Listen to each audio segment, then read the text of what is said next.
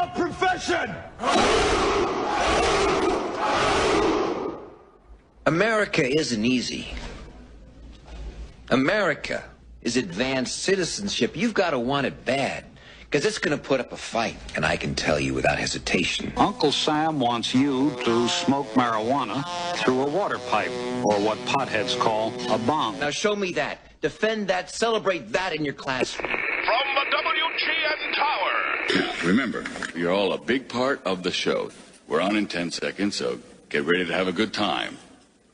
All right, here we go. He's down on the phone. This is exciting, isn't it? Good golly, Miss Molly. 5, 4, 3, 2. Now let us imagine that you're in the middle of your program. You must identify your station. You might say WGN. .FM right here. Good afternoon, Montreal and Manhattan, Illinois, and New York. Breaking news. What are the chances? A New Jersey man died yesterday after being struck by a 1-pound tape measure that fell 50 stories from a high-rise under construction. Even weirder, the tape measure, which fell off the belt of a worker, hit another piece of metal 15 feet off the ground and ricocheted to hit the man in the head. If he's 6 inches one way or another, he's still alive. Having a nut spit off by a Laplander. That's the way I want to go. A developing story. Last night, a rogue fireball or meteor fell from the sky over Chicago. What the hell was that? What would have been cool? If that rogue fireball knocked Nick Wallenda off the tightrope Sunday. That would have told Joel Osteen to stop using Jesus Christ for embracing cunning stunts. It is really uncool. Nick Wallenda is old news. Shake Shack opens today in Chicago. Woohoo! I'm Garry Meier. Those stories and more on 240 Minutes on the Super G Streamliner from the Air Force World Headquarters on Michigan Avenue on WGN.FM Chicago. Thank God the political commercials are over. Now, Joel Osteen, let us trend. Okay, I opened, as you heard, with the rogue fireball or meteor, and that's the way Tom Skilling reported it last night. And then minutes after I returned to my office, after I recorded that with Duffy, I was told that that was not a fireball nor a meteor, but it was a Red Bull stunt, the Red Bull Air Force, and I think I want to hook up with them. You got the Air Force and the Red Bull Air Force, and I think we could together wipe out ISIS. That was their stunt. At least 9 people reported seeing a fireball light up the sky Monday evening, according to the American Meteor Society. Imagine their Christmas party. We got to get some girls. Did you see the one the other night? Ooh, girls. What they did see, they were looking at 3 skydivers, members of the Red Bull Air Force, with flares shooting from their shoes as they drifted toward North Avenue Beach. See, we are now stunt heavy. You got Nick on Sunday. You got the Red Bull Air Force last night. Cunning stunts. They know to come here. They know to come here for the stunts. Well, this is a very smart marketing thing, because first they let this thing hang out there that it was a meteor, it was a UFO, and then they released the video of the guys jumping. Wait, who said Red first? They're saying that it was a meteor. We go to Red Bull for confirmation? No, what I'm saying is Red Bull did this. People saw it. Nobody knew what it was. Right. They let it hang. And then they said, it's us. Then they released the video 12 hours later or a day later and say, oh, by the way, that was us with our flares. Well, if you saw Tom Skillen last night, he said, I don't know what that was, because he was skeptical, and Tom knows. Although, I don't know what they've done with him. He's sick today. So the Red Bull Air Force got to him. Mr. Ramsey is stepping in, and the stunt was staged to promote the Red Bull Art of Can exhibit at Millennium Park. Well, you did a good job there. I looked up, and I just saw this bright light. Sobel, what is his title here? Steve Sobel. Is he with the American Meteor Society? I'm sure they have car coats and everything. I was elected president yesterday. Yeah, they're wearing pleather. In my basement. With the naked eye, you could see fragments coming off the back of it like it was something burning up. Mike Hankey operations manager for the American Meteor Society, said the organization initially thought the object was a meteor or some sort of space junk burning up in the atmosphere, but many more people would have reported that, and the group finally figured it was something man-made. About an hour earlier, the American Meteor Society received more than 200 reports of bright objects streaking across portions of the eastern seaboard. So what was that? I don't know if they still don't know what that is. Wouldn't that be okay? So much. Let's call for calm. Take a deep Calling breath. for calm right now. Today, being the first Tuesday of the month, they sound those sirens at 10 o'clock, and I'm sure you've put this together. Why don't they attack us at 10 o'clock on the first Tuesday? Because we think that it's just a drill. Same thing. What if Red Bull does this, but then actual meteors at the same time fell elsewhere? So that might be the deal, right? Yeah, they don't know what. They just know the Chicago one. Okay, now we're messing with the primal forces, Mr. Beale, of evil. of nature. Definitely not a fireball, not a stunt in that area.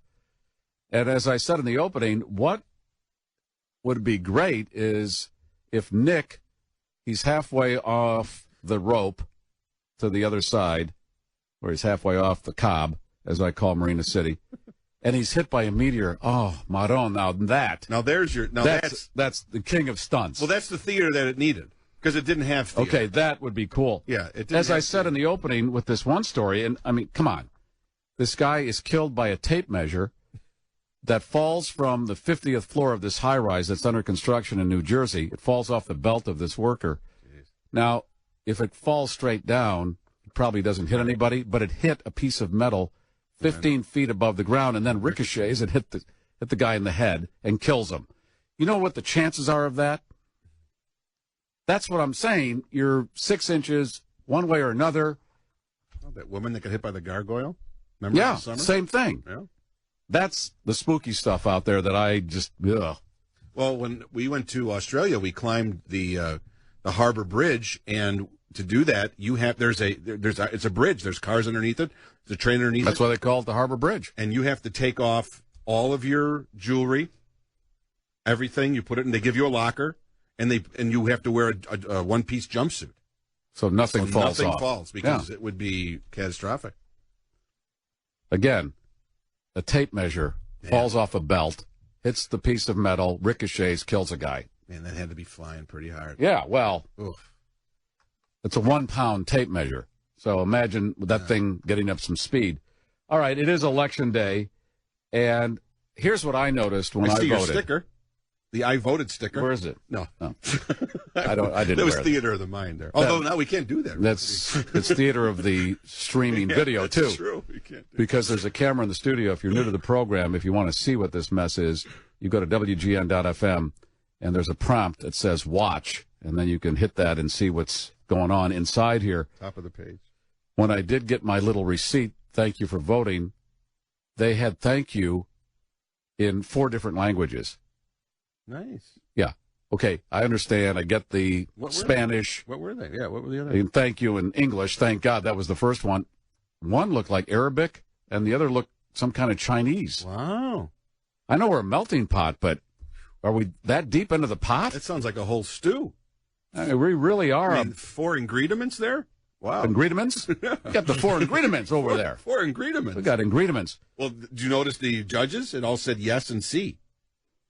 Really? Voted, yeah. Oh, yeah, the judges. I know it's a secret ballot, but I said no to every one of those. Did you really? I'm tired of. I don't even know who they are. So wow. I just went down I said it's time for a change. Yes, I can. Wow. A change is in the air. How do I know one judge from another? The only judge I've had any experience with was in that courtroom that you were witness of, yes, and he was balancing his checkbook during the whole thing. So I don't know. What is 8 plus 4?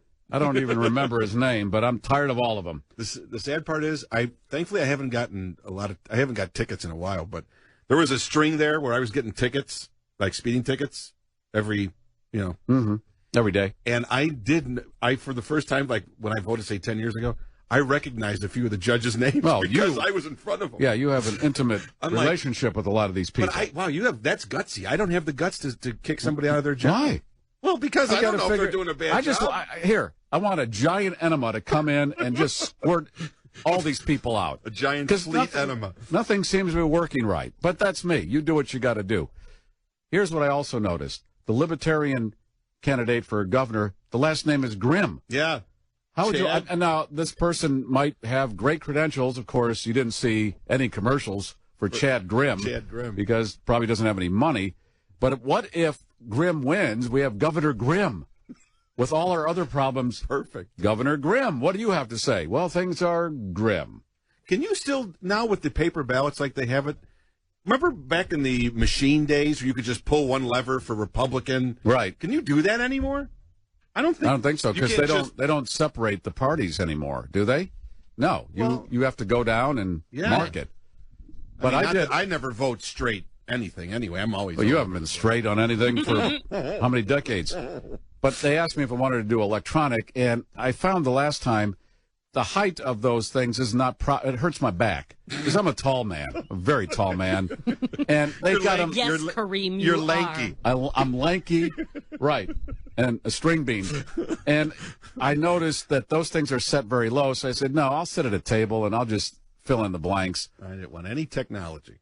I wanted a good old marker. That's what I did. Those little booths could be a little wider, though. Yeah. Because they've got a rim and... Yeah, that's why I wanted a nice table and a marker, and I'll just be over here if you need me, asking every judge to get the hell out. What happened to the little punch thing?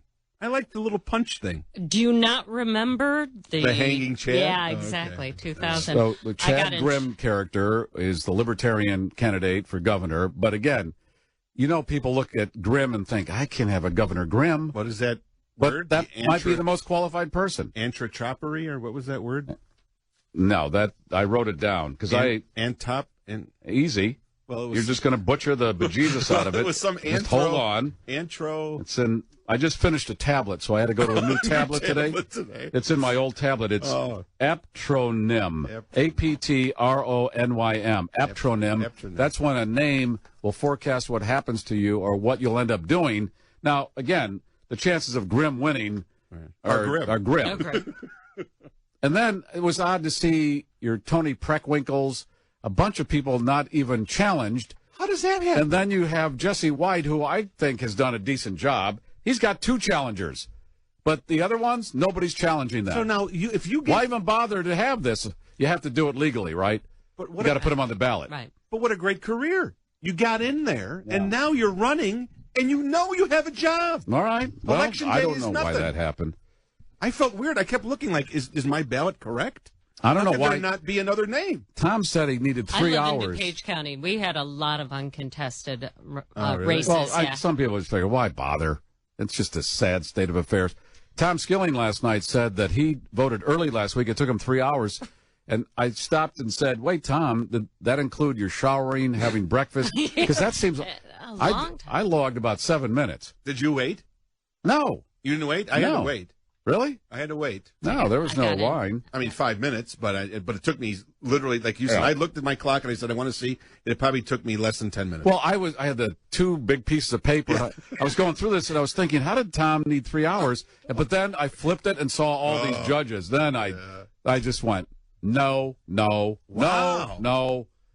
God sort it out.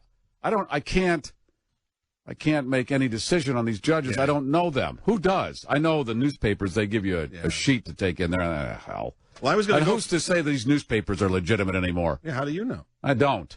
I was going to do the touch screen, but my fingers, I was a little afraid because I have fingers a little big. Right, because they're the size of breakfast sausages. What if I hit? Hold your fingers up to the camera. I mean, if those aren't breakfast sausages. And I'm like, if I hit, because I can't, I even use, when I have to use, we have a camera, like a regular camera, not on my phone, and there's a little thing there that you hit a knob and then you can erase a picture. You always miss I have to right? use the nail on my, you got the big fat fingers on my pinky to hit this button, because if not, so I'm like, I'll take paper. Not a boy.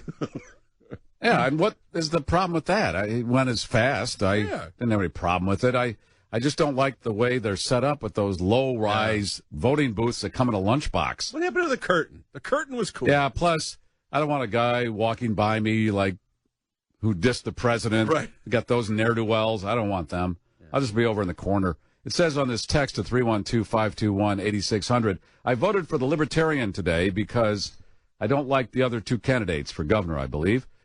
Yeah, it explains here. When I finished and started to print out my ballot, it had changed my vote to Pat Quinn. I told the polling volunteers about it, and they said other people were having the same issue. I'm glad I double-checked. What? Yeah, that's what it says. I've heard about that. Well, they had that story with the early voting. Some people had that experience. But how would you know that it registered a vote for someone? It must be on the electronic one. You must be able to see that. Because, I mean, you just... Well, that's another reason to fill it in at the table. Because didn't you just put yours in that machine? Yeah. And then Right, I don't know what happened. Yeah, exactly. And they say you can put it any which way. So that machine might be a shredder. Who knows? I mean, we have a system, but who knows? I go to the guy, any which way, I just put it in. And then he kind of smirked like, it's a shredder anyway, you stupid idiot. How great would that be? They've already filled out, like, as many voters as they have in the precinct. They've already filled them out. Then you put yours in, it's just shredding at the other end. It's like a magic trick. And they've got them already. Right, it comes out the other end. It's not even your ballot. Then they give you that thank you for voting, and it's thanking you in Burmese. I got a sticker. I didn't get a receipt. You didn't get I got the a sticker? receipt. Oh, okay. I've seen the sticker before. Yeah. Thank you. Yeah. That's a waste of paper, too. I voted.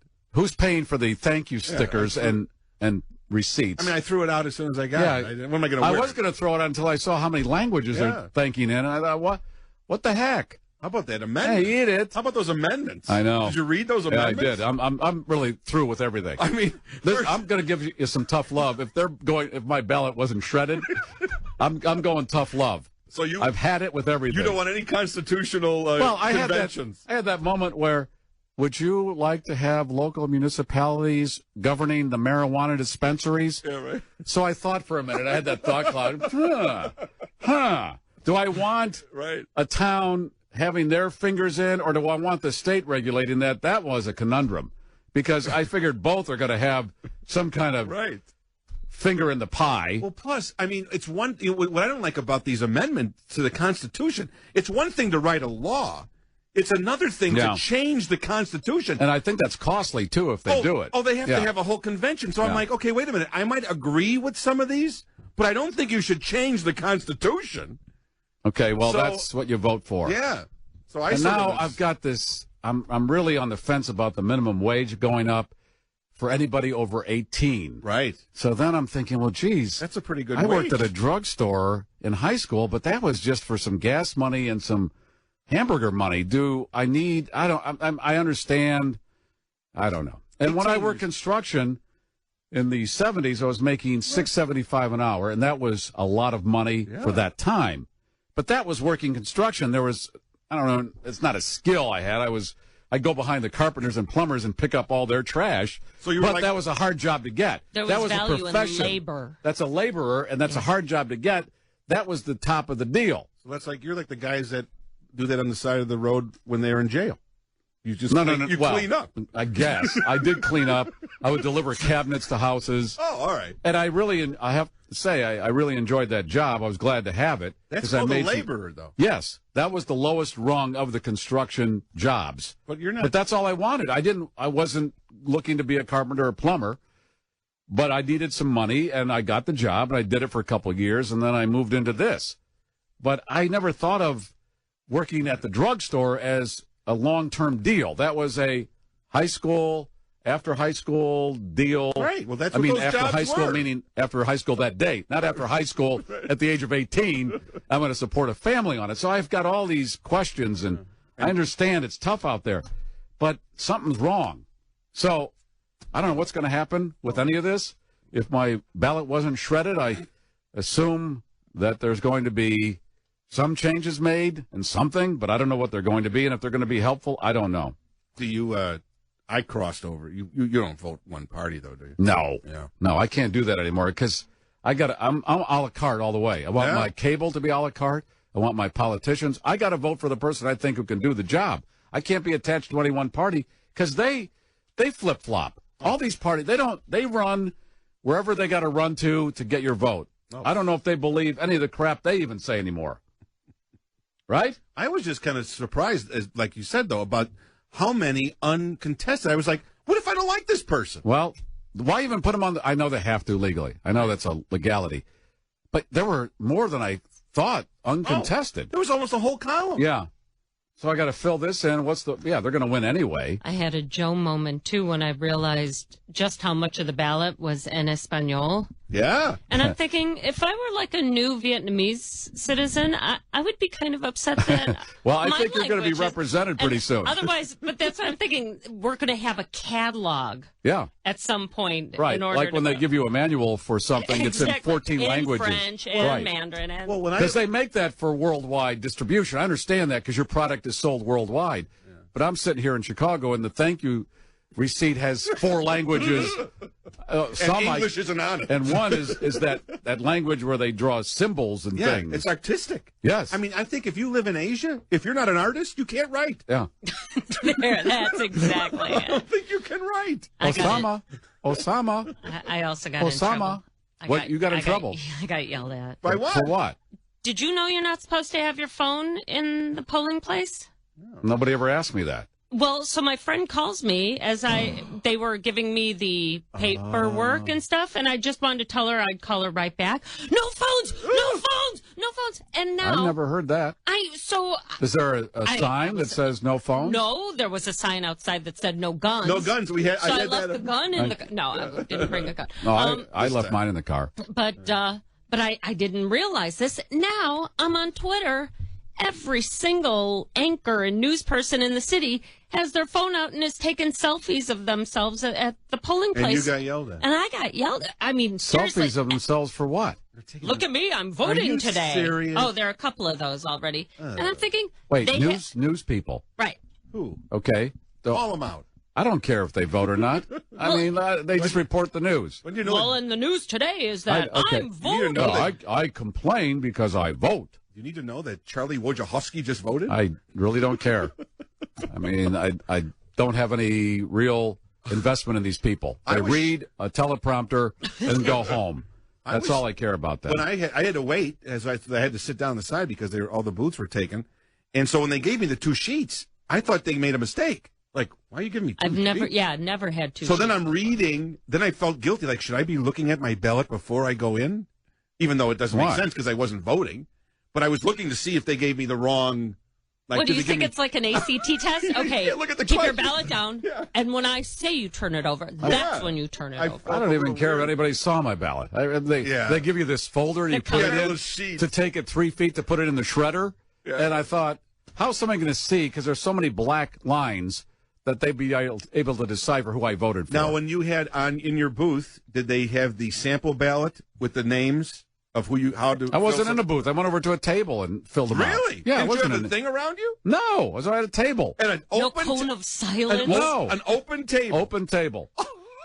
I don't think your You're vote a counted. maverick. There's no way your vote mine counted. went right to a shredder. Because but I feel like I did something. But did you go to a booth? Did you have the sample? Stand-up booth. What were the names?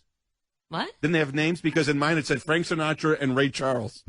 Oh, in the how to fill out the circle. I thing. didn't look at how to fill out the circle because I figure if you're too stupid to know how to fill out a circle, maybe you shouldn't be voting. Did you have a circle?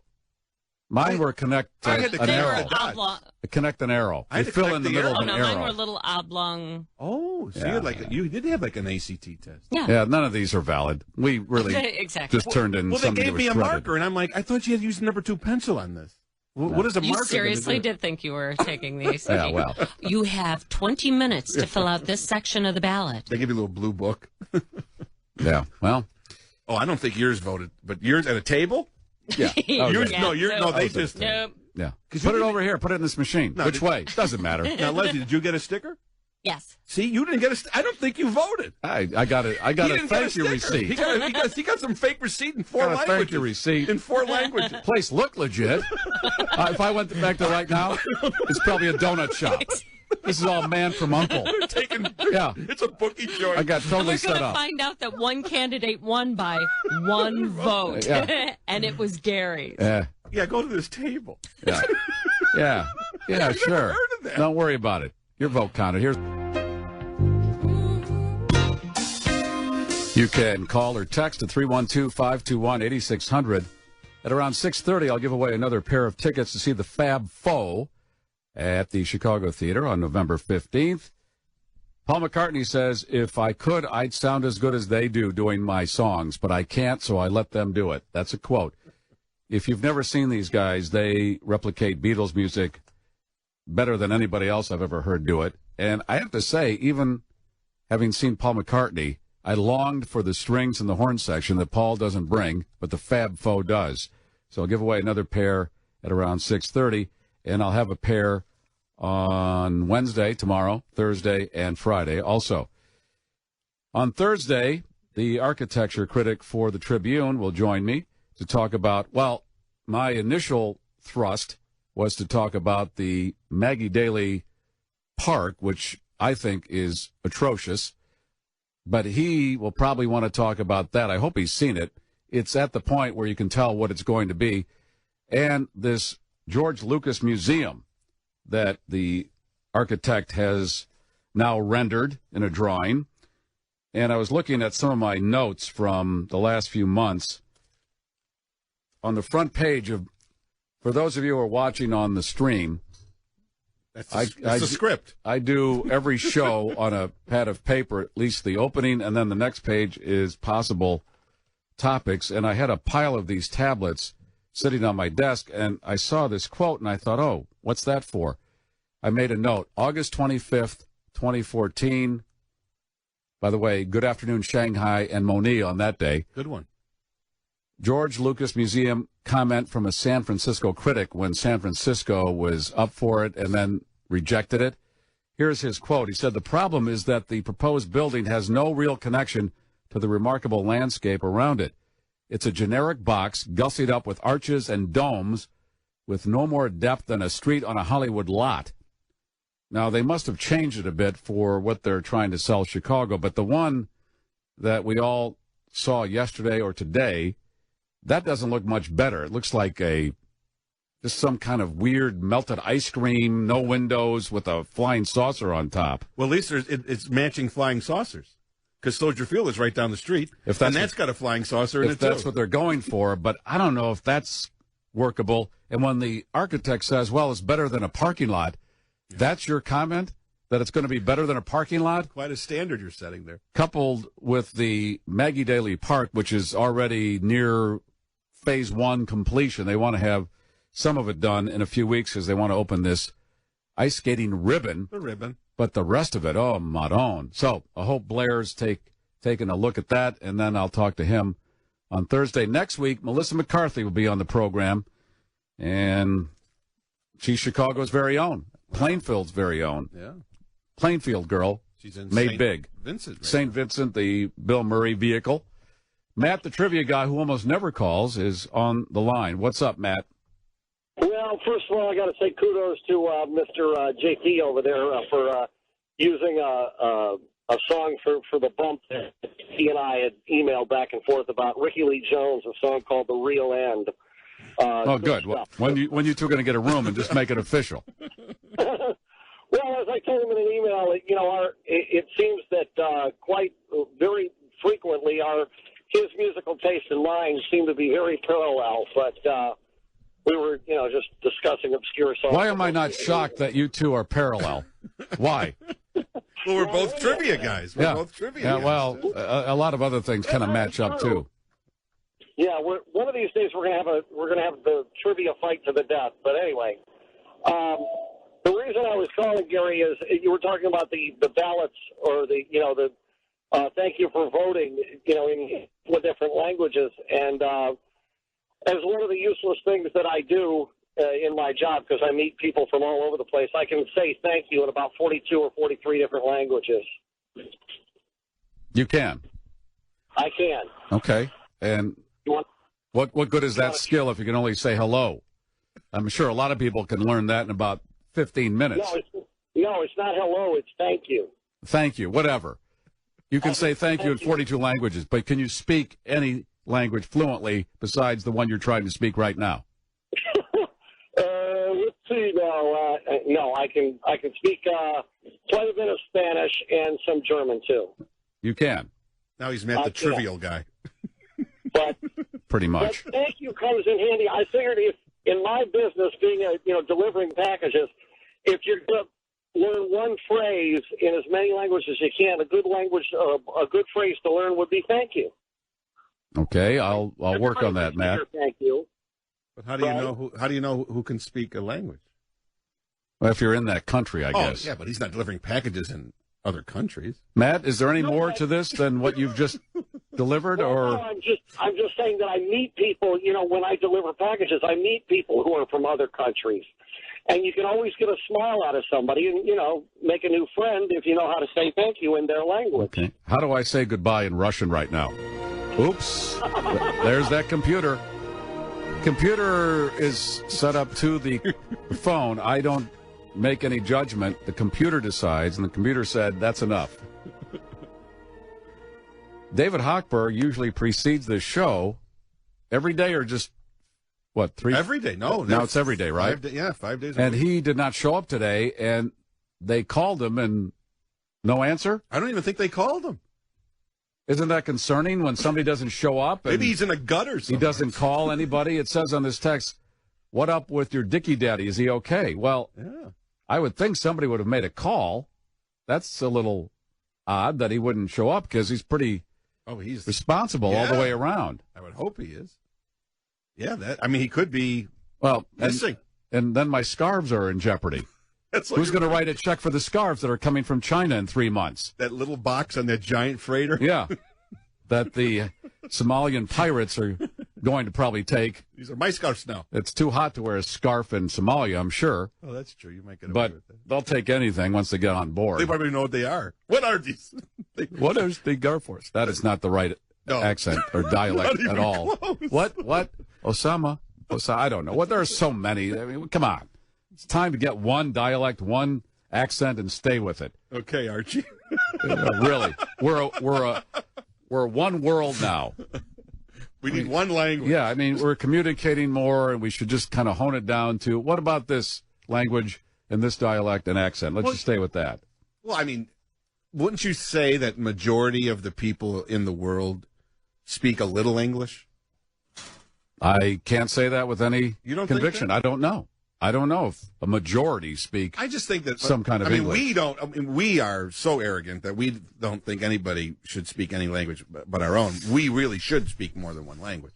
But, all right. Well, we don't. I would think that when you go anywhere, you could say when you go to a foreign country, they at least know some English. I'm not sure you're right at all. Really?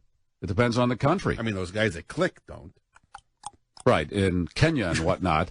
And I'm thinking because there are so many people in areas that we don't even really think about that they don't give a rat's rear end about English, as they shouldn't. If they're not close to it. Yeah, now, Europe, I would think, is saturated with English because of England being there, right across the channel.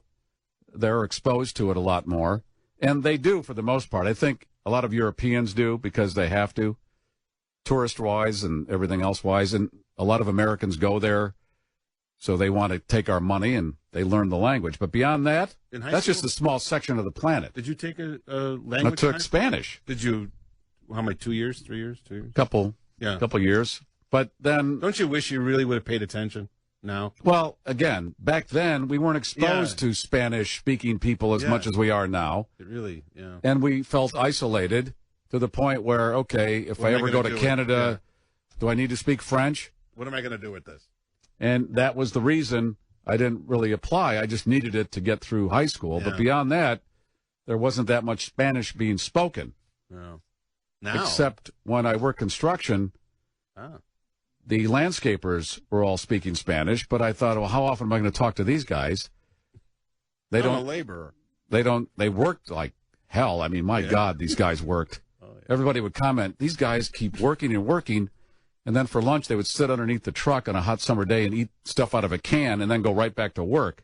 Their work ethic was high. And it still is. Yeah. And that's why they came in, they took that kind of job. They took the dishwasher job, the busboy job, and then they kept going. And now they're in all kinds of different fields, owning their own businesses. Well, even the landscaping guys, all those guys, for the most part, those are their trucks. Yeah. They've started to buy these companies now. Yeah. Stefan? Hey, is Matt still on? I wanted to ask him if he knew how to say "I'm still a virgin" in 46 languages. Okay. Thank you, Stefan. I'm sure you've crushed this poor man. He's a nice enough guy. It's just that sometimes he just wants to call to talk. Well, and he bought you that hat. I understand. Well, that's what a talk show is. But I mean beyond just, I can say thank you in 42 languages. Goodbye. And the best is he didn't even say it in one. Like, wouldn't you have, if you made that statement, wouldn't you have said Hochekin and Danka? And wouldn't you have thrown a few out? Okay, well, he's learning. He will learn from that experience. 312-521-8600. The Shake Shack opened today in Chicago. Did you go? No. I'm not going to stand. I know there's going to be a line. Yeah. This is the first one. They're going to open another one on Michigan Avenue, but I'm sure this thing is going to do gangbusters. I did go to the one in New York, and there were people in line in New York. Down the street. Now, it's just, and I say just, but it's hamburgers and fries and that kind of thing. They're very good, but they've hit some nerve in people where it seems like their fries and shakes and everything else are better. They've got something called, they've got frozen custards with Bang Bang Pies, s'mores pies. No. And glazed and infused salted caramel donuts. Wow, that's good. Yeah. Vienna beef wieners, standard. You know, that's how they have a liquor license, too. Did you read the story how the guy is from St. Louis, and he went to New York and sold Vienna hot dogs from a stand because they were so good because he had come to Chicago. And he went to New York where they didn't have Vienna. And just one of those carts. Yeah, and that's how he started. And then he opened up a brick and mortar. Yeah. And now it's this. And I guess his idols are the Levy brothers and Melman. Rich Melman. Rich Melman. Which is a good idol or two to have. Yeah. Well, Rich Melman is the restaurant czar. Well, it sounds, according to this article, there's a hotel that's going to open on Michigan Avenue near Madison. And that's where this Shake Shack. No, really, the second location is going to be in a hotel, but I don't know what hotel that would be. But all right, well, we're happy to have them, and when the line dies down in about 2 or 3 years, I know I'll get over there. I haven't been to Italy yet. That's almost a year. Italy, haven't been to Italy. Italy. I haven't gone over there either because I heard that is it still nuts? No, not as much. Okay, that's good. died down. Yeah. But I was happy just to see the Red Robin down the street and get my veggie burger. There you go. And I go once in a while after the show, so at 7:30, most people have had dinner, I guess, so there are just a few college kids sitting in there, and I don't have to wait in line. Yeah. But I'm happy with that. And, okay, have somebody go for you. Why don't you hire a neighbor kid? Isn't it nice when you walk in, though? Like you're saying, you're going to your Red Robin. You just walk in, order. That's nice. This text says there are more people speaking English in China than in the U.S. English is the language of business worldwide. Oh. I deal in it every day. That sounds like it's a hard... Thank you, Dennis, from the Plato Center. That sounds like that's a hard... 630. To learn. When you Chinese? When you hear, like, when you watch a movie and they talk... Well, it's become hard, I think, in essence, because, and it probably is hard, it was the butt of jokes. What are you, am I speaking Chinese? And that made us think, wow, Chinese must be really difficult. Am I speaking Chinese to you? That was the punchline, the throwaway for you don't understand. But even when you watch a movie or a TV show and they've got somebody speaking Chinese or Japanese and they have it dubbed underneath, the person speaking Chinese or Japanese goes, and then underneath it says, no. Yeah. It's like, wow, it takes that many words? Yeah. That many sounds? What kind of, and I go back to our creator, why would he do this where he would put all of us on this ball and then give us thousands of different languages so we can't communicate? I mean, this creator or whatever you call him, her, whatever, what a sense of humor. Very dry. The whole thing, when you look at the body of work that he's created, she's created, it's created, whatever, you really have to think, this is crazy. Yeah, not much of a big plan. Who would do this? Not much of a big plan. And then I'll put a resource that everybody's going to need in countries that are so hostile to most people. That will be the finishing touch. That's the greatest joke of all. That's the cherry on my sundae. That really is. And go ahead, have at it. Of all the but you know what? You say that because it's there. But what then if it was in another country then they would probably not like us because they know that they have the valuable asset. All right. Well, you know, it is a very weird puzzle that we're living in. And tonight, when those returns come in, some of the puzzle will be rearranged.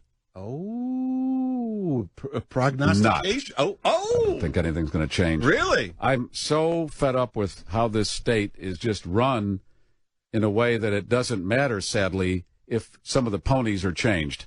Yeah. Because the power seat seems to be locked down, and no matter who goes in there, they have to bow to that power seat. Madigan doesn't get along with Quinn, and they're both Democrats.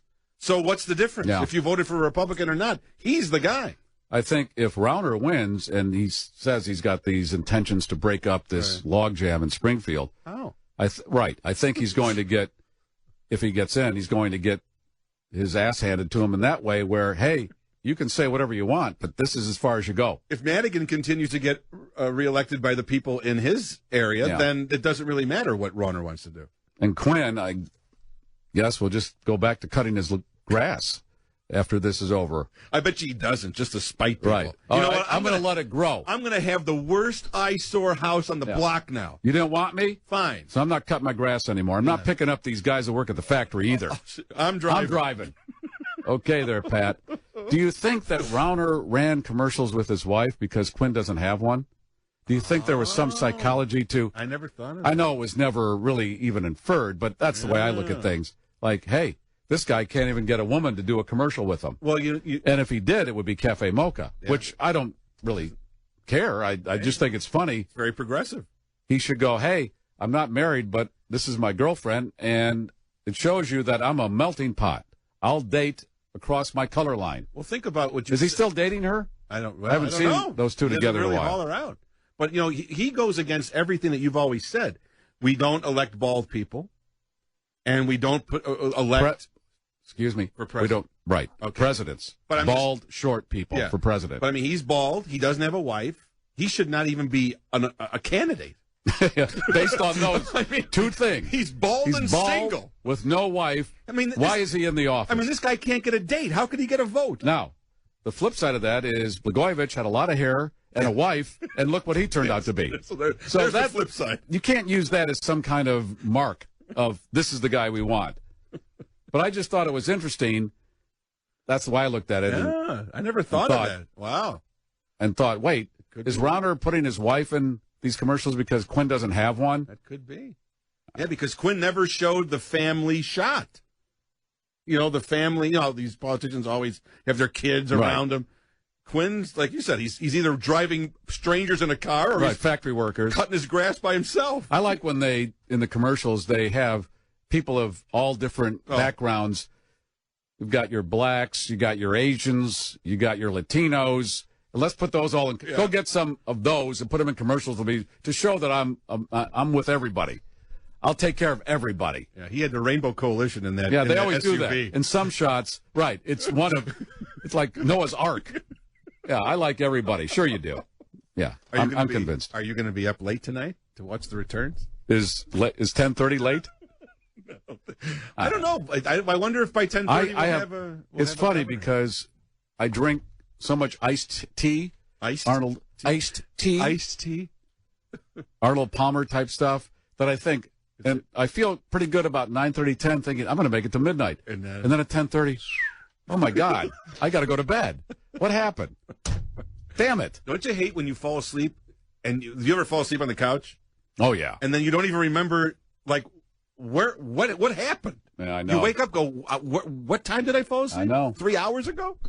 Well, this week with the clock change, I've noticed this is going to be weird. They say it's the worst time because it's like jet lag. Yeah. For some reason, just setting the clock back an hour throws us into this weird rhythm. And I know the last few days, I can't get a grip on the time of day. 40 minutes will be dark.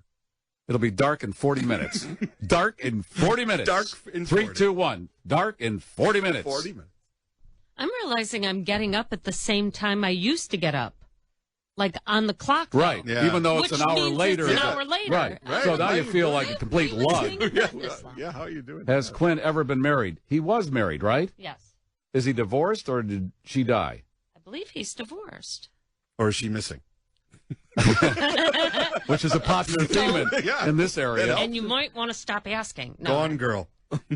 I wonder, is he still dating that one woman when he went Cafe Mocha?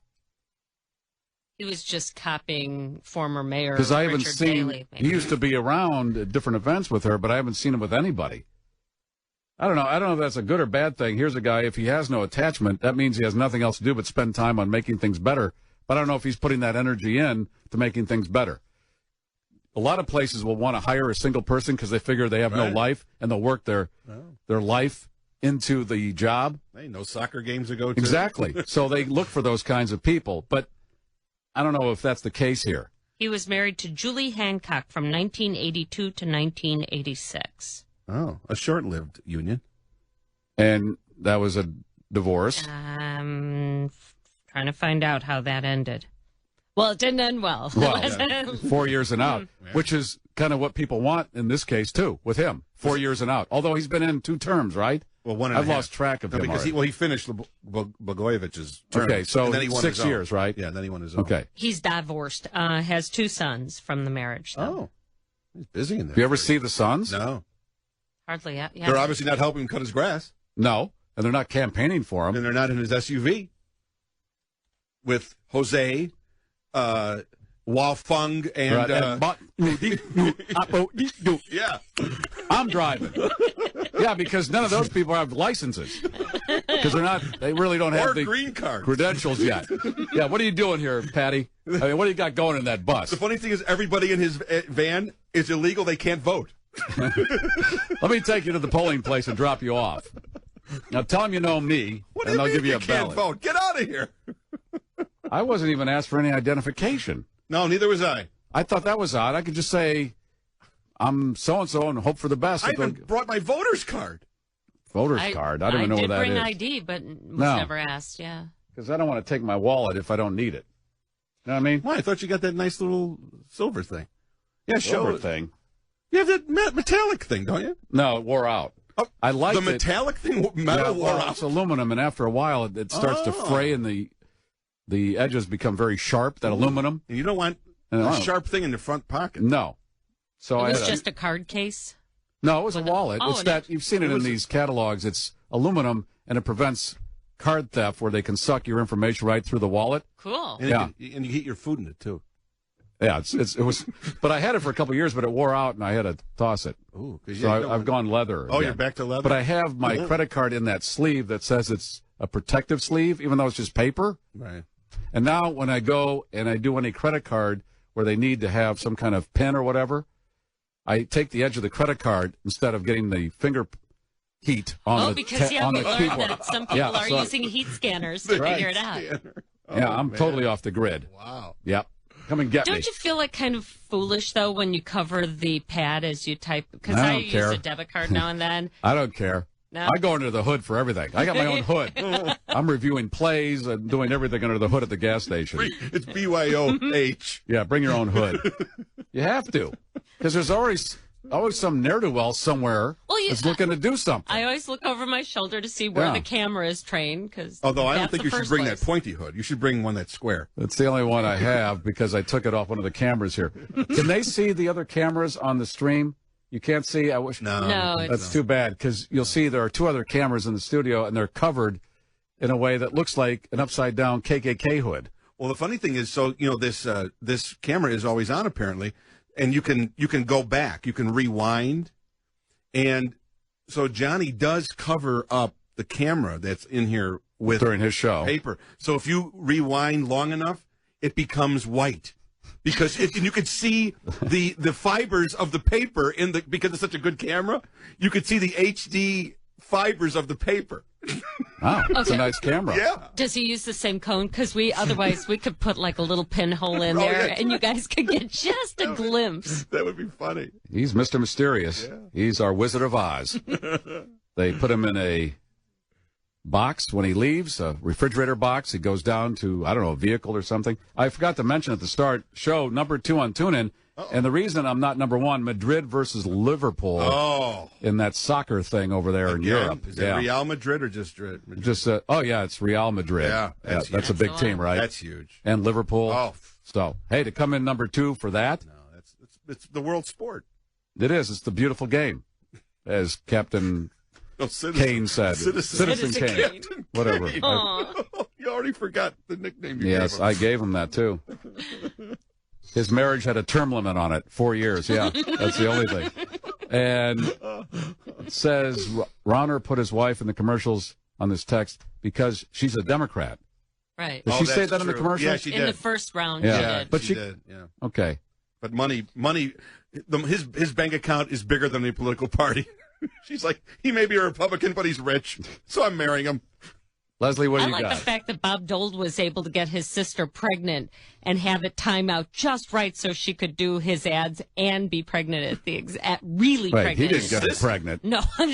What? Haven't you seen those Bob Dole the Dole Wait, he commercials? didn't get her pregnant. No, he didn't, but I'm She thinking became the pregnant at timing the right time. was just perfect, and so she was super pregnant in time to do the ads where she talks about being I think she's an OB-GYN and she's all about women issues. I always think they're saying Bob Dole. I'm waiting for Bob Dole with the bad hand to come out. And Bob Dole that doesn't Judy like this Bart guy. Topinka one I've caught several times where she's at the swap At meet. the swap meet, getting her lamp. Got the lamp, and then the Capitol building with the price tag on it. It's too high.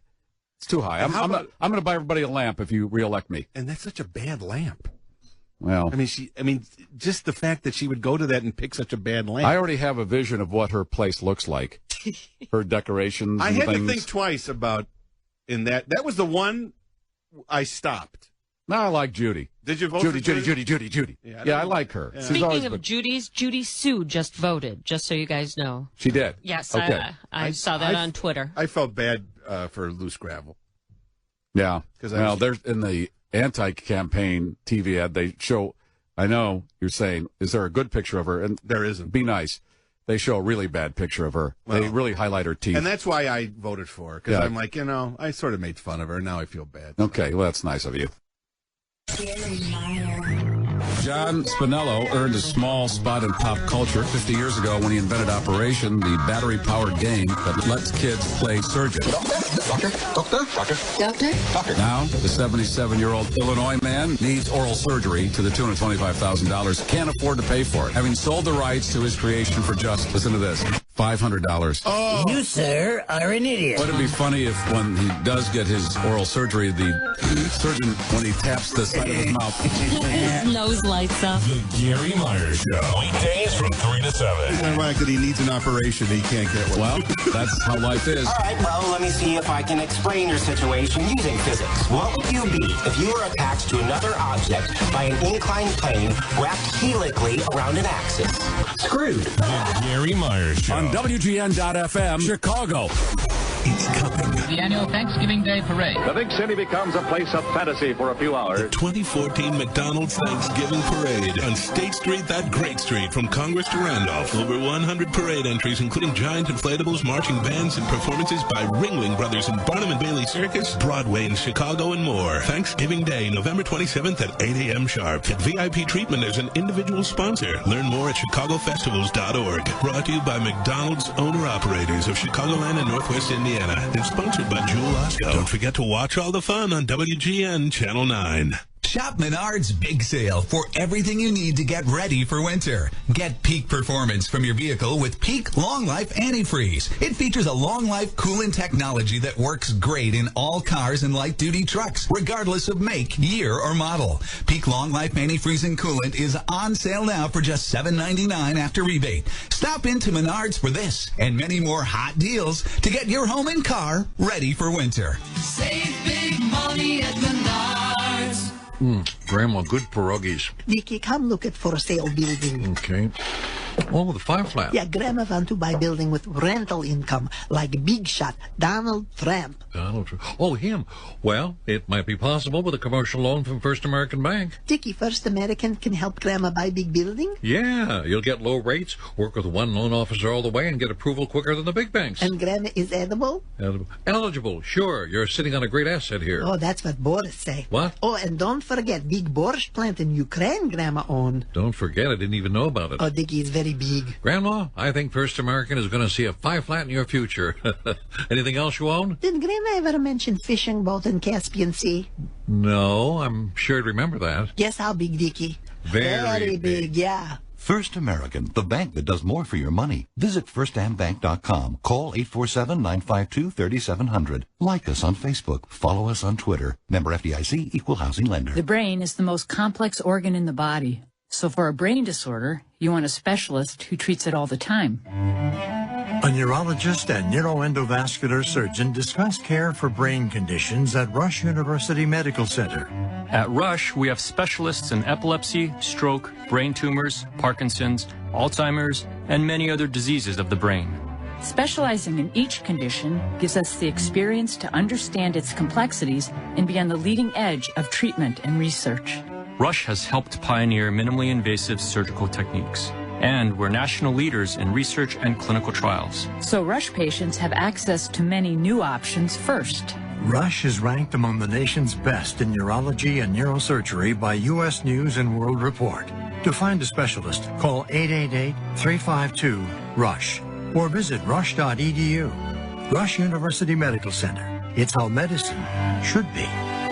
Words never defined a farmer. It's the revolving door of committed work that carried generations through Mother Nature's seasonal gifts and the anticipated certainty of her countless unannounced challenges. From the rooster's call at dawn to the horizon's final glow with every setting sun. From the days of horse and plow to the hum of high-tech harvesters, it's the threads of endless effort that bind the fabric of every farmer. Turning that inherent ambition into opportunity starts with having products for the corn-growing area that work as hard as you do. Products like DKC 6067 Rib Brand Blend, DKC 6487 Rib Brand Blend, DKC 6333 Rib Brand Blend, and DKC 6208 Rib Brand Blend from DeKalb. Your expert DeKalb dealer can help you select the right seed to help improve the potential of your plant health, yield, and profitability. Because when it comes to the performance of your operations, success never rests. Work with your expert DeKalb dealer to help maximize your success in the field. Or visit DeKalb.com/agseedselect. Individual results may vary. Always read and follow IRM where applicable, grain marketing, and other stewardship practices and pesticide label directions.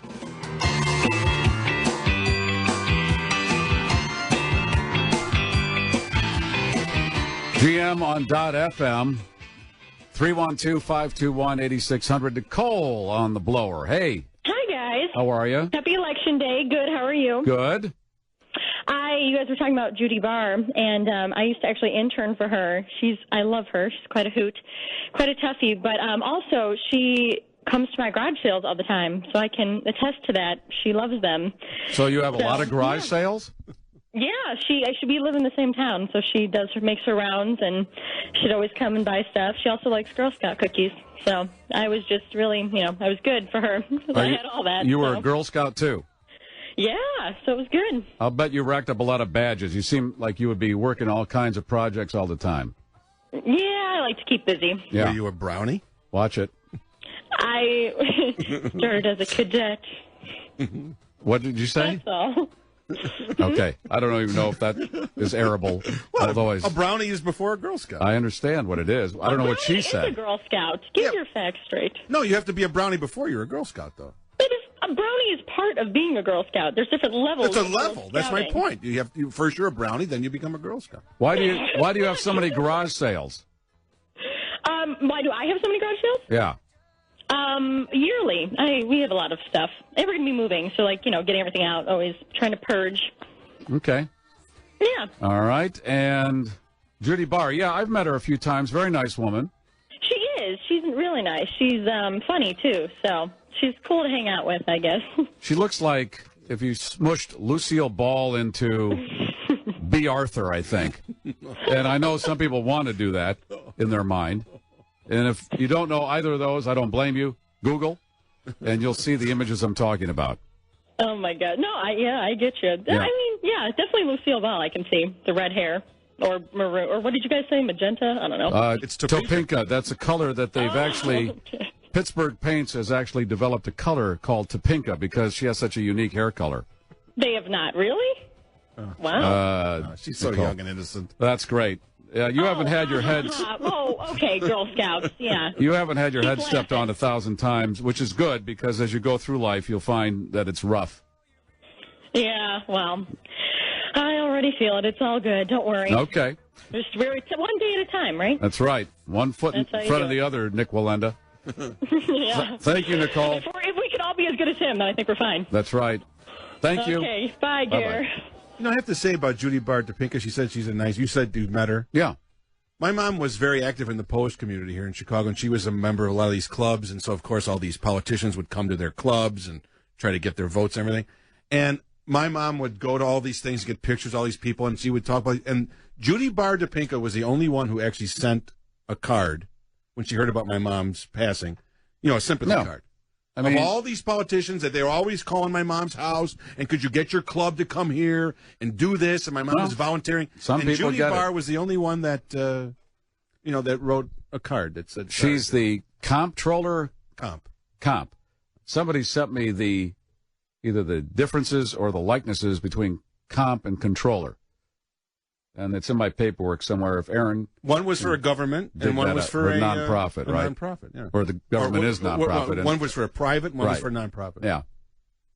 Yeah. And this text, the 312-521-8600. Please tell your listeners to always go to TuneIn, the TuneIn app, to listen to you, and forget about all iHeartRadio app and that WGN app, because you will trend higher on the. Where does it skip to? Now, yeah, because all the time that way. Right. Yeah. All right. Go to TuneIn all the time. But if, in fact, I haven't said that and it's still showing up that high on TuneIn, everything's fine, right? All right. Spoiler alert. I haven't seen Silence of the Lambs yet. Sorry. I didn't say how it ended. I just said Buzz is in it. Right. I didn't say what happened at the end. The very end. The zombie ship that was sinking on Friday, attached to Navy Pier, the Chicago Coast Guard. And it didn't go completely down, but it was bad. Turned into zombie hunters over the weekend. High winds and waves on the lake, as you know, caused that barge to practically sink. And the Coast Guard confirms that debris from the barge, including zombie mannequins, were pulled from the water. Nice. Cool. Photos of a zombie pulled from the lake recently serviced on the online image hosting service Imgur? Imgur? Yeah. But the Coast Guard isn't sure who posted them. In the first photo, a head pops up to the surface. Wait, is that a human head or a zombie head? Nice. It was a zombie. All right, so that's because of that barge that took on water on Friday. And it reminded me of that story I've told several times when I went out fishing on Lake Michigan, and we're about 10 miles out, enough so you can't really see the city. And it was kind of misty, so you were out there. And it's very calm and quiet, waiting for a nibble. And all of a sudden, about 80 yards out, I see this giant robot floating by. This inflated giant robot floating. Just out. Who knows how it got there, why it's there, but there it is. Maybe he wasn't inflated. Maybe he was a real robot. Got away from somebody. Yeah. You seem to be around a lot of inflatables. What's the others? Snakes? Well, that was my own. Inflatable snake. That was an anti-theft device. It is pretty cool when you see those wild things floating. There's some artist who keeps putting a giant rubber duck all over Europe. You see that I've seen that. Like the Rhine and stuff like that. So it's inflatables gotta be kind are of cool to be out in the middle of nowhere the and catch a inflatables. view of something like that. When I was a little kid, we had some friends that had a boat, and remember, do they still make those things that when you blow them up, you put them around you like a horsey? Like a hole, there was a hole in the middle. Yeah. Remember those things? Yeah. I don't know. They were like a floaties on your arm, but right. You I don't know sat if in people them. trust them as a flotation device as much as they did in our era. Well, that's what we did. did. That was the actual Exactly. protection you had when you got in the pool. Yeah, that was it. This will keep you from drowning in the deep Right, end. don't worry about it. We go into this big river. I mean, I don't even know where we were. Maybe the Channel Lakes, but it was big. And like you said, all you could see was a horizon. It was just water. And I had a Donald Duck one, and I'm floating, and somehow it got away from me, and it started floating on its own way out. Then you were gasping for air. So now I'm, but at the same time, I want my Donald Duck. Yeah. So Wilson. So thankfully, we started to try to, because now I saw it just floating out into the distance, and I'm crying while I'm drowning. I'm crying because and drowning. And thankfully, a boat caught it and brought it back to us. Oh, that's nice. Wow. Yeah, because I saw that. That was a good $1.75 that would have been but lost. I saw that thing leaving. I was. Well, why were you not inside of it? You know, because they were horseshoe shaped. Yeah, right, and they opened. You only there was an opening in the back, and your big belly just popped it out, right? Yeah, this happened last week. Yeah, you presented and it floated away. But I just thought of that because now, so my Donald Duck thing was floating like this robot that you saw. There's this boat. Now, you would probably see all kinds of stuff like that if you were out there long enough.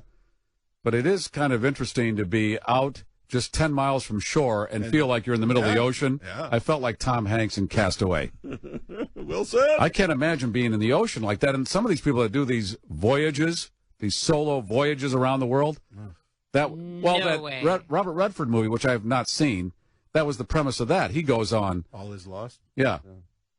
Some and excursion. Invariably, things go haywire, and you've got no one to call. Well, wasn't there a movie or the real life story about those people that went on some kind of a tour, scuba diving, and the boat took off? Near Australia. Open Water, I think, is the name of that. Right. That's another one of those movies you don't want to watch. They did a sequel to that where the people jumped off their boat, but they didn't have the ladder hanging off the side, so they couldn't get back on. Because they couldn't jump up. I think that was the premise. Oh, no. And they had left their baby in the cabin, and you could hear the baby crying. I'm thinking, why would you leave your baby on there? Or maybe they fell off or something. I don't know. But that was the whole movie, trying to get back on the boat, as was the movie, the first one, where they thought the boat was going to come back. Yeah. They had left their backpacks on the boat, so when they did the head count, they just counted the backpacks, thinking, well, they must be there. You saw that one? Yeah, I saw that one. Did they die? Yeah. Yeah. Wow. But nobody makes any bones about the fact that these two are going to die, and I'm thinking, so why do you want to watch Spoiler alert, they die. struggle for an hour and 45 I didn't see minutes. open water. The one is bitten by either a shark or something or a jellyfish. Oh, so he's in a lot of distress. Then it was a couple, wasn't it? I think he dies, and she just lets a husband and wife, and she just lets him float away. Oh. And then she's out there for a little while longer, and then realizes there's nobody coming, and just the end is her just taking off her life jacket and going under. Let it go. Yeah, I'm done. Oh. Goodbye. Wow, that's a feel good. Yep. Okay, and you asked. 2 minutes later, a boat comes by. Yeah. All right, well, that whole scuba diving thing, you go into these caves underwater and stuff, it would be way too claustrophobic. Because it's somebody else, and that's, once again, you're going into somebody else's house. Well, and that's what's so nice. Snorkeling is fine because when you just realize above you've water. got some salt water in your mouth, you pick your head out of the water, you spit it out, everything's cool, you clear out your mask and keep doing what have you're a good doing. time. The idea of anything going wrong when you are 30 feet underwater. You can get the bends. You got the bends? Get the bends. I don't know how that not works. A good bends you come up either. too fast or something? Yeah. Well, how about when you see those films and they go into these little crevices and all of a sudden some weird fish pops out? Yeah. Well, what if there's a shark? What if? There was a story, what was it, in Hawaii, that surfer that got attacked, and then her friend came out and allegedly punched the shark in the face. Yeah. I'm sure that's the story they agreed on, but I want to see actual will tell photos. No one yeah, you punched the shark in the face. Story. Sharks live in the ocean, so don't give me this. Oh my God, a shark attacked us. Okay, you were in their house, and Jill, the mail lady, checking in. Okay, thank you. I wanted to just make a quick comment and ask Bibble a question. That didn't take long. Oh, Bibble, I called for the cat update. That's real How about nice. that? I wanted to let you know that my father made it a rule to never vote for anyone who ran a negative ad. So if you ran a negative ad, even if he was going to vote for you, then he would vote for the other guy. And I was left to vote for. I don't know. You know, based on the negative I was ad, right. The computer. Wow, that computer picked it up right away, Jill. I am sorry to see that or hear that. I wanted the new cat update. I just called to ask about the cat. I'll hang up for my answer. Oh, Grimsby's doing great. In fact, I opened the spare room door today and let her explore a little more of the house. Good. All the rooms that have no heat. Sure, the cat is really glad that you picked it up. It was warm today. Yeah, what was it, 50-something? What do you mean? We still have the heat going in our house. Really? Yeah. Today? Yeah. Yeah. What are you going to do on the weekend then? when it's like 40. Well, turn Jack it up up. the heat. Come on, That's you're what putting you do. just what I'm putting. You're putting the heat on today. It's beautiful outside. Yeah, okay. I was sweating. I was want it to working- be I was working on my beautiful car. inside.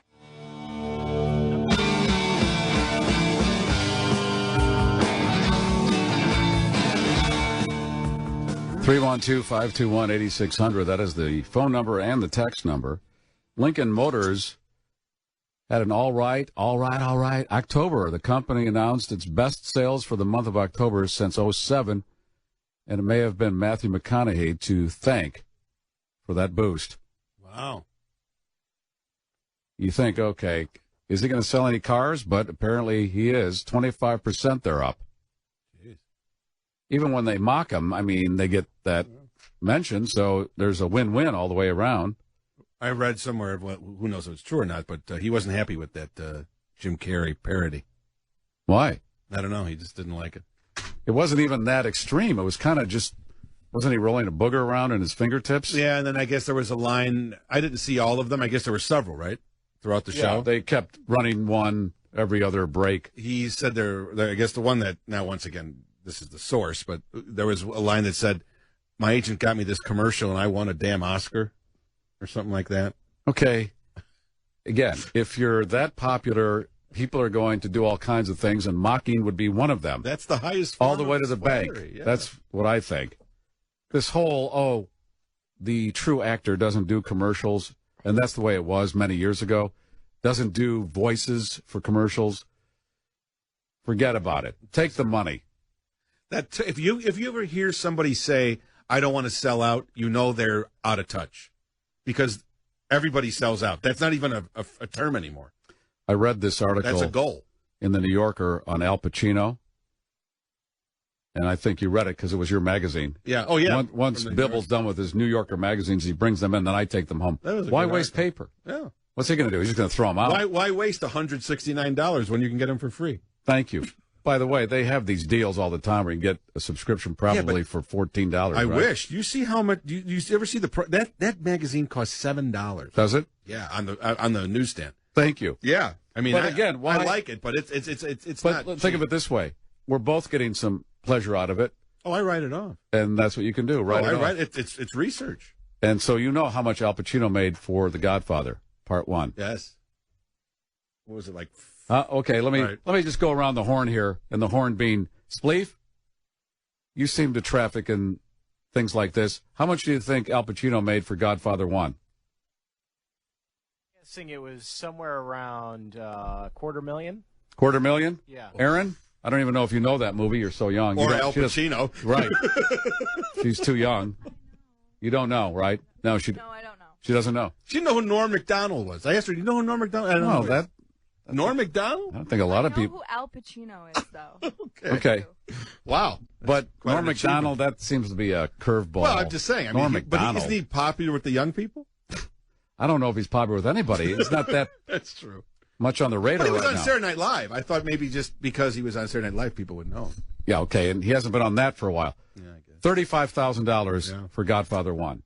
$35,000. Well, now, I understand he was just coming up in the ranks. And he in had to fact, fight for that. Right, he was not the first choice. In fact, the studio didn't want him at all. Yeah. They kept, Coppola wanted him, and so they always had these different films that they were giving the studio, and he kept putting Pacino's in with all the other guys that they wanted, and they kept going, "Why is this guy still in here?" In fact, he thought he was going to get fired. Did you read the part? Right. Until 'cause he showed up for the audition, the screen test, whatever they want to call it, and I guess he was a bit hungover, and that did not go well, so they really were done. And then when he got hired, 2 weeks in, they didn't like what was going on. And then the next day, when they were thinking, this is it, he does the scene where he shoots Sollozzo in the head in the restaurant. And the police chief. Yeah, McCluskey. Yeah. And And, they're like- that was the end of the discussion. And they're like, okay, maybe we should keep him. Yeah. Yeah. And then it said in the article that he's gone through a fortune or two in the meantime. Yeah. So he has to do some of these things like that Adam Sandler movie. Yeah, he said that was one of his biggest regrets doing that, but he did it for the money. And if you saw that movie, I understand why he'd say that. I couldn't believe it when I saw the movie. What was the movie? Oh, it was a take. Yeah, I can't. At this point, all right, whatever it was, yeah, it was Al Pacino playing himself. Yeah, and it was to the point where you thought, "Oh, come on, Al. I understand that you can make some good money, but it was almost like they were mocking him for doing that piece in the movie." Yeah. Well, he's got a couple of kids with Beverly D'Angelo, so I'm sure he plays a pretty good child support with them. Yeah. Well, he said he was not the greatest of fathers along the way. That's not his only kids. No, I think he's got another. Yeah, doesn't he have a daughter? Anyway. Yeah. But the point being, and as you get older, it said in the article that he gets probably $5 million a movie, and his agent said if I put a gun to their head, I can get $7 million. And it's because his zenith has passed, and he's got to keep working because he has expenses. Yeah. We saw him on Broadway last year in Glengarry Glen Ross, and I'm sure he made a nice little buck off of that because it was a limited engagement. But I'm sure for him to go on Broadway, I'm sure they pay him regardless of, and that thing set records in terms of the ticket sales. But I'm sure they give him money right off the top without even worrying about the house, just to have somebody of his. I remember stature. Brian Dennehy was in doing a play with Nathan Lane. Yeah, The Iceman Cometh. Iceman Cometh, yeah. And Brian was telling me that Nathan Lane, because of the success of the producers, he went right to the Addams Family, and I think he made $250,000 a week for the Addams Family based on the success of the producers, and that's where he banked all his money. Wow! When you get it, because you have that super successful run, and he didn't really make it all in the producers, but the next one is where you cash in. And he made a fortune on the Addams Family. Wow. And that's how that all works, especially if you mostly do theater, because it doesn't pay in a lot of ways. No, most of those people do. And nowadays it might be different because if you look at Broadway shows, most of the Broadway shows are now being starring people that have never even acted on stage. They're all movie stars because they need people to get. They need a draw. Yeah. So before there used to be these Broadway actors who never even made movies. They were just Broadway, like Jason Robards and people like that. They were just always on Broadway. Then they went to movies. But now you have these people that never even acted in front of people. But they need to sell those tickets. Yeah. Same thing with doing commercials, just the voice. You're not on camera. You just do the voice. Oh. And at first, a lot of these legitimate actors said, I don't do commercials. And then they saw how much you make for just a few hours, if that, of work. And then now they're all doing commercials. I think Gene Hackman was Donald Sutherland and Gene Hackman kind of started it. Right. And then people realized, wait a minute, you spend about 2 hours in a studio and you make $800,000. I can do that. Yeah. And now you're hearing people. It's really, and it's funny, the level of people. Like I've heard the father on Modern Family, the older guy. Yeah. He does something. Ed O'Neill. Ed O'Neill. He does a voiceover, which you'd never expect someone. And that's all based on the success of all. Yeah, of Modern Family. Not all, I was going to say All in the Family. All in the Family, which is. And he did Married with Children. Yeah.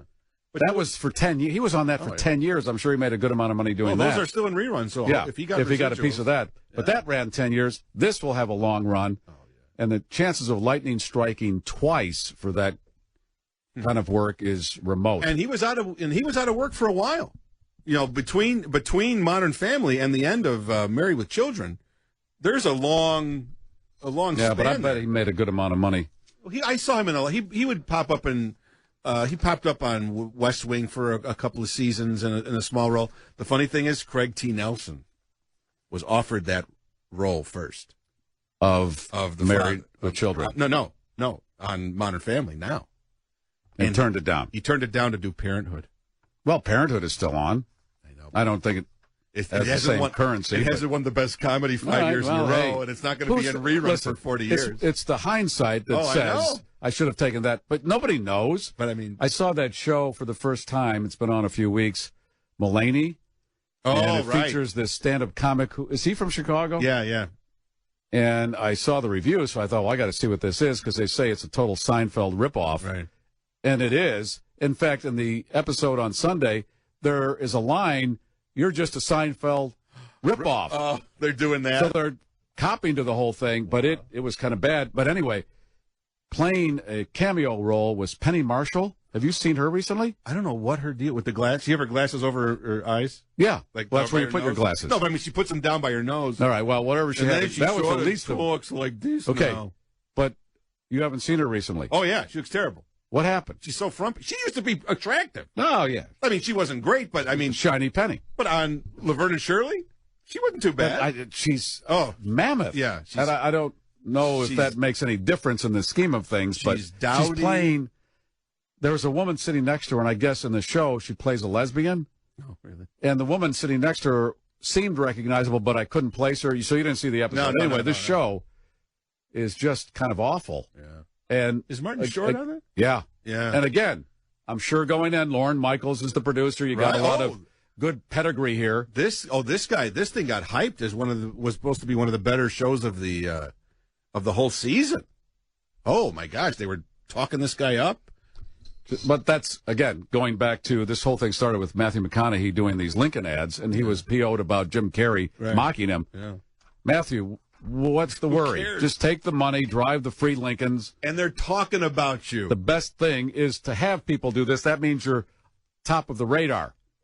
I'd rather have somebody say something bad about me than not say anything at all, if you're in that business. Okay, this looks like trouble. Bob, what's the problem? Hey, Gary, how you doing today? Good. I'd like to see him put you back on 720 a.m. because I tried to listen to Steve Dow the other day, and I had to tune him out. I had to tune him out in about 10 minutes. All right. See, I'm not. I know that is happening, but I'm not in that game. That's not my hunt anymore. Oh, I know. They made a big mistake by taking you off. You had the #1 show. Well, I know you can't comment on that, but I can comment on that. But you can comment on that. Well, my feeling, as I've said several times since then, okay, I was doing very well on AM 720, but then they put me on this. I have to say, I'm kind of liking this a lot. And I know it's a smaller audience, and I know all that, but for a lot of reasons, I'm really enjoying this. Yeah, it sounds like you're having a great time, which is great. So I'm going to ride this. I will ride this to wherever I can ride it. And if I can get a Lincoln commercial or a hit TV sitcom, I'll take that too. Good. I hope they're taking care of you, though, really good. Well, so far, so good. Okay, you deserve it. Because, thanks, Bob. You're welcome. All right. Yeah, they put him in an office with no heat or air conditioning. All right, we're working on that. I talked to Get the space heater Dilbert today. Where's my heater? Yeah, right. And he handed me his gun. And I said, no, that's your heater. The deal is, when the restaurant took over, I didn't know this part of it. This is new information. Oh, really? When the restaurant House and Hood took over the old WGN studios and offices, there was a section that was left to us that includes the showcase studio, and then down the hall from that, about 4 offices. House and Hood still, they own all that still. They took all that, but they're leasing it back to the station, the radio station. So House and Hood technically owns all that. Wow. But the radio station pays money. But when they took that, they disconnected all the AC and heat. I'll show them. And when they opened the restaurant, those offices were vacant for a while. They kept the studio, as you know. Yeah. But the offices were vacant for months, several months. Until a few months ago, they said, we're moving you down to the first floor and some other people. Well, they had to make Club 720. And my old office is now Club 720. Yeah. I mean, where are you going to party if not for your office? Which has several meanings in my head now. But when I got down there, I realized when the sun is beating through the window because it's on the south side of the building, it's very hot. And you realize it. Sit where I sit in your office, like in a sauna. Don't sit there. Sit in the hallway. So they gave me a fan, and that I'm only down there when this sun really is coming in till 3 o'clock. From 2 to 3, it's the worst. But the fan works. But now, when it got cold a few weeks ago, I realized, oh, my God, there's no heat. But there's a thermostat in the office, right? So I called maintenance and said, hey, I got no heat. Right. The maintenance guy comes in, and he went over to the thermostat and did something. The thermostat, I think, is made out of licorice. Because he did some monkeying with it, and it did nothing. And I called back a couple hours. I said, what happened? That didn't do anything. like it was hooked up to something. It's not hooked up. It's like one of those fake. It's a dummy thermostat. Anti-theft pads you put on the front of your house. You see them in these sharper image type catalogs all the time, and it has two lights, a red and a green light, and a keypad, but it's not hooked up to anything. It's just kind of a fake out. So now I saw Dilbert and I said, hey, how about a heater? So he said, yeah, we're going to get your heater. I got to talk to the building, and we pay money to lease that space, even though they owned it before. I thought, well, why didn't you just take that as part of the deal and give them the rest of it? Because they're not going to use that. Well, not only that, but it's the Tribune's building. Why are they leasing something from their own building? I never got that either. And you hear these stories all the time. A company owns several properties. They're all housed in the same building, but they have to pay rent. It's almost, to me, like you're taking the money out of one pocket and putting it in the other in the same pair of pants. But they have all these crazy accounting things that they do, and they can get away with stuff, I guess. In theory, they could put a restaurant in the studio. In theory, yeah. Yeah. They could. And that's a prime corner. So. I mean, it already, half the shows have more food anyway, so I think it almost is a restaurant anyway, the Showcase Studio at this point. Yeah, it might as well be. They only need a door and a cashier, and they could sell food. But, I mean, in theory, they could just take that whole thing over and say, okay, sorry. They probably could. The thing that prevented that was Allstate Insurance sponsors that studio, so they have a lease with Allstate, or they have a deal with Allstate to sponsor, so they can't let that go right now. That's complicated. Well, that's how these corporations work, but it's always funny to me that you have to pay rent to your own company. Right. But there must be an accounting principle that works for them. They write it off. They write it off. Well, make sure, as you know, space heaters in the winter are the biggest cause of fires.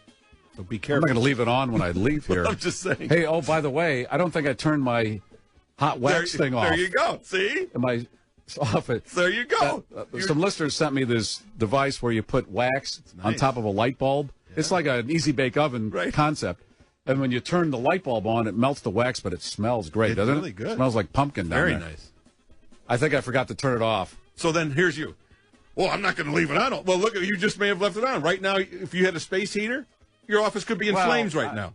That pumpkin lamp is off to the side there. I don't really see it. Yeah, I know, but I think I left it on. So, yeah, you might want to turn that off because if that overheats. But you plug that in. Right? Yeah, it's plugged in, but there's a switch, and I just turn it off usually, but I forgot. So when do you get the space heater? He said I was going to get it last Friday. What's today? Well, today is Tuesday. So I see him in the hall. Oh, yeah, we're going to get that. Because I think today, after today, or maybe tomorrow, but we're starting to get cold now in the 40s. Yeah. It didn't even have to get that cold because it was 50, and I thought, oh, my God, is it cold in here? Yeah, but it's supposed to snow even on Monday. So all right, well, again. You may need that. And mine apparently is the worst of that section as far as hot and cold. Oh, really? So for some reason, I don't know why. The window must be leaking or something. It's not because you're close. Well, and you have mice, too. Well, the mice situation, yeah. Got that thrown in. So aside from no temperature, either hot or cold, and then vermin, it's not bad. No, it's aside fine. From that, it's got a nice everything's fine. Yeah. No problem. They're treating you just fine. Just fine. Damn it, Gary. Bibble takes those magazines into the crapper. You don't, do you? No. No, really? As far as you know. No, I don't. No, Not the New he Yorker. did bring one in, and it was so wrinkled. I thought, what happened? He took that one into the bathtub. Yeah, you dropped it in the toilet or something? No, that one, I was out in the yard one time and it was raining, so rain got on it. And I think it was all, when a magazine gets wet and it's all and you got the crinkles all the way through. Yeah, as far as you know, it was raining. Don't you ever see any crumbs? Because a lot of times I eat when I'm reading. Great. So on the bottom you might see some grease stains. Those are like crumbs or... terrific. I always wonder because when I see it happen, I go. Kudos to you, Gary, for not gagging right this very minute. Because sometimes when it happens, I go, oh, I'm like, oh. Sometimes I think, should I cut this grease part off so he doesn't see it? Well, I can't complain. I'm getting. But I do at least scrape. I scrape the crumb off because sometimes it gets stuck on there. So I do give you a smooth page. It might be greasy, but it could have crumbs. I do scrape those off. Because sometimes, like milk, that's enough. Like having a cookie. I appreciate the magazines. Don't tell me anymore what you do with these things. Because now I'm thinking when I look at them, I have to hold them by the corner. No, it's just like a cookie. Like maybe I'll have a cookie with milk, and then when I dunk, like a the little crumb gets off and maybe falls on the thing. I mentioned earlier that when I voted today, they didn't ask for any identification, and apparently in Illinois you don't have to show any ID. So anyone says in this text, otherwise it would be a poll tax. It says everyone legal or illegal can vote. Yeah, no Jim Crow here. Sheila Simon looks like Kukla from Kukla, Fran and Ollie, if you know that series from way back when. Oh, no. It's true. Yeah, she does. She's got the big teethers. Wow. Yeah, I mean, I'll tell you, I don't know what her mom looks like, but she didn't get any of her. It's almost like Billy Joel's daughter. Oh, yeah. Got the most beautiful woman on earth, Christy Brinkley, and she looks just like Billy Joel. Hey? And Paul Simon, a great guy, very good politician, but not a looker. I don't know what her mother looked like, but boy, did his jeans just rolled over, and poor Sharon, what's her name? Sharon? No. Sheila. Yeah. Loose gravel. Loose gravel. Big Miss Loose Gravel, too. Big what? Teethers. No, and ears, too. Yeah, well, that's her father. Yeah. It says on this text, why don't you have your new bromance teach you Spanish while you're blowing? Okay, Roberto is not Hispanic, and we're blowing leaves. Plus how would he be able to talk? Okay. You see how he talks to me? Because obviously the blower is very loud. Very loud. It's loud. In fact, we did have earplugs. Yeah. Yeah, he brought earplugs, too. No, that's wimpy. Earplugs for a they're loud. Did you like the squishy kind that you wear at like racetracks and stuff? Those yellow ones. Yeah. After an hour of that, I don't want my ears ringing. No. Wow. Well, you do it for an hour? Oh, more than that. But I'm saying after an hour, they'd be ringing. Some stamina. Bob, what's on your mind? Mm-hmm. I just, the first thing that hit me was when your sidekick was talking about no heat where you work. Yeah. Here's a guy who never turns the thermostat up. Well, worried about the heat at work. Yeah. Oh, listen, there's a lot of But I'm not worried about it. I was worried about you. I think it's great in there. Oh, yeah. Like I hear right now, it's very warm. Okay. It's very hot in here. No, it's not. Yeah, it's really, it's all contradiction. No, I'm very happy. I mean, it's all over the map. Don't try to figure it out. I enjoy your show a lot. Thank you. Thank you, Bob. I preferred cold, so we never could have guessed. When I walked in here today, it was very warm. I didn't wear a T-shirt today. It says here, you're Ricky Daddy, and it's Dickie Daddy. Called AM 560 this morning with Big John Howell and answered debt questions. That was nice. About 6:45. Now, David Hochberg didn't show up for this show. But he was able the show meaning his show before mine. Oh, that's nice. But he was on other shows. He gets around. Yeah. Yeah, is he anybody else's Dickie Daddy that you know of? Or? I don't know if he does any kind of marketing, but he's on. I mean, that's what he does. He's promoting himself. But I just didn't know if he bought. I don't think he's John Howell and Amy I don't think t-shirts. he's put his Dickie muff anywhere else, though. No. Where Not the that money I've is. seen. It's only in your camp. Right. Only puts that where my mouth is. Wait a minute. Hey, no, that's Roberto. What? No, that's leaf blowing.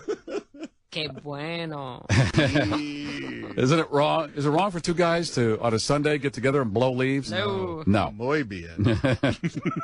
You didn't. You inserted your own earplugs, though, right? Yes. You didn't. Okay. I was able to do that. Okay.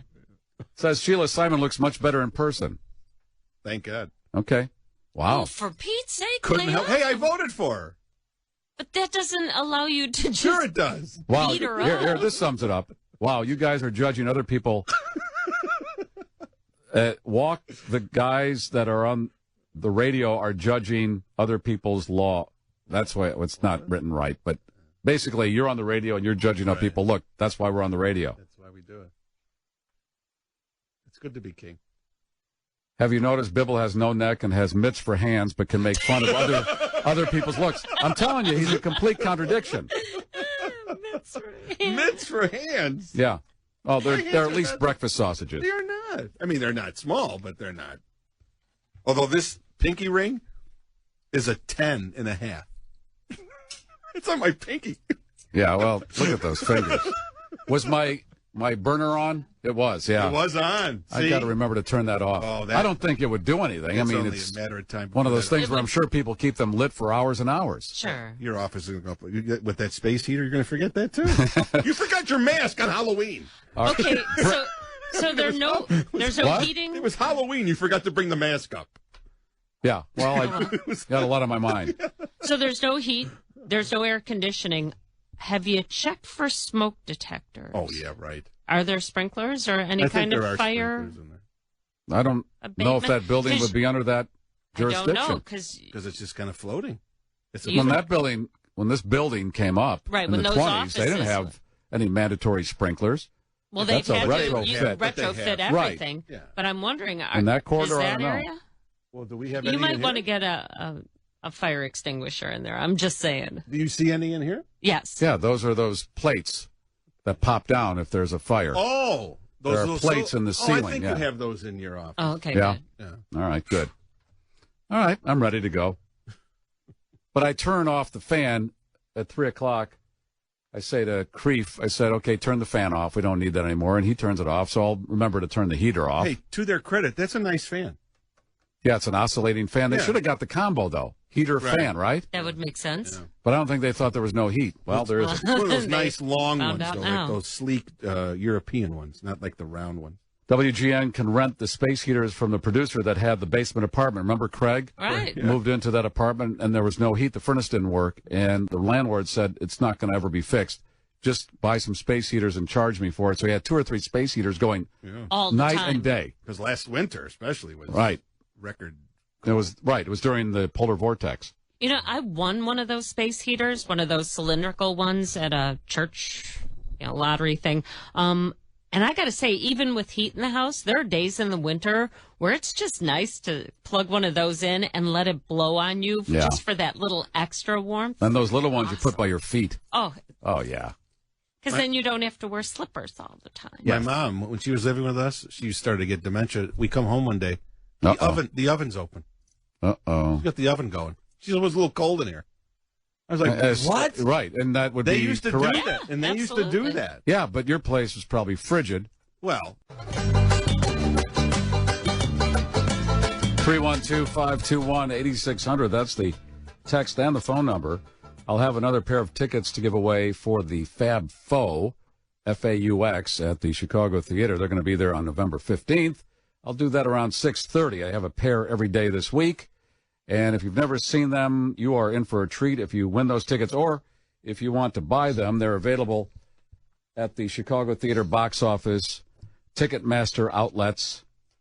And I'll get that number. Aaron, can you find that sheet with the number on it, please? And I'll read that number. So now, with the Cubs hiring this new manager, the odds of them going to the World Series, or was it the playoffs, went from 50-1 to 20-1. Wow. Yeah. So, in one day. Yeah. Well, this guy, and you might have to Google this, because I got a text that says, doesn't he look like Barry Goldwater? Yes, he does. If you remember what he looks like. Yes, he does. He does look like him. Yeah. And he claims that he's going to take him to the promised land. Well, he's gone to the World Series. He's gone to the playoffs. He's won Manager of the Year 2 times. So what could go wrong? And they're going to market the heck out of this guy because they've already got on the back of the Sun-Times little Cubby logo with the black. So he's going to become Harry Carey now. He's got the black glasses that he wears just like Harry Carey. Okay. They're paying him $5 million a year for 5 years. Yeah. That's $25 million out the door. They got to pay Renteria the remainder of his contract. That's $1 million, right? 2 more years. 500,000. Is that what it was? I don't know. That's what you said it was. Well, I would assume he made at least 500,000. Okay. Yeah, at least. And all the players that you got rid of that you're still paying, and that's still on your books. How do you make any? I know the Cubs seem like a money machine. Jumbotron. That's where they're going to make it all up in the Jumbotron. Well, apparently, they don't forget. Last year they went after. Remember they went after Joe Girardi, and they were prepared to pay him $5 million a year. So they didn't wind up spending that money. And then there was a pitcher that the Yankees got that they seriously went after and would have spent maybe $15, $18 million a year, and they're prepared to do that, and they didn't get him. So all right, so they're saving money. So they've got money in the bank that they say they are going to start going after, highline free agents, and obviously Madden, the manager, is falls into that category. Okay, I understand all that, but the attendance has been dropping for several years, and I know people think that Wrigley, the Cubs, cash cow, prints money. I talk to people that would know, and it's not what you think, because they pay a higher tax to the city than the White Sox do for some reason. They get no explanation for that. Major League Baseball takes a third of every dollar right off the top. Wow. All right, so you got that. That's why they had to have that big noodle out there. That's right. Remember the noodle? They had a big noodle out there. Yeah, I wonder if the noodle's still there now. Didn't I hear they're going to buy 2 of the rooftops? Really? Did I hear that? I don't know. Bree, if you know all this stuff, you're a big Cubs fan. Did they, or have they already bought a couple rooftops? They are reportedly in negotiations, like in final negotiations to buy 2 of them. And they just happen to be owned by the guy who owns the Cubby Bear, which hosted the press conference yesterday. Oh, so that's why everybody's playing footsie. Yeah. I was wondering, how did you pick the Cubby Bear? I know it's famous, but of all the places, okay, now I know. Yeah. So start adding all this up. So you're starting to spend money with that lot they bought across the street, McDonald's or whatever, right, $25 million, I think, for that. To build a hotel. Do they have that much money? Well, Ricketts himself, but, don't forget, this is his father's. His dad bought his kids this team. The father has a ton of money. In fact, I saw on Is it a ton? Oh, it literally weighs a ton. It's a ton, and even if you took a few million, still a ton. Well, I saw one of the political shows over the weekend, last week, I believe, and they talked about the top Republican donors, and they always talk about these Koch brothers who own... Right, they're super wealthy. But Joe Ricketts was among the top 5 of the donors to the Republican Party. So if he's up there with the money that the Koch donate brothers... to a party, but you still have it. All right. I mean, if he's in the league of the Koch brothers as far as donating money, then he's got to have some money laying around. All right. So I'm just trying to do the math here, and you're hiring people, firing them, and you still have to pay them, and then you add new people to the payroll. It just seems like it's a Jumbotron. Okay. It's a bottomless pit that never gets filled. Jumbotron again fixes everything. Okay. Jumbotron trumps. No, Jumbotrons are jumbo. Unusual for taxi driver Bob to call in more than once a day. Well, also, did you notice that oh, jeez. The computer is not happy with this. that Joe Madden also looked like, what was it, Jim Carrey, the guy that does The Price is Right? I forget what Drew Carey he is. Drew Carey. He also looks like Drew Carey, a lot like Drew Carey. All right. Extremely. Well, and also the value of the Cubs has gone up a sizable amount since the Ricketts have bought it, along with the fact that Joe Madden's probably going to make the attendance go up back to where it was. Well, so you don't have to cry for them. Don't you think they have to win? They have to have a winning season to get the attendance back up. If it becomes another April, May, they're already sliding. I don't know if Joe Madden can do it just because he's Joe Madden. They got to win. It's just the hope of they have more hope now. The fans have more hope that the Cubs will be able to do it, and that alone will draw back all those fans because there was no hope for the last 2 years. Okay. There was none. Nilch. Nada. All right. Hope is more wins than losses. I don't care who's managing the team. If by June they're in that same hole, I don't see people just coming to see Joe Madden. You'll see. You'll see, believe me. I've been following the Cubs for so long, and I tell you go on to Dave Kaplan's show in the morning. They were going crazy today with interviewing Cubs management, and also there was a release that the catcher from the Pirates might be coming to the Cubs. I forget his name. It slips my mind right now. But there's been a whole lot of talk, obviously, because of Joe Madden coming to the Cubs, about other players and all sorts of stuff happening. So all right, the hope is back alive. It's burning again. Great. On the north side. But what if, thank you, Bob, they get all those things together and they still don't produce? Now what? You've tried everything. Has your Cub fan called? No. Because this would, I mean, my gosh. Joe, the Cub fan. If there's ever a reason for him to call, it'll be the last couple of days. He must be ecstatic. I mean, this is like the second This coming. is a narcotic that you probably didn't figure was ever going to happen in your lifetime. But to Bob's point, they do say that also, in addition to his winning pedigree, the fact that he is this kind of a coach, now, even though the team still is coming off of 3 horrible seasons, they might be able to attract. 3? Well, I'm just saying the last 3 years. Did I hear that they have not been to the playoffs in 7 years? Well, sure, since 2009. That wouldn't be 7 years. I heard 7 years. 2008 was the last time, so 6 years. Oh, 8, yeah, that's right. Okay. 7 and 8. So 6 years. 2015 makes it 7. Okay, if they don't make it. Oh, if they don't. If they don't make it. Well, but in the movie Back to the Future 2, they predicted the Cubs would win the World Series in 2015. Right. That was a movie, by the way. Okay, as far as what could happen to the city if they do go all the way, that is the unknown and the fear that the city has had forever. And they're almost happy, I'm sure, that they haven't gone that far because they're expecting all kinds of craziness. Remember the first Bulls? Yeah. They tipped over taxis and started broke windows on Michigan Avenue, and that's the Bulls. The right. energy for that wasn't as pent up as this is. When that blows out, it's going to be the ultimate. Let me get my terminology right here. Yeah, suck, squeeze, bang, blow. It's going to go sky high. And whatever happened in San Francisco last week, that's nothing. No way. When people start to let out their rage of waiting so long, even though a lot of it will be just because they feel like they can, and they aren't even Cubs fans. They're going to start lighting things on fire. Yeah, all that looting and everything. But they got to roll out the National Guard. If they get close to winning, they have to do that because they are really afraid of what's going to happen. Well, he said this is a 1 in 107-year opportunity. Yes, it is. Okay, Joe. And he bought everybody at the press conference, the media, and everyone else, Cub management, a round of a beer and a shot at the Cubby Bear. Yeah, I'm sure the Cubby Bear charged him. He bought.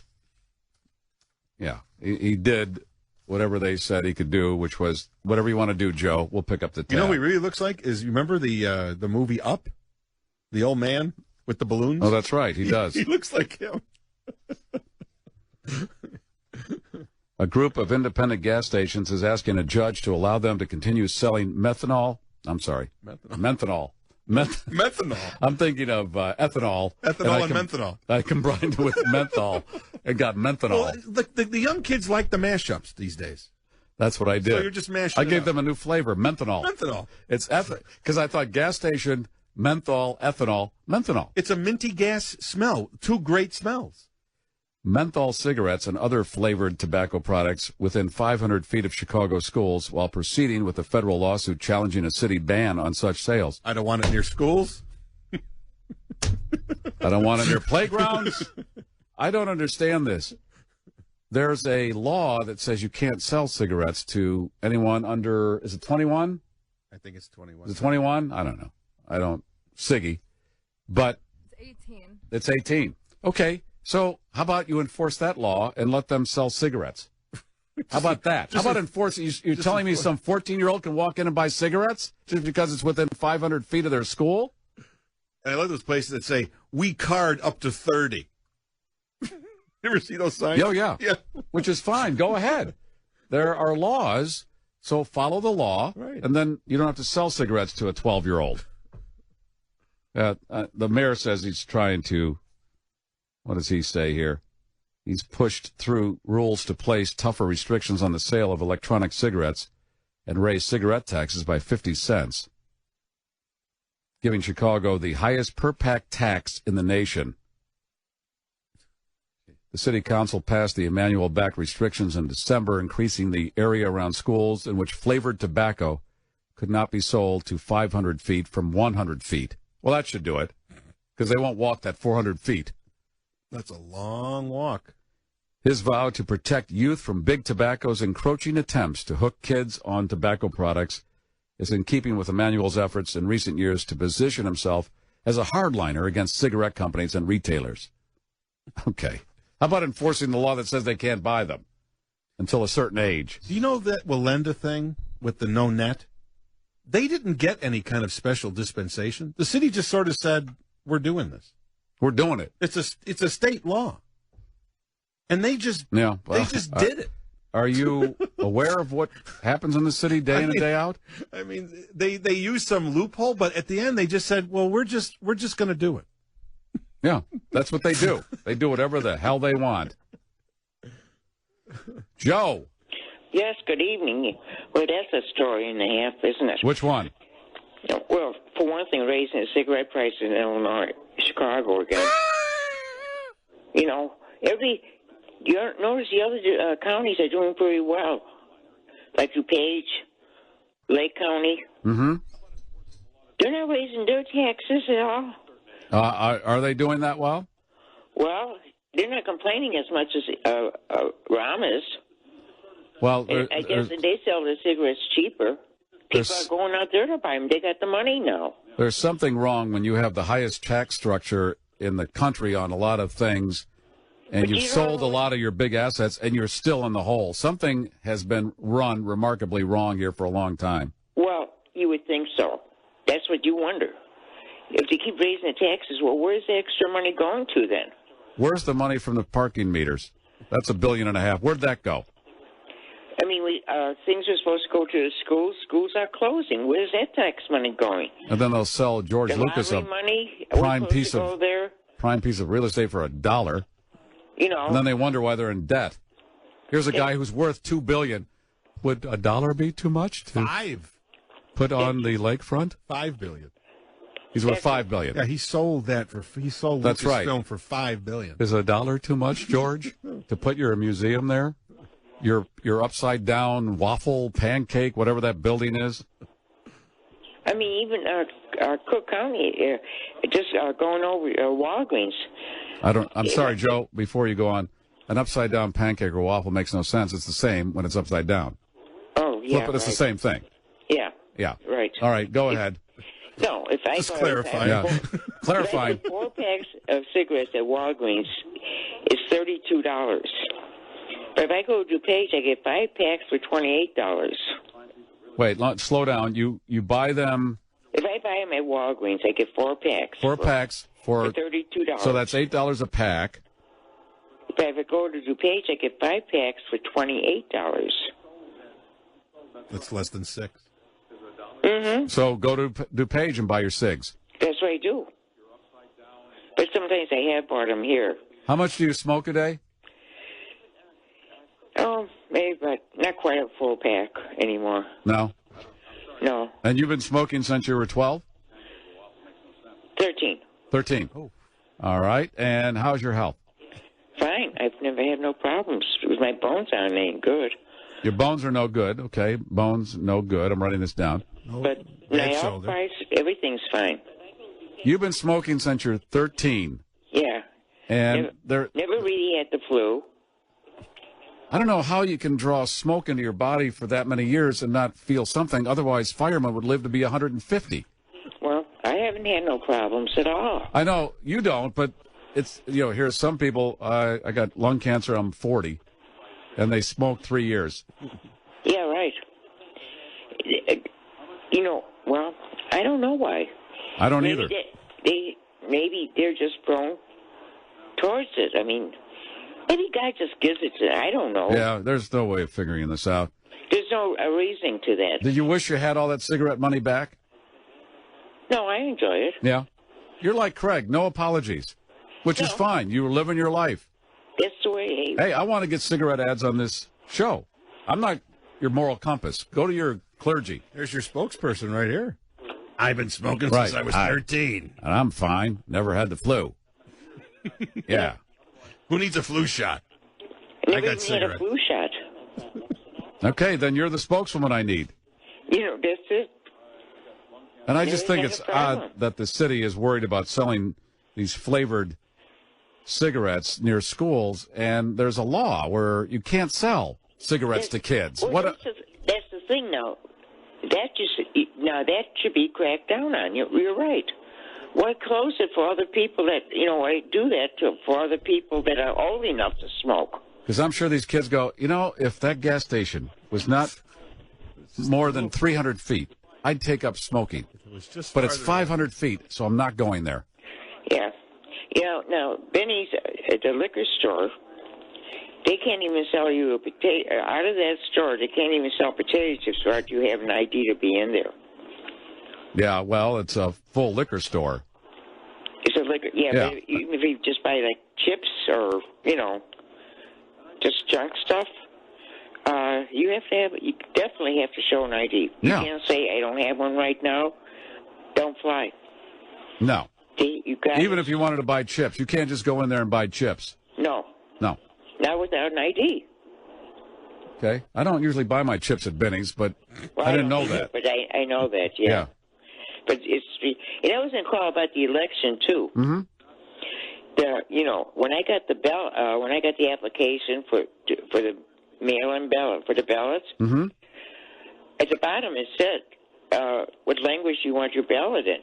It Spanish, Polish, Asian, and Hindu. I did Hindu. Oh, you did Hindu? Yeah, you should see Quinn's name in Hindu. Pretty funny. I dropped her. There's nothing wrong with her. No, both your lungs are as pink as Judy Barr's hair. Don't you worry about it. I think to myself, if these people can't read the application, why do they need the ballot? Joe, I said the exact same thing today. Okay, well, great, you're on the same You're wavelength rubbing as Joe off now. on me. I think I want to go have a cigarette. I feel good about this. That's in all those judges. I didn't even vote for them. I don't know if you heard earlier. I said no to every one of those people. I don't know who they are. I don't know what they've done, but it's time for a cleanse. Oh, I didn't even do that. I didn't have time. Does it count then? You don't have time. What's your day? No. The mailman was coming back for my ballot because it was just getting too late by the time I got the ballot. Oh, that's right. You did early voting. Yeah, I did the early voting, and so I said, there was nobody to vote against. I didn't get the judge thing like I know anything about these judges. It was just all one. It was only one person anyway.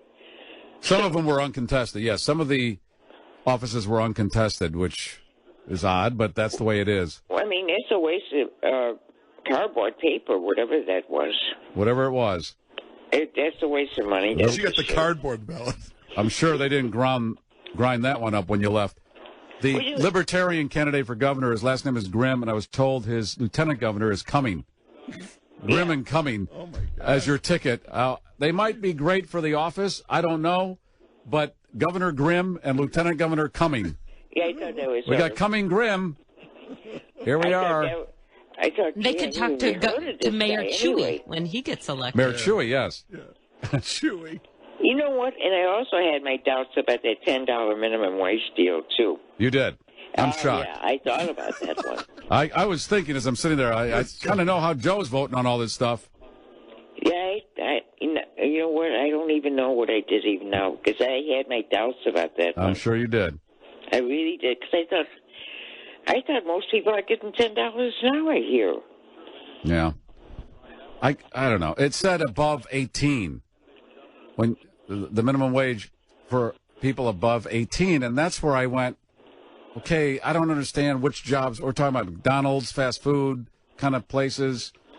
Who's raising a family on these, and why are you raising a family on working at McDonald's? That's where I got to, because I don't know how this all wrecks out the economy and these employers.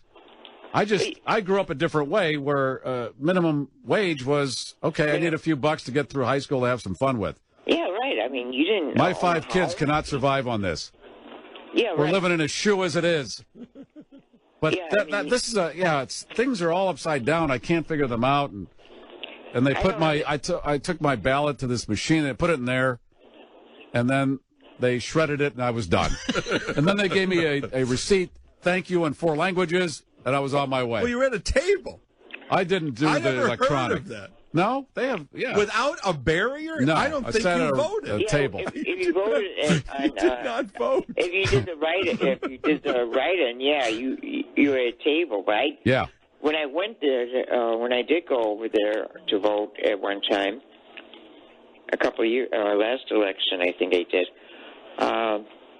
I did the computer because it was faster. Yeah, I had no time constraints. I don't want to just dash and run. I want to vote no all the way down and no. I've spent some time saying no. Did you have your own table? Not my own table. But there are other chairs. People could have sat down. So you were just by yourself at a table? Yeah. Just, in fact, the I'm table. thinking. Like doing a book report. Yeah. I wasn't sure about the machine myself, but the tables were full anyway. So nobody was going in the computer because not too many people spoke English. In the all right. There we go. Yep. I think you've got your issues out now. I was talking about that show, Mulaney, that's on Fox. Right. And I just heard some stuff about it, that it's a Seinfeld ripoff. So I watched it for the first time on Sunday, and Penny Marshall was playing a lesbian with this other woman who looked familiar, but I thought, who is that? It was Lorraine Bracco, according to this text. Oh, no, you didn't recognize Lorraine Bracco? That's what I mean. Ooh. I was so shocked at Penny's size. Why, was she big, Lorraine? And she didn't, well, I couldn't recognize her. Something was wrong. Wow. And the whole thing was kind of strange. Well, it's been a while since, although she's been on Rizzoli and Isles. Oh, Rizzoli and Isles. Well, I'm just saying she's been around, but yeah, I didn't know that she looked that bad. By the way, a Dancing with the Stars update. The potheads are winning. Really? Last night, that race car driver was whacked. Wow, so Tommy Chong. Tommy Chong hangs in there. Now, his other redneck competition is the daughter of Duck Dynasty, and she's good. There's no way, if I'm judging it purely on dancing skills, there should be no way that Tommy Chong makes it to the top three. So, wow, I mean, is he almost, I mean, what do we have left? Is the show almost over? It's probably about 3 or 4 weeks left. Well, so but he's still in the top he's 7, 6? He's gone further than I think a lot of people thought. Tommy but that Waltrip guy, bad, huh? Oh, Maron. They would actually make fun of him openly every time he danced, and he got voted back in because that NASCAR Nation. So what did the judges say? Did they say how bad he was? Yeah, they would go. So they were honest. A lot of steps, they were all bad. Wow. Oof. Yeah, I don't. Wow. A couple of weeks ago, I don't know what you're still doing here. So then what? So here, it's a perfect example. Then why do we have judges on that show? For what? Well, they add their commentary in, and then people can call and vote. I understand. And they have a vote. Oh, they have a vote? Oh, yeah, they give them a number, and that's added into their phone score. Oh, that is? Oh, yeah. Oh, okay, because my point was if people are, they're saying they're terrible and people are still voting this guy in, then why do we have the judges? The judges have a vote, but the phone is the phone votes are the majority. Right. And I'm sure the judges are trying to reflect what they think the audience is seeing, and they're right. They were right. This guy shouldn't have been there past the first or second week, but he made it this far. The audience is obviously not listening to the judges, though. And I just felt like this is the biggest life changer I've ever had. Oh, is that how he talks? Yeah. Really? That's how he talks. I'm not, and some people go, why are you doing that voice again? That's how he talks. In fact, if you could get some Waltrip audio from the program, I didn't think he'd be that spoken. That's soft-spoken. Yeah, right, for a race car. Yeah. It's like, I think I've had an experience that's changed my life. Wow. He talks like that. Jeez. All right. Anyway, the potheads have made a move here. Tommy Chong. And they got Tommy Chong still in the running. Has Cheech been on? Has he showed up? Yeah, he showed up a few weeks ago in I think it was a 57 Chevy that rolled on stage. Right, exactly. 312-521-80.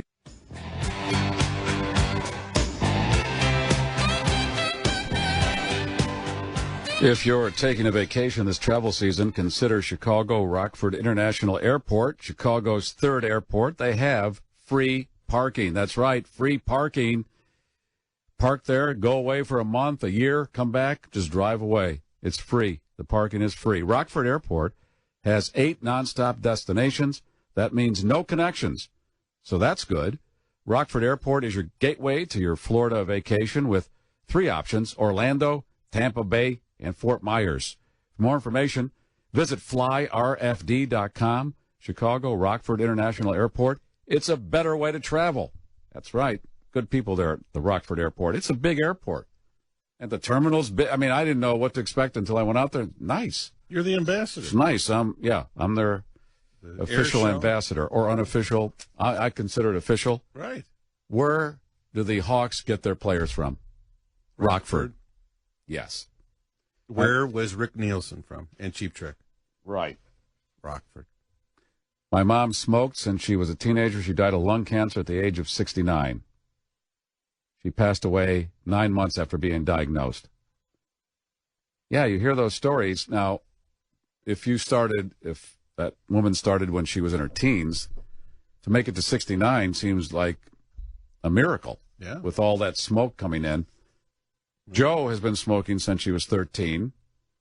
And I would say that's a good 60 years, right? Oh, I don't think she's over. You think she's over 70? She's not? I don't know. From the way she talks, I don't know. I have to assume. No offense, Joe, but she's been smoking since. I think she's over 70. At least. I don't know. Okay, unless she's a very, I don't know what looking 50. Well, but, I'll just say, I mean, a woman, you don't know a woman's age. So all right. But from the way she talks and her experiences in life, I'm sure she's in her late 60s. I'm going to say if she's in her 60s. She's in her 70s. Okay. Anyway, that's a long time, and she says she's fine. Yeah, never had the flu. You hear her laugh is fine.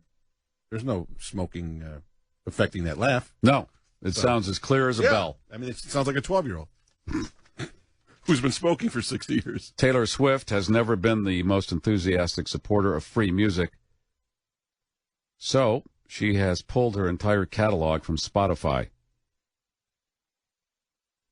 Now, I've been hearing these stories from these artists where these services like Spotify and Pandora, they'll get a check for $16. Yeah, they don't pay very much.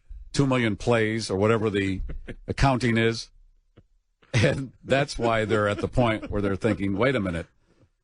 And I got into a little email exchange with Eduardo on this, and he says, well, it's the best way to get your music. Spotify has all kinds of stuff that he likes to pull down. Right. And the artists can make their money from touring. Well, that's the deal. It's kind of the lost leader. You do the album, hopefully it gets traction, and then you go on tour and charge $50 for a T-shirt. The old days, you used to tour so people would buy your album. Now, you put an album out, but you tour to make your money. Okay, well, is that formula not viable? I know everybody's not Taylor Swift, and some people still have to rely on the sale of the album. Or the songs. Right, because, I mean, the majority of people are not going to sell out 20,000-seat arenas. Very few people can. Yeah. Did you find any Waltrip? Yeah. Let me hear some. I'm so relieved. Emma and I have, we've had a long day. We've talked about our next dance, and then I said, what if there isn't a next dance? And I've got a lot of texts from my friends in the NASCAR community, some of which are just brilliant and funny, and others that were just encouraging. So I think I didn't dance as well as I know I could have, and it was really, really important for us to get through the next round. When I dance, I only dance for her. She's what my focus is on, and I know what she expects, and so I just want to do a better job for her next week. He almost sounds like he's from Andy Griffith. Sounds like Clay Aiken. Got that kind of homeboy, hey, how you doing? Golly. Shazam. Something like that. Hey, Andy. I guess I just didn't picture that voice coming out because he's a big guy. What's he he's built a tall like? man. Is he muscular? Well. Or just lanky, or what is he? He's tall. Yeah. So that just surprised me. Oh. And he was not a good dancer, but he lasted longer than I thought. Right now, the potheads are winning. I thought he'd be a great dancer based on okay. that voice. All right. Moving on now. 312-521-8600. He wasn't fabulous? No. The video stream is available if you go to WGN.FM and hit the icon that says watch. Here we are. And it's been dark now for what, 40 minutes? Yeah, it's major dark. It's major dark. In fact, that was the morning guy about 30 years ago. Major dark with you? Well, he came right out of the, he worked for Radio Free Europe before he came here. Oh, God. I mean, it's seriously dark. It's seriously dark. This isn't middle of the night dark. Medium dark? No. This is dark. This is like middle of the night dark. Because dark is different early in the night to middle of the night. Well, this is dark. Dark has no different shades. Now, yesterday, though, was funny. It was not dark. If you looked at the sky, it was white. It was dark. It was white dark? But it was kind of a cloudy dark. You know, like those cloudy darks? Cloudy dark. Yeah. It was weird. It was like, it almost looked, I thought it was going to start snowing because the sky was white, even though it was dark. Okay. I'm going to talk to Mr. Ramsey at 6 o'clock. He's in for Tom. I think Tom was humiliated last night when he reported a rogue fireball or meteor that he had video of, and it turns out it was the Red Bull Air Force. And I think he could not face the camera tonight. I think he was more embarrassed that it took him 3 hours to vote. What is he doing? Well, he voted early. I don't understand that. He claimed that it took him 3 hours, and I just couldn't believe it would take that long, and he ran down what took so long, and it was 3 hours. Isn't the whole idea of voting early is just so you won't wait on the day of? Because the lines are long? Right. Isn't that the whole, I mean...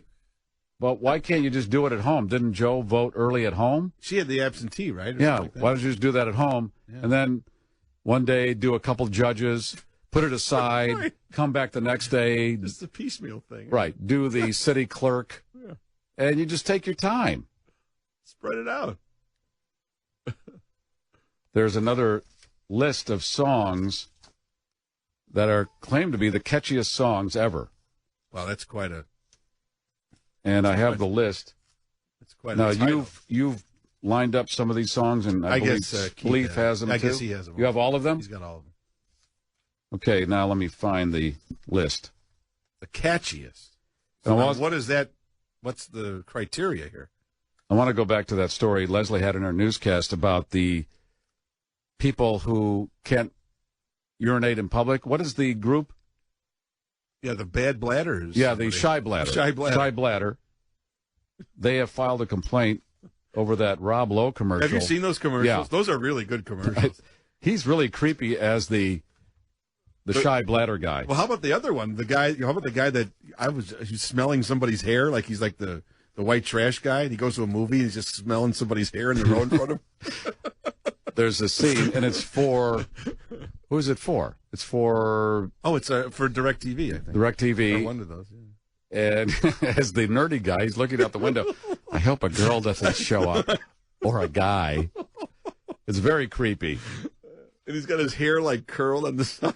Yeah, it's very weird. Hey, I give him credit because he's such a pretty boy and that he allowed himself to get... Again, there's money in doing commercials. Right.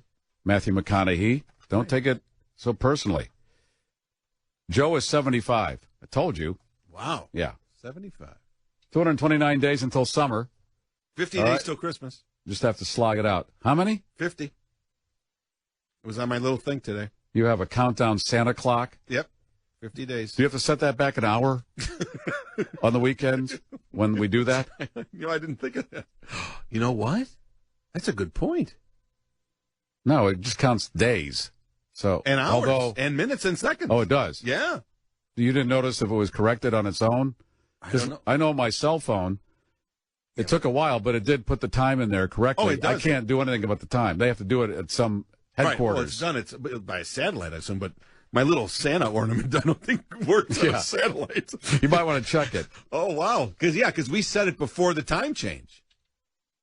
We did it in October 1st, so good point. I'll have to check that tonight. Debbie? Hi. Hello. Hi. As far as the early voting versus absentee voting, absentee is its own entity, and then the early voting you could do if you applied for a ballot. Gosh, I don't know how long ago I did, and that's just to avoid having to go out on election day to do it. Mm-hmm. It's not an absentee. Okay. And then Did it take you 3 hours? No, it didn't. But I'm in Lake County, so we didn't have a lot of ancillary stuff to deal with. All right. Okay, and then you guys were talking about Tom and his meteor thing and all that last night. Did anybody catch on the news the commercial break before the weather? Last night I did not. Oh, you didn't. They just before the weather came on, they were showing the stock footage they show of Michigan Avenue, and there was a guy with a headset on that was on camera No, there was no sound, and he was just kind of moving around on the set and looking at the camera and doing things. And I don't think he knew he was on the air, and I don't know if anybody else knew he was on the air either. And that went on for a good minute or so before they cut back to the news. What was he doing really that was so interesting? Well, just that somebody at the news really dropped the ball on this one. I think they should have either still been at commercial, or they should have had a written graphic on the screen. Instead, there's just this guy, probably one of the producers or something, moving around. It was funny. And you said on Michigan Avenue. No. It was, you know how when they Right, cut they away, have the camera from the Tribune Tower. Correct. It was showing that, and then this guy was moving around, and it looked like he was also in front of a green screen, because sometimes you'd see the pixels on his clothes. Okay. So it was that guy in the studio. Yes. And it was on the Michigan Avenue camera first. Yes. And then cut to that. Yes. Okay. Yeah, it's a screw up. Yeah, I'm surprised nobody's mentioned it. It was not that big of a deal, though, right? Nothing happened of any weirdness. No, but it was funny. Okay. I will ask Jim Ramsey, who's on for Tom, if he saw it. Oh, does he watch every night? I doubt it, but he might have heard some scuttlebutt in the hallway over there at 9. Yeah. And he'll report back on that. I was going to ask Tom about, he showed these photos as he does every weather forecast, and somebody had taken a photo from a plane, and it was really cool. It was the plane's shadow in a cloud surrounded by a rainbow. Yes. And I tell you, I put my People magazine down, went to my Bible. That's what I did. Well, we were out in the car the other day. I think it was Sunday, coming home. So we were driving westward, and the sun was starting to go down, and it was not raining or anything like that. There were a few clouds, and we saw one of those rainbow circles on either side, or rainbows either side of the sun. That was really cool. I know Tom's talked about that before. Yeah, there's a name for that. I forget what it is, but that was a pretty cool photo. Because I was looking, somebody sent me the footage on him talking about this rogue fireball, which I did not see. So I looked at that, and then he showed the photos in that same segment, and it was a pretty cool photo. Yeah, it was. And right. he was so excited about it, too. Well, it should be. It was very interesting. All right, well, go ahead, Debbie. Sorry? Yeah, go ahead. Oh, you guys were talking about people who look like other people? Yes. Yeah, I was thinking Drew Carey with Madden, but I was also thinking Rauner's wife. The first time I saw him in a commercial with his wife, I thought he was with Jan Schakowsky, because she looks a lot like Jan Schakowsky, and it's like, wait, why is he in a commercial with her? She's a Democrat. I guess she does, now that I think about it. And then is Leslie there? Mm-hmm. Yes. Hi, Leslie. Hi. The back of your head, your hair color and cut, is just like my best friend who moved away to Tucson, so I like seeing the back of your head. Oh, that's so nice. Does she have the same bald spot? Shut up. You talking about a bald spot. Exactly. It's pretty bald. I don't have a bald spot. Yeah. And I don't have a system. Do you want to stand up and show people your front side? Are you watching right now, Debbie? I can't, because I don't have the sound turned down. Let me go turn the sound down. All right, if you want to see your whole do. Yeah, now it doesn't look anything. You want to show your shoes, too, that you were bragging about? Yeah. My new horseshoes. Your what shoes? Horse. Wow. Horseshoes. Horish? Can you raise your foot that high? Wow, nice. Oh, plus you guys are on this huge delay. Nice. Is it a long delay? It is, because right now I was just mentioning about the, I think the rainbow thing. Okay, you'll see her shoe in about 15 seconds. So cool. Her shoe flying I by. shouldn't have bought them, but I did. At DSW. Yeah, I do. Right? Seriously, they're going to start knowing me by first name. But aren't they cheaper at that place? Oh, yeah. Oh, it's a whole lot less expensive than buying a lot of other places. But I think Steve Madden's got my number, because it's automatic. I find a shoe, I see it across the room, and it's a Steve Madden shoe. I love this man. Okay. And what is it with, why do women and shoes? Love shoes. Oh, there's Leslie. There's her foot. Okay, coming by in about 10 seconds. No, she hasn't stood up yet. Why I mean, I know because your shoes and your outfits and all that go together, but man, I wish I could come up with a shoe that women liked because that is gold. Oh, man. Gold, Jerry, gold. Well, especially ever since the whole Sex in the City when they made such a big deal about shoes. I hope you have a dog. That's the Great Dane. Yes. Oh my God. How about that breed? Let's call it the Great Dane, not the Great Spaniel, the Great German Shepherd, the Great Hot Dog. Oh, put "great" in front of it. How arrogant is that? Germany. Yeah, the Great Dane. All right, Debbie, thank you. Alrighty, bye. Jim.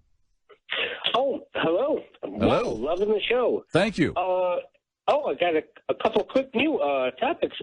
Bruce Browner's wife, to me, looks like, and this is going to sound mean, I don't want it, looks like Austin Powers without the glasses. Oh, my goodness. Austin Powers. Wow, I think she's... Yeah, Mike Myers from...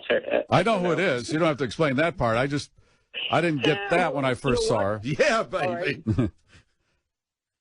Photoshop the glasses, and she looks like she has nice teeth. I mean, I haven't studied her; they just came to me. But yeah, okay. So that sounds mean. And real quick, I just caught a quick one. I wrote something down.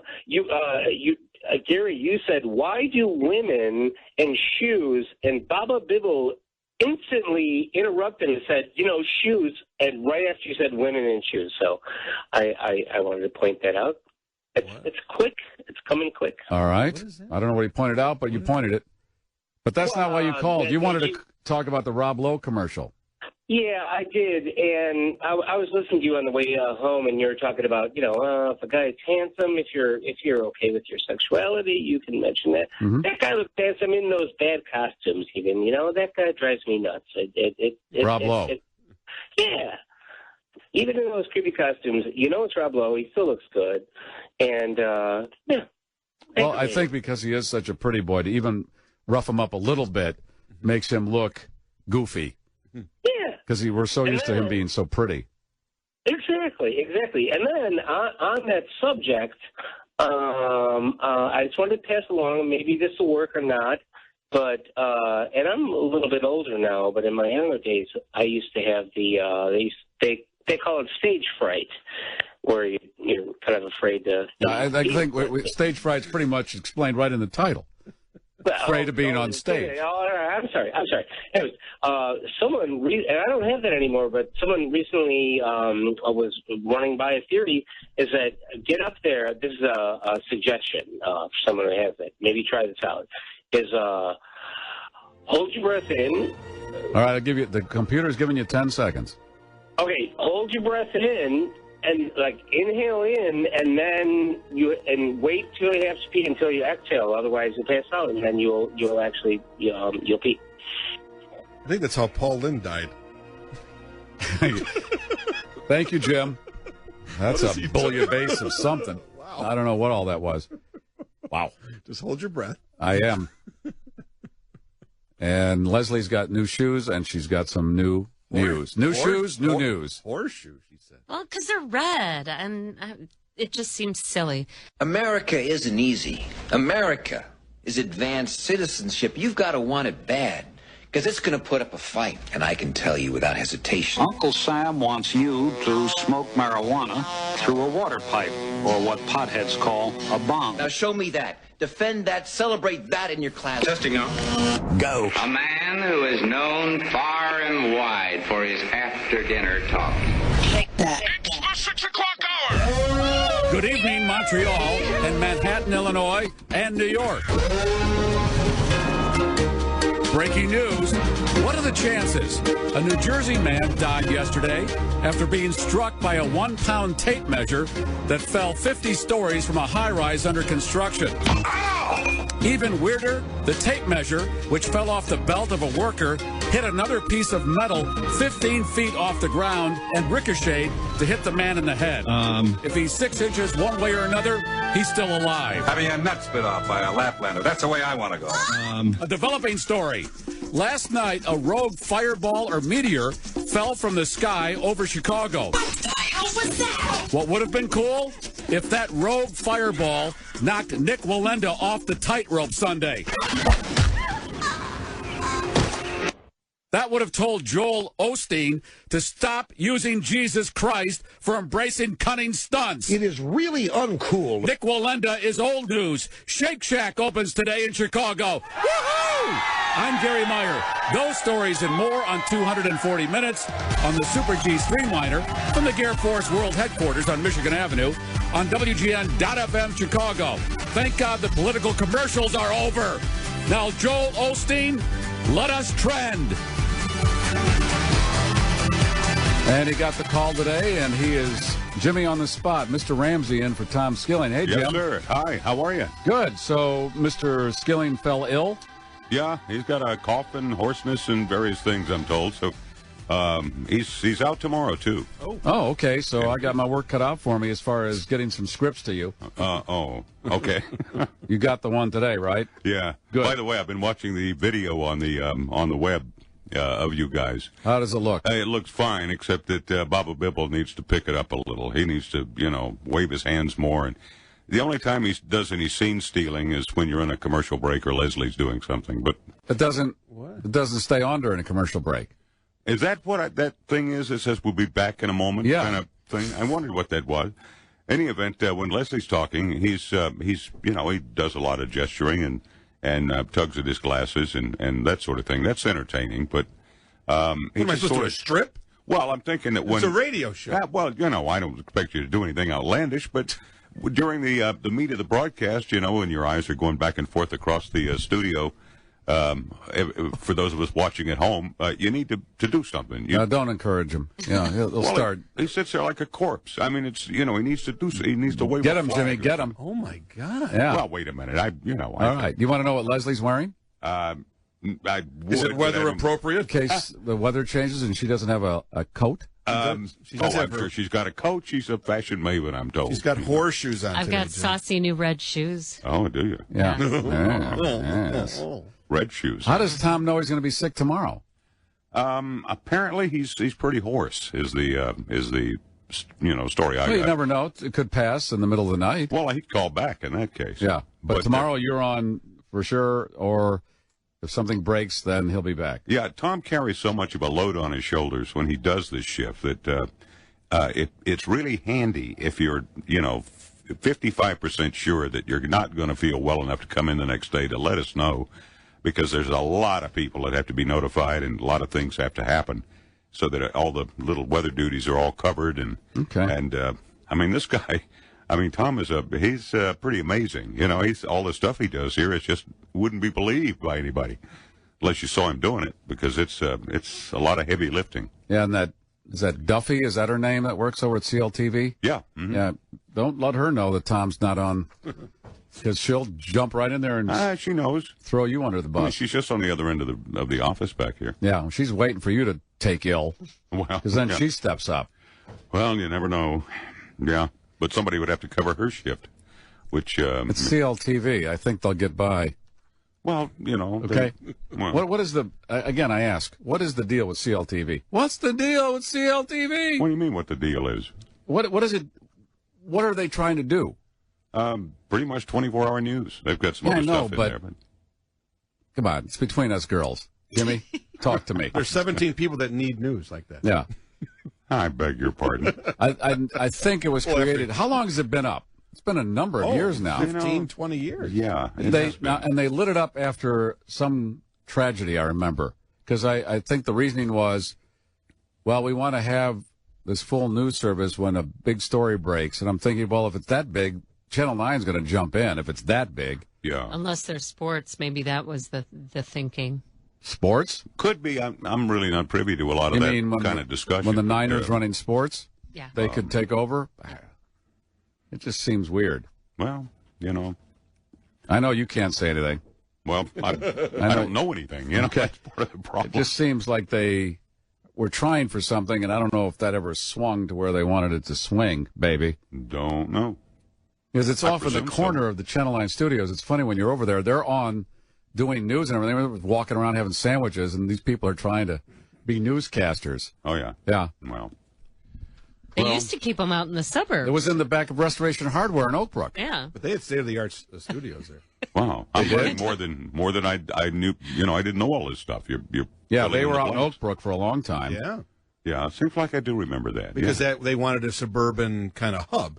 So they can go I fan remember out now. to the suburbs. I think it was after some plane crash, and they wanted to be near O'Hare.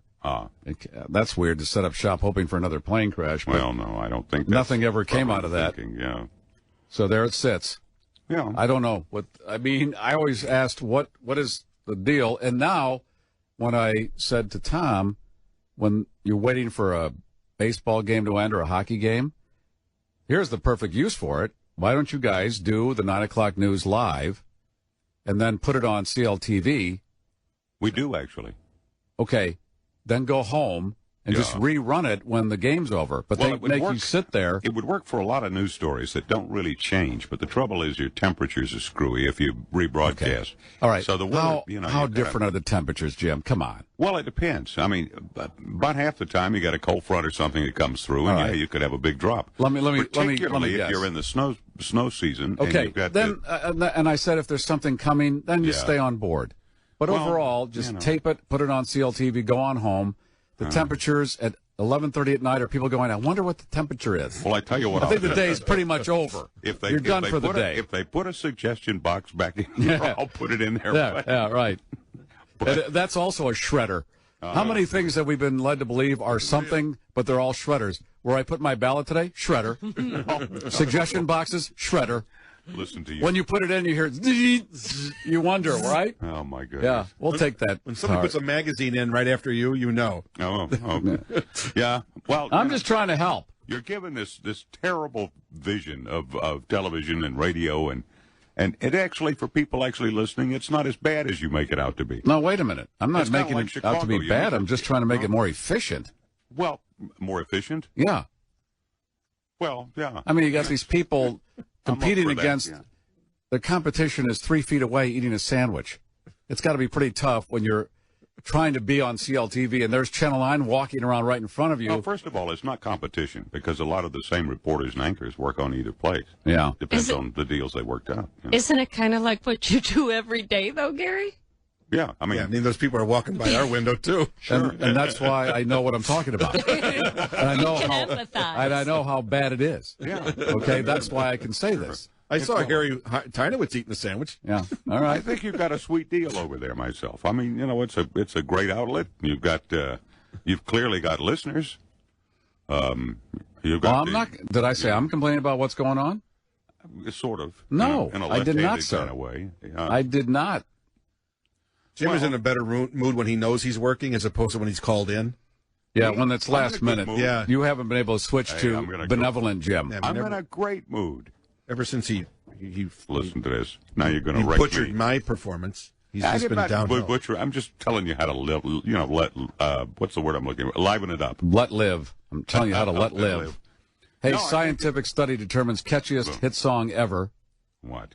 And they list 10 songs here. They claim these are the catchiest. Okay. All right. I'm listening. And would you like to hear some of them? Not particularly, but I'd like to hear the names. Oh. All right. I am up against something today. Holy cow. When is Tom coming back? Somebody from CLTV just slipped in a note. Give him crap. Oh, yeah. Hey, give it to him hard. Where's Duffy? Give him as much crap as you got. Wow. No, yeah, sure. I'd like to hear what. All right. What do you have? I'm going to do it regardless. Okay. Aerosmith, I Don't Want to Miss a Thing, number 10. Oh, yeah. He doesn't know that. Catchiest hit songs ever. I know Aerosmith. Do you know this I don't know if I even know this one. It's from Armageddon. I just closed my eyes. Really? Didn't see that. Oh, yeah. It's got a really long I was just going to say. I want to hear the catchy part. Yeah, where's the catchy part? Kind of dull, frankly. Every time I close, I don't want to fall asleep because I miss you, baby, and I don't want to miss a thing. Hey, she's good. Who compiled this? This is catchy? This Wait is till they get to the hook. musicologists at the University of Amsterdam recently set out to find out collecting data from 12,000 participants who listened to a random selection from 1,000 hit singles in the UK dating back to the 1940s. Oh, they have different taste over there in Europe. Oh. All right, that's number 10. Number 9, The Human League, Don't You Want Me? Oh, That's yeah. a good one. Yeah. I don't know that one either. You know this one. From the 80s.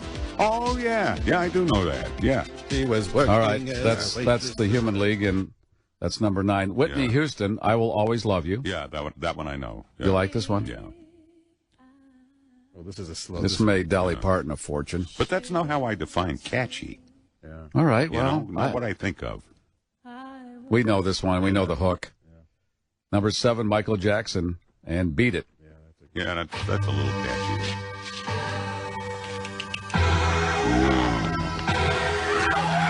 Number 6, we're going to move into your territory, Roy Orbison and Pretty Woman. Nice. Woman. Yeah, that's catchy. Yeah. Yeah. Like that one? Yeah. Number 5, ABBA, SOS. Yeah, I don't know. That's more irritating than catchy. I read a review of ABBA's songs, and I think this sums it up. It's the best pop junk ever recorded. It's true. It's I mean, nice. most of their songs are catchy, They have whether a you like them or museum not. in Sweden. How funny that they would pick this one of all of them, though. Yeah, what about Waterloo and All right, Dancing well, Queen? SOS. Man. Number 4, Lady Gosward, Just Dance. You know this one? Yeah, I do actually. Yeah, it's catchy. Yeah. It's sort of in that modern genre. I mean, that's a relatively recent hit. Yeah. And, you know, I don't like that whole kind of sound. You don't? You don't nightclub to her? Um, Number 3, Survivor, Eye of the Tiger. not catchy, but inspiring. Oh. Every college football team with Tigers as a mascot plays that song. Number 2, Lou Bega, Mambo number 5. Oh, yeah, if you hear this. A little bit of in my heart. That's definitely catchy. That's definitely catchy. Yeah. Yeah, that's very catchy. Yeah. 1, 2, 3, 4, 5. Everybody in the car, so come on, let's ride to the liquor And the store. number 1 catchiest hit song ever, Spice Girls, Wannabe. No. Oh, yeah. I know I recognize it. You can see the British flavor in this. Yeah. Because where's Hey Mickey and those sort Right. of earworms? Okay, well, Oh, that's the list. Hey, Your Mickey. quarrel's not with me. It's with the 12,000 participants in Amsterdam. I wasn't Amsterdam. told. Oh, yeah. University of Amsterdam. Oh, no kidding. And I wanted to mention to you, University. before you skedaddle, the holiday broadcast, which I'm assuming is going to take place the first or second week in December. I should know in a day or two what that day is. Yeah. Will you be able to come down for this? Depends. Yeah. If Tom is coming, and if he can't work it out to do his broadcast from there like he did last year, then clearly one of us has got to be here. So I'm not sure. I have to wait. I to see don't how think this that's plays out. going to happen. I doubt if I can sell that this year just on the then- internet like I then did last probably I'll year. be here. Yeah.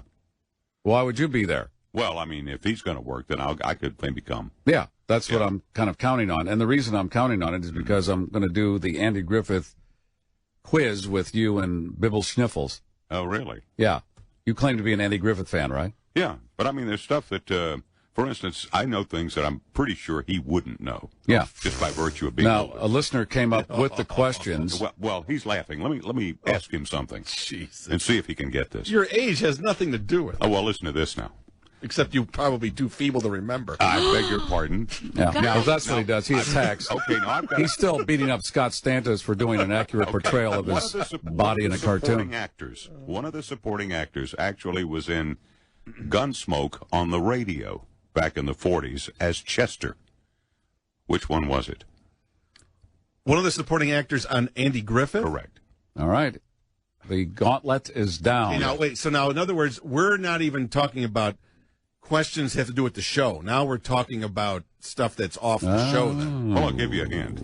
I mean, He's one of the two people who actually played Mayor. oh, is it? Oh, so is it Mayor Pike?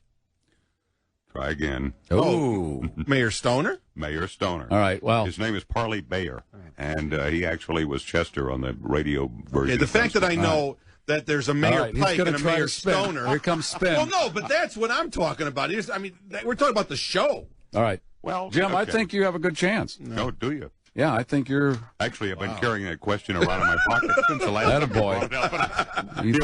You threw it down. All right. Have you got your script? I do. All right, let's do this. And this is script 1, November 4th, 2014. We are Stunt Town. What? We are Stunt Town. Jim Ramsey Reed, 3, 2, 1. Well, if you were one of the 6 million who watched Nick Walenda's skyscraper walk across Chicago, you may have been introduced to our fabulous skyline for the first time. That's right. We are architecturally a kick-ass city. Okay, New York turned down Nick, and we are a sloppy second city pick.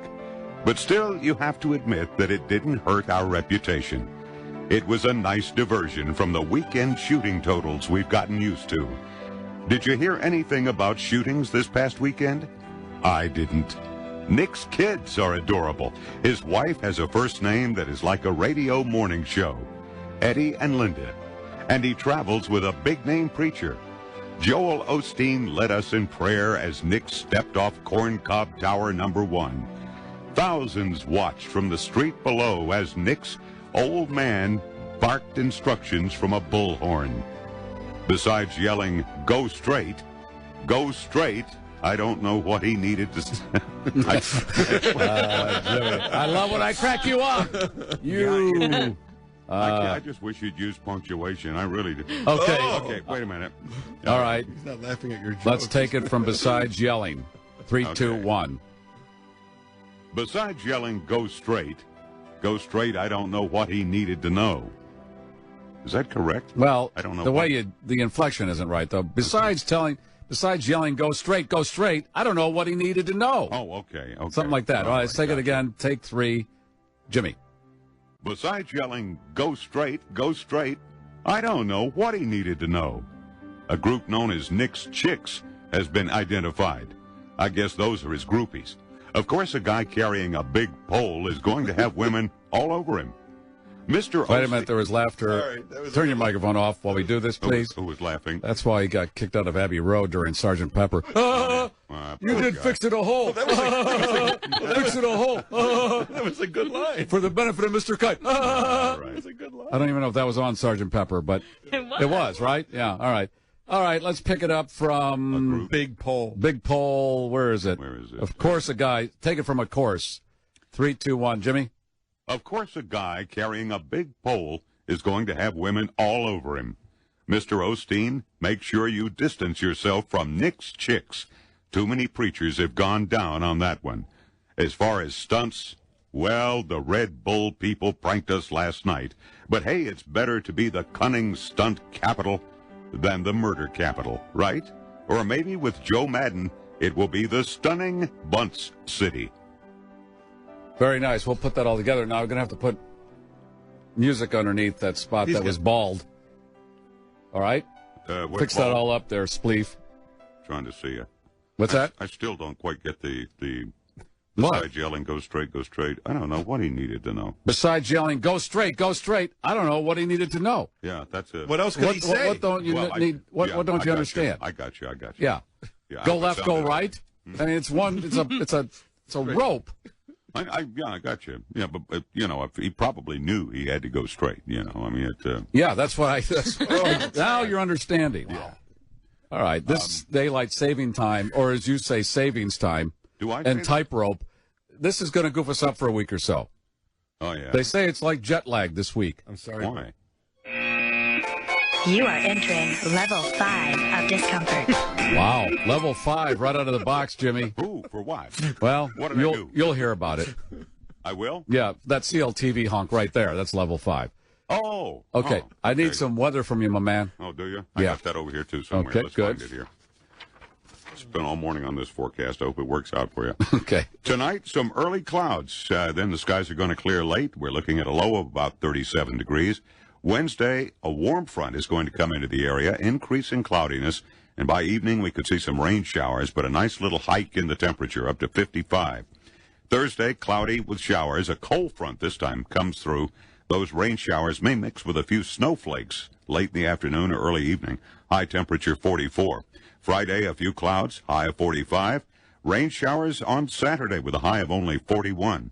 And Sunday, partly cloudy and 37 degrees. From the Weather Center, we've got these temperatures. O'Hare 46 right now, Midway 49. And Midway, the lakefront 49. Southwest winds at 12. There you go. All right. I botched that up, too. Well, you got called at the last minute. You weren't ready to do this. You wanted to walk around in your underwear all day, right? No, I was going to rake leaves again. I was just going to say, have you been raking leaves in the meantime? Yeah. I spent most of yesterday raking leaves. Yeah. And that's no fun, by the way, in a high wind, which is what we had yesterday. Yeah, and then you try to put it in that leaf bag, and it's a nightmare. It was tough, but I tell you what I did was I didn't do the whole yard. I was going to save it for today because I figured that I could get out there in the morning before the winds really started kicking up. So actually coming in wasn't too bad because I got out of the leaf raking. They're going to be there for you. I'm afraid so. I went blower over the weekend for the first time. You did? Yeah, I got the blower. My wife's got one of those. I'm not real crazy about it myself. Your wife has her blower. Yeah, she bought one. She has a blower, but you don't. You can't use her blower? Yeah, I could, but I don't really care for it. No? Well, frankly, the cord isn't long enough to get to the. Yeah. I got a long. It's a problem with the blower. What happened? So you can't get a bigger extension cord? Well, she didn't get one, and I didn't feel like I was up to it, so I don't want to go get a cord. I'll just do this raking. We just discovered the cord wasn't really long enough to get all the issues, so I probably would get one. But listen to Eeyore. Watching her, I beg your pardon. Watching her do this, it didn't strike me as a major. I would rather use the rake. I'm sorry, I'm drifting here. No, I haven't noticed. Well, that's good. All right, just as a caution to people that are going to be driving after. Let's see, he gets done at 10. By the time he walks there at 10:30. What expressway are you going to be on so people can stay off until you get home? I've already been cautioned that because of election night coverage tonight, that's right. Pushed well ahead, so I could be much later than that. Oh. Which well, they're going to. Why are they making you stay? They'll give the election weather. By the way, Ronner's campaign rained hard down on the Democrats. I'm happy to be gainfully employed. Don't blow it for me here. But no, we've got election coverage is probably going to go on until the races are decided, and somewhere in there, when the returns start coming in and they need some weather, they will call on me, and I'll put in a weather forecast. But because it's going to be extremely late, even though Tom is out tomorrow, I think Tim McGill has agreed to do the midday for me if it's a very late night. Okay. So that's, but I'll be back in to do the rest of it. You think they could have the weather in the can and just plug it in when they see an opening instead of having you sit there? Well, all right, here's the Judy Bart Topinka numbers. Well, I'm updating information as new information comes. Okay. For instance, when I'm on with you, I'm just finished up the 5 o'clock newscast. How much has it changed in the last 5 hours, for example? Because it's cloudy, the temperature hasn't varied more than about 2 degrees. Okay. But tomorrow we've got this system that's coming in from the west, so it'll have a nice little warm push ahead of it. That's going to change Thursday when the cold air comes in, and everybody's interested about this rain-snow mix. And I got to tell you, that's to me about a 1 in 5 shot. And what is that? When is that? That's late Thursday afternoon, early evening. Okay. I think most of the moisture will be out of here before the cold air catches up to it. Okay. But we could see some snowflakes. All right. We'll talk about it. I'll talk to you tomorrow, Jimmy. Have a good one. All right.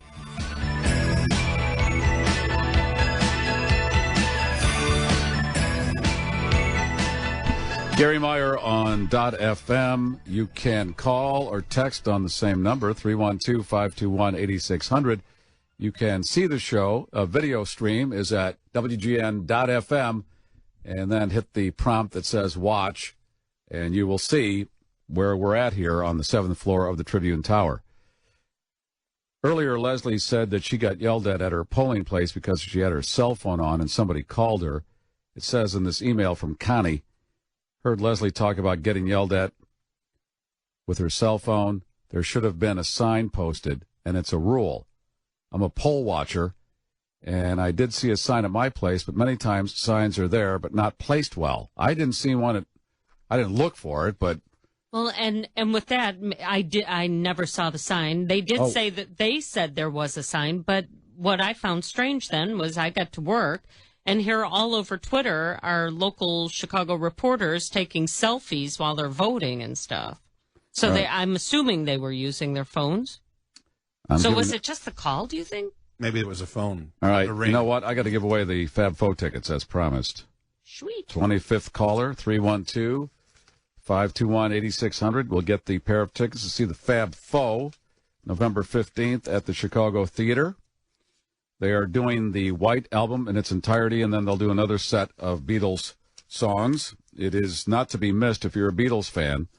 The best I've ever heard replicate their music. Even McCartney said, can't do it as well as they do it. And I don't want to spend the money on the strings and the horn section either, so let them do what they do. Fab Faux, November 15th at the Chicago Theater. Okay, I have all right, here it is. The number to call if you want to buy tickets, 800-745-3000. That's Ticketmaster. And the box office at the Chicago Theater or Ticketmaster.com. I'll have another pair to give away tomorrow. I'm going to do that between 3 and 4 tomorrow on the program. The lava flow. Now, wait, let's finish up on your election snafu. So you went in, somebody called you, and they said, turn the phone off or get the hell out of here. Right. Well, it's just every election judge went, no phones, no phones, no phones. Okay, I wasn't going to talk to her. I just wanted to say I was voting and I'd call her back. Were you in the booth? No, I was. Wow. They had just pulled the little first tab and were handing that off to the guy to give me a ballot. And you had a story about these election judges that didn't show up or were late? And there were some sort of shenanigans. Yeah, they had over 200 election judges not show up today. And some of these judges apparently received phone calls, some nasty shenanigans taking place, telling them that they didn't have to show up or not to bother or how they should be voting. This text says, when you work 2 days a year, how the F do you show up late? And then there was the problem at the Leona's restaurant where the owner didn't show up. And so I guess they ended up jimmying a door to get in there so that they could open up the polling station. That's typical Chicago election day stuff. This must be a close election. No, I haven't heard a word about it. Well, I'm just saying, for all these shenanigans that be going on, they must be worried. That lava flow in Hawaii? It stopped. It stopped, but some onlookers sat in lawn chairs outside police-enforced barricades, patiently waiting to see the flow cross the street. Why does the flow cross the street?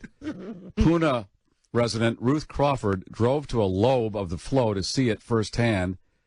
She and friends trespassed on county property and dunked a bunch of household objects like golf clubs, forks, coins, and an egg beater into the lava for fun. And you mocked me because I said I'd want to spit on it. And we said it was like a big marshmallow.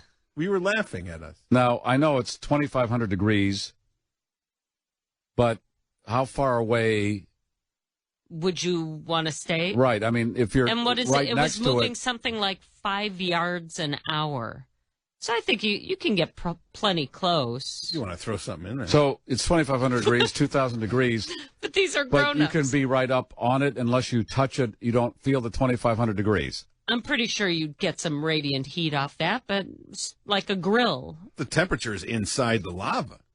Not. But, I just think. But wait, so these are grown-ups though, right? Throwing They brought lawn chairs, looking at the flow and stuff. Like just okay, and then you're right. Random stuff. What do you want to put in the lava? Golf clubs, get some forks, coins, an egg beater.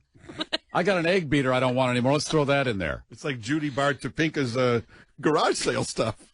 I could see doing the coin, though, to see like if a penny would melt or something like that. But... I guess how many times you get a chance to see a live lava flow. What? And you just happen to have your handy egg beater with you. Is there that much going on that island? That's it. Is it a major island? Yeah, it's the big island. Hey, Jay, you are the winner of the faux tickets. It's awesome, Gary. Thanks. Have you ever seen them? We have not. Good. And you're going to be in for quite a night. I don't oversell this one. I have not heard anybody go, I I think it was a little overhyped. Well, we've listened a long time. You talk about them, so we're really excited about it. Good. I will see you there that evening. Super. Thanks so much. And I'll be the one guy standing there while people flock to Tom Skilling. So I'll be somewhere next to him. All right. I'll find you. Thanks, Jay. Have a good evening. I'll see you there. Thanks so much. Okay. Do you need his info? You got his info? Okay. So just think. Another pair tomorrow between 3 and 4. An hour ago, he wasn't going. He wasn't. No. He's got all new plans. Something else going on. Wow. How's life? Isn't that wild? Working for you. I mean, I saw a bunch of people called, but now Jay is going. Yeah. These other people aren't going. I'm having that same thought tonight when they pick the mega numbers. And right now at 6:40, I'm not a multimillionaire. But in about 3.5 hours, I will be. What time? 10 o'clock. Is it right Will on you the take head? calls after you win? Take calls? Yeah. What do you mean? Like from people you work with who might need to borrow a few bucks. You won't even know I won. Oh, okay. You You're watch just- me poker face. Well, you said you were going to dress as a cartoon character, right? Right, to get the check. So you won't even know it's me. Are you feeling? You're not feeling it? Did you buy tickets? You don't. What? You don't even participate? I haven't. Never? Well, usually when it got real big, but then I Yeah. realized that much money scares me. I'll be happy to be scared to the bejesus Freak belt. me out. Give it all away then. Yeah, what are you talking I know, Win and but give it's it away. hard. It's You so don't want to hard. just give it away silly. You Okay. have to turn yourself So into a corporation. That's really why you don't buy Good. tickets, because you think you're going to win and then it'll be too scary. That would be too much. Oh. No, Think of all the DSW boots you can get. All the horseshoes you could buy. I could just buy a DSW. See, and that's where now it's complicated. Do I want to own all the DSW shoe stores? No, that's too much work. Oh, my God. But I'm thinking I'm sure you're $10 million. Sure your That I can daughter's wrap happy my to head hear around that. Getting back to the lava flow, there was a tombstone in a cemetery that was being covered by the lava, and they show a picture of this, and I'll show the people that are watching on the video stream. The lava stops right next to this tombstone that was spared Wow. in the flow. It just That's stopped. kinda So the cool. family of the person whose relative it is, they were thinking, we're going to lose our headstone here.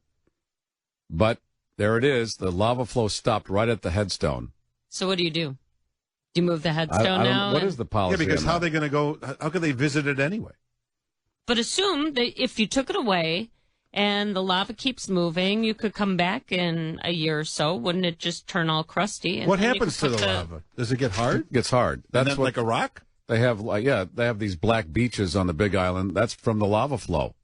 So that's just now that so whatever's just been flowing, that's just going to stay there forever. They're not going to blow that up or anything.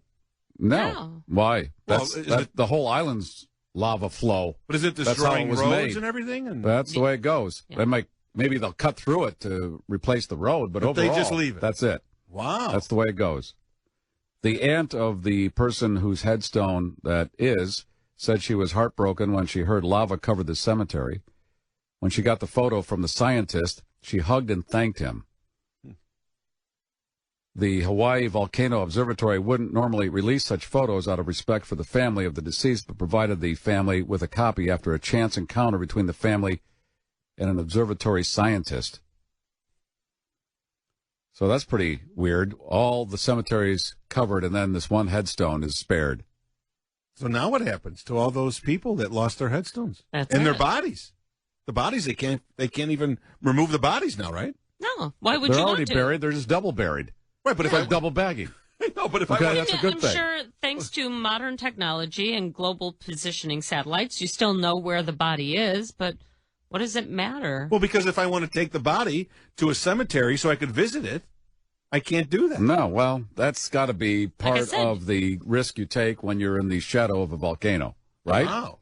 And you come back in a year or two or however long it takes for this to settle, and you know they're still under there. But you said it gets crusty. This is going to be a rock. It hardens. It's just like part of the island. That's it. I'm not gonna go chop up Well, lava like it's some kind of don't they ice have- flow. Don't they have just like a real big No. chipper thing? Jeez, so Pete. Well, I mean, Why do you what? because it's destroying roads, it's destroying All neighborhoods. right, well, it's that's the way it goes. You're on an island with a volcano. Well, in this- You've accepted that. Okay, but in this day and age, you can't blow it up. Why do you need to blow it up? That's the way it goes. No, it. it's not probably cost efficient. No. I mean, it's destroying things. No. It's not a part of the landscape. No. It's enhancing things. It's not destroying. It's enhancing. Not if it's making it more islandy. Not if your loved one is buried under it. They're still buried. All right. Issue 2. I saw this story today, and then I got an email, and the person who is the center of the story used to work, I guess, at the radio station. At this radio station? When I say the radio station, I only mean this one. Well, I don't know. That's all I mean. And Hunter dies after being hit by combine. Oh. Chicago real estate agent who was bow hunting in Ogle County. Is that what it is? That's Saturday straight night. out west. White Pine State Park and all that. Died after being hit by a combine while he was walking along a road. He was in camouflage. Well, Dave Olszewski. And it says in this email, Dave was an account executive for radio for many years. Oh. Oh, so he was a salesperson. Yeah. Yeah, the name doesn't sound familiar. Services for Dave. And the only reason I'm mentioning this is because I'll tell you in a minute. At Nelson Funeral Home in Park Ridge. Oh, Blues Brothers. Which you remember, if you saw the Blues Brothers movie, they drive right by the Nelson Funeral Home in Park Ridge. I thought that wasn't even there anymore, but it must be. Well, it must be because they're going to have a wake there. Isn't it cool when you drive by there and say the sign that was in the movie? It is. It is kind of cool.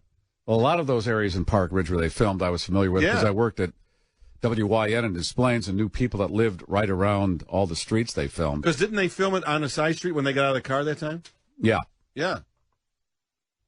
So you're in camouflage and walking. See, that's And why figure it's two- camouflage. And with a combine, wherever the driver is, doesn't have a real great view, except I'm assuming pretty straight Right. ahead. Oh, that sucks. So that's the component that I didn't know several hours ago. And then there was an email that was sent around because somebody else that used to work here died too, but this guy was 92. It says, for all us old-timers, it's with great sadness that I report the passing of Bob Menhart, who was a courier with WGN Radio TV for many years. Oh, my God. Back when we had couriers. Think about that. Remember they used to have an actual mail guy? Mm-hmm. Remember, what was his name? Remember the bald guy? There was a male guy when we started here, and then they let whacked him about 5 years ago. That was one of the firings that made people really, really sad. Yeah, because he was a nice guy. He Yeah. was kind of a special needs guy, too. I don't know. But special, but he was Was very he? special in that he got all yeah. my packages to my office. Oh, he was great. But anyway, that's when the hatchet started coming down, and it hasn't stopped.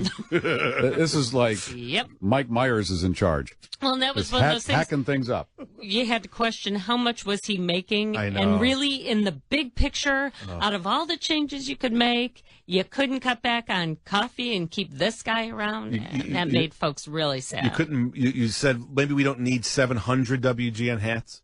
Yeah. Carl, you're on the blower. What do you got? Yeah, hi, Gary, JT, Leslie. Hey, I'm watching you guys for the first time today. What's it on JT's hat there? Oh, it's 35. Tony Esposito. 35? Tony Esposito. Yeah, gotcha. Hey, you probably mentioned this before, but who did the picture in the background? That's 2Ks, the people out in Franklin Park that do all the banners at the United Center for the Hawks. Yeah, very nice. I like your bouffant. It's beautiful. It's a bouffant. But that was the Tribeca people that did the Avatar. Bouffant. Sorry, Gary, I digress. Did you happen to see Jimmy Fallon put our beloved city of Chicago down last night? No, I didn't. What did he do? Well, he was talking about Nick Wallenda, how dangerous the stunt was, Mm-hmm. and then right after that, he said, "But you know what was more dangerous? Walking on the ground on street level." And you know what he was talking about. Well, yeah. And tell me what is not truthful about that. Yeah, exactly. As I said in the opening, this is the first weekend I remember in a lot of them where we didn't mention any shootings. And I'm sure there were some, but that took over. Yeah. So that's a good thing. Hey, can I ask? You mind if I ask Leslie something? It depends. Okay. Leslie, did they find that sign that was stolen at the prison camp in Dachau? Not yet. Not yet. But back in 2009, someone stole the one off of Auschwitz, and that one they did recover. Yeah. Do you guys know what that Arbeit macht frei means or not? Yeah, they say in the story it means work makes you free. Work sets you free. Exactly. Sorry I missed that before. Yeah. And in closing, I thought it was kind of a strange thing. I'm watching the 10 o'clock news on Sunday. They're talking about Nick Walend. I just happened to flip over to this television station called Grit TV. Mm-hmm. And what's on there but a movie with Clint Eastwood called Tightrope. Oh, yeah? Does that mean I'm going to win the lottery tonight? Well, there's a vortex there, but the ratings for Walking Dead smashed the Walenda Walk by double. There you go. Walking Dead had twice as many viewers. Hey, good luck with Mega Millions for. I think it's at 321 right now. It's 321 million, yes. Yeah. And the Powerball's up there, too. Everything's rolled over. Lotto is, for Thursday, is 8 mil. So, yeah.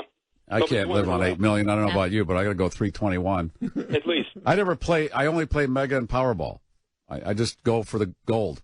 Oh, you don't play Lotto and all that stuff? No. Oh. That's it. I have those games, and that's it. What's the first thing you buy? It depends on the jackpots. I don't. So 320 million. I don't jump in Powerball until it starts getting up there, but I do Mega every week, no matter what. Do you have a castle in mind? No, or she something? said, what would you buy? What's the first thing you would buy with your 320 million? The fractional. The fractional jet ownership. Oh, really? Yeah, Okay. I got to get around. Hey, do you guys remember when Powerball was $1? They upped it to $2 some months ago. Well, yeah, it's been a while, and the reason they did that is because it jacks up the jackpot quicker, and then people get more involved. And when it is when it does go, it just resets at 40 million as opposed to 20, I believe. Absolutely. And they figured this out, and they've done research. People don't get excited about these jackpots in the mass they want until it goes over $100 million. Mm-hmm. Yeah. Well, listen, you guys all look real good, and Mortimer Snurd sitting against the wall. Yeah, Mortimer just biding his time. It's a gas. It's really a gas. Thank you, Carl. Okay, guys. Bye. Hey. So, do you think that people tuned in to The Walking Dead, but they thought they were supposed to be watching the Walenda thing in hopes that he might fall? I think there are two different things. The Walking Dead people don't give a damn about Walenda, whether he falls. No, I mean, he's walking. I understand what you're saying. I'm trying to make some Jim Ramsey sense out of it right now. But that audience is so dedicated, they don't get distracted by some silly little stunt. Are you into it? I haven't started yet. I've never seen one episode. You know, that's the whole thing with Netflix now is there's certain shows I wouldn't mind watching, but I kind of only want to binge watch them. And that seems like one of those that's just made for that. I will probably do that after I start watching Breaking Bad. I got to start with that, and then... And that's, 6 seasons, I guess you have to get Yeah, I got some work cut out for me. But now we're going to be hunkering down for the winter. Good time to do that, right? Oh, yeah. Yeah. You got to watch House of Cards, too. You should watch that. Yeah, that's another one. Yeah, but I've heard great things about it. You should binge that, because there's not that many episodes of that either. You know what, though? That show has ruined Kevin Spacey for me now. Because he's in a commercial where it's for an investment company, and he's being Kevin Spacey's suave debonair, but you look at him and you go, he's such you're a jerk. kind of an evil man. Because House Cards, he's kind of an evil man. Yeah, he's good in that. Gary, what was the story about the armored car losing its doors again and money flying out?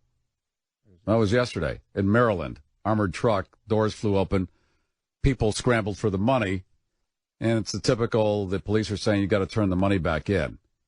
Otherwise, you could be arrested. Well, yeah. But they took it for a reason. Because they didn't want to turn it in. They didn't want to turn. Otherwise, they would have walked over to the truck and went, hey, I think you lost this. Start keeping a balaclava in the car just in case something like that happens. So you can slip that on, grab the money. Yeah. You got to have a balaclava in the trunk where I have my ShamWow, my golf club, and then that scraper for the ice. Oh. Yeah. We got to have those again. Dave on the blower. Dave-O. Hi, Gary. How you doing? Good, sir. I just wanted to let you know I dropped off your stereo. Thank you. Wow. And I know that Dean is listening, so I'm sure he's going to be glad to hear that it got here safely. Let's fill in the blanks. Dean is a guy in Iowa. He refurbishes hi-fis, those classic pieces from the 50s and 60s. That's the era I remember them in. And he was nice enough to say, hey, I'll do one for you. So it's been dropped. Well, not dropped off. Dropped off. And I'm looking forward to putting some 12-inch on it. Oh, yeah, it's a beautiful piece. This guy, I saw the picture, and I thought, wow, he really does. It's one of those things where he's a craftsman. And we don't have craftsmen as much anymore. I got to go to China to get a scarf. That's how crazy it is. And here this guy is working away in Iowa just refurbishing these things. Well, he has to know wood and electricity, right? Electronics, He told me he has somebody that rebuilds the works for him. He rebuilds the just cabinets. the cabinets. Oh, I see. And you said it's beautiful, right? The work he did on it is really nice. Yeah. He had at least a dozen of them in the garage. Some of them, he had one that was playing when I was there. How did it sound? It sounded beautiful. He didn't have yours playing, but this was a different one. But he did beautiful work. He showed me the different ones he had finished and a couple that he was working on, and he told me there were more in his living room. So yeah, okay. So here's what I want to do at some point. Have this thing going, have people over and have highballs and do a whole Mad Men kind of feel to it. Well, it kind of reminds me of when I was a kid and I'd stay up till midnight after my mom and dad went to bed and watch Playboy After Dark because that's kind of the era. Yeah. You know, and that was the supposed penthouse was done up that way, and it fits right in. It is just a gorgeous piece. For those of us who grew up in Chicago, when Hefner lived on State Parkway. I said Hefner. I combined Hugh and Hefner. It's Mashup Tuesday. And Hefner. You said, what was the one you did methanol. earlier? Methanol? Methanol. That's menthol and ethanol. Wow. And I've come up with a new product. Hall of Fame. Just shut up. So whenever you would go by that mansion as a kid, if we were driving downtown, which wasn't often, but if we somehow, my aunt lived 2 blocks from that mansion. Oh. And whenever we came down to visit her, we went by there. Oh, my God, that's the place. You know what's going on in there right now? But I don't know. But I know there's probably a lot of tubes of stuff. Well, and ladies with ears and tails. Yeah. Rick Hogan said, don't ring if you don't want to swing. That's what the sign says right on the door. In Latin. In Latin. that orb, yeah.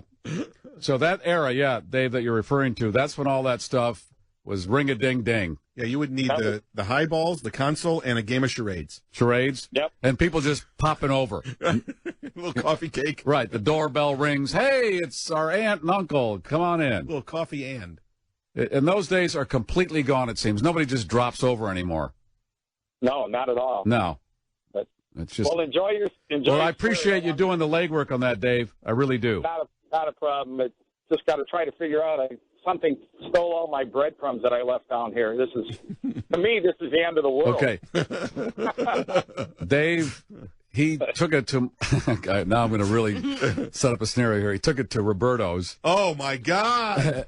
So you guys can go do naked album listening? All right. To Roberto's. No, isn't it interesting that he flips right into that every time Because now, naked? You took my record player to Roberto. I got to get things ready to have it brought home. Oh, my God. Oh, my God. When's it going to end? This Roberto thing They're is blowing leaves together. It's getting troubling. I think he's jealous. It's getting troubling. I like when he fights over You me. like Roberto more than you like me, It's getting very says troubling. Jim. It's All troubling. right. It's troubling. All right, Dave, thank you. Wow. No problem. Take care. And he had to go from Crystal Lake out to the south suburbs, which is where Jesus left his slippers. Well, first he had to go out to get it. Well, that's because he makes that run, I guess, for different reasons anyway. Oh, but Crystal Lake to the south suburbs, that's where Moses left his sandals. Oh, my gosh. Crystal Lake is an hour and 10 minutes from my house, and I live in the middle. Yeah. So, Crystal Lake, I don't know what it is. Crystal Lake from everywhere is an hour. a long way. Oh, yeah. Well, it's near Because the it's border. convenient to no expressways. Yeah, it's hard to get to that. Welcome to Route 12. And the late, great Randy Salerno lived in Crystal Lake and worked at Channel 2. Every morning. And he said the commute's not bad at 3 in the morning, but I'm thinking it's still 50-some miles from where you... You know what's weird? I bet you wrap your head around it, you get used to it, and you just have do to. it. But even at 4 in the morning, it took him. What do you say? 45. They always minutes. do that.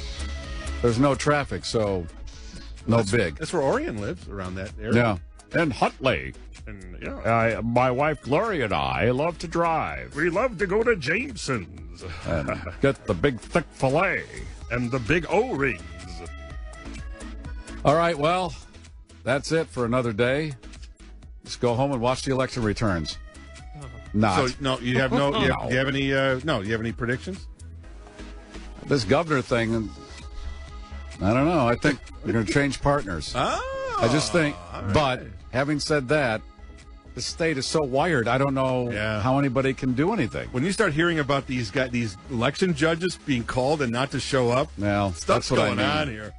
Stuff's going on. But I like the fact that it's close, because otherwise, why bother with these things? Right, yeah. They're only fun when there's a close horse race in this. Hey, thank you for listening. Have a great evening. Back tomorrow at 3 o'clock and another pair of Fab Faux tickets. I'll do that between 3 and 4. Good night.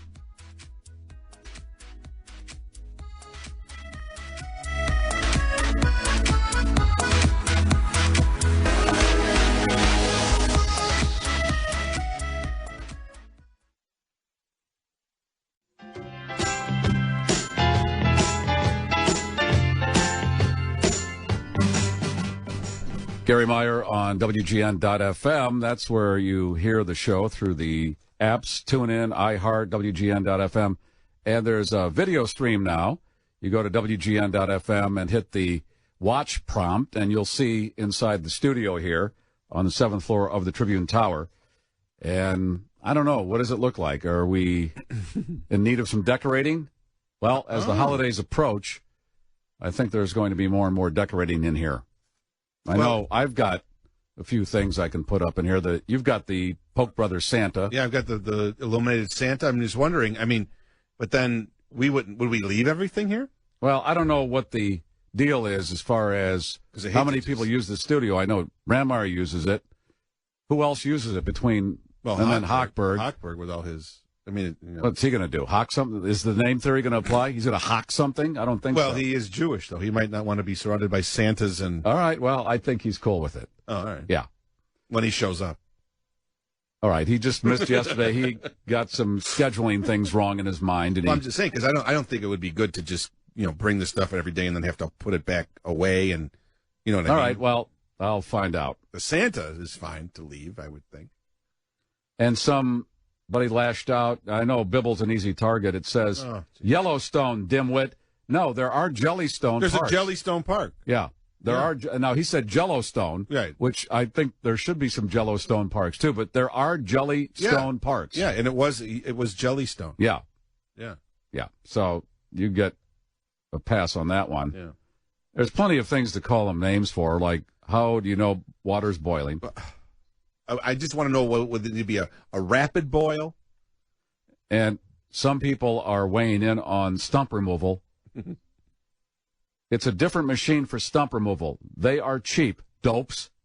A lot of name calling as we get to the holidays. Well, regardless of whether it's a different machine, the place that removes the tree should have the machine. Somebody said, well, if you have plumbing worked on, do they fix the walls after? I don't know if that's a direct correlation, because sometimes they have to cut a wall. If I want a tree removed, that means I want no sign that a tree was ever there. I think it should be part of it, but a lot of this a la carte stuff has become very popular because some people, mainly our airlines, have figured out a way to really charge for everything, and that's what they're doing. Now, is a stump grinder, do I need a guy? Does the guy that cuts the tree, is this some art that I don't know about? No, you can rent them. Right. So, right. Once again, but that's the deal. They've all gotten in bed with each other and said, all right, we won't cut the stump. Therefore, you get to rent a stump grinder. So you make money, I make money, and everybody's happy. Man.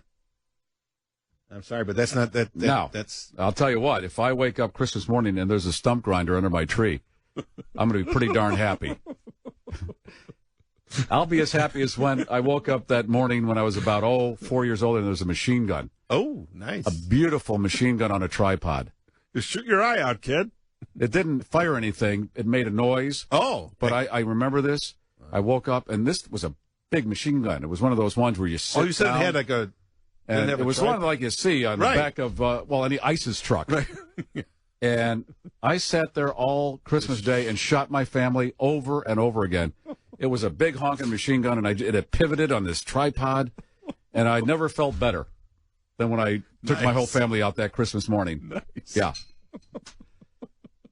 The funny thing is, I had all kinds of toy guns when I was a kid, and I never had the desire for a real gun. No. And there were a lot of guns, toy guns back then, but I don't remember anybody advancing to real guns. No, I mean, we used to have, everybody had a squirt gun. You know. Oh, yeah, squirt gun, any kind of gun. Those guns that shot Cap the little, guns, little, all kinds the of little guns. Pellets. Guns. Sherry? Yes, Gary, hi. Hey. Listen, I wanted to thank you because I was one of the crazy people that sent you $1 for that music license. Yeah, Sherry sent me $1 and said, put this towards your music license fee. It's about $300 to buy this fee so I can play music. And I sent it back because I said, well, geez, that's very nice of you, but I don't want to take your money. But if I get around to it, I don't know if, in fact, if I did pay for it, if they'd let me do it, because the comment beyond the we don't have a license was, you're not a music show. What are you doing? And I'm not in the mood to get into it with anybody here because I don't want any trouble. And it seems like there's trouble lurking around every corner if I look for it. And I'm not looking for any. That's the funny thing. I'm just a happy idiot. I just want to come in here and do this every day. And outside sources. Struggle for the legal tender. Right. It's just crazy, I tell you. Well, did other people send you $1? No. Really? No, I mean, I'm sure most people thought it was just kind of a flippant comment. No, I thought I did it to be funny. You did, and I appreciate that, and thank you, but I just would feel bad if I took your $1. Oh, but thank you for the nice note. And then I got a pin in the mail. Good. I mean, really, it's wonderful. You do a good service. You were nice enough to do that. Craig, the alcoholic, and Joe, they depend on you. I depend on you, too. But, I don't know. You're a good guy. Well, thank you, Sherry. I appreciate you playing in the pit with us. I love it. Thank I love you. it. Thanks, Sherry. Have a great holiday. I wondered what you were going to do with that $1. Yeah, I sent it back. Oh, okay, I was wondering. Are you going to? Thank you, Sherry. I really appreciate it. It's just that even if like I said, if I did get the license to play music, you have to have a license to do that. And it's not that expensive, as I found out. I don't know if they'd go, hey, we told you, don't play music. How would they You know? big dope. They'd have to listen to the show. Oops. Ouch. Hey, I also got a bunch of Batman stamps, a whole sheet of Batman stamps. They have been released. And oh, you mean like Annette in Belvedere, the daughter of a former cobbler, it says, sent me a sheet of Batman stamps, and they're really cool. And one of the stamps is the bat signal. It's a round stamp. Nice. It's the bat signal. It's the black bat with a yellow background. Yeah, Yeah. Is this a postage stamp? Yes. Oh. Yes. Are these official? Yes. I haven't heard of those. All right. Well, now you have. Are there forever ones? Is that what they Yes. And I'm sure the post office is looking for stamps that might get people into sending letters again. I just got one. Somebody sent me a Janis Joplin one. Yeah. Very cool looking. Right. Yeah. So they're expanding the different designs, and she sent me nice. a whole sheet of That's not Batman cheap. stamps. Yep. That's why I'm thanking her. Yeah. Yeah, I mean that's what, $10? I don't know. For a but sheet? I don't know, but thank Easily. you, Annette in Belvedere. Yeah, I've got somebody sent me Ray Charles ones because I like Ray Charles, and I bought the Johnny Cash ones. I haven't even used them because they're so cool looking. And do you send out mail? Sure, that's how I pay my bills. You do pay your bills? Because I was told that you just kind of wait for the collection agency. Oh, I don't do all that online stuff. Yeah, okay. It's not safe, I tell you. I like stamps. Good. I like the self-adhesive. Well, they don't even have the lickies anymore. Yeah, that's better, and they should have the self-adhesive envelopes. Oh, I know. Because you saw that Seinfeld episode where Susan died. Susan was licking the envelopes and died because I always put tape on bad glue on I it. always put tape on. I always do too because it seems like that glue doesn't hold, and No. I just don't want that flap open. I hate when my flap is open. A man in North Carolina has used his never-ending pasta pass from Olive Garden to eat 95 meals over the last 6 weeks. He bought the pass, remember this, for $100. Right.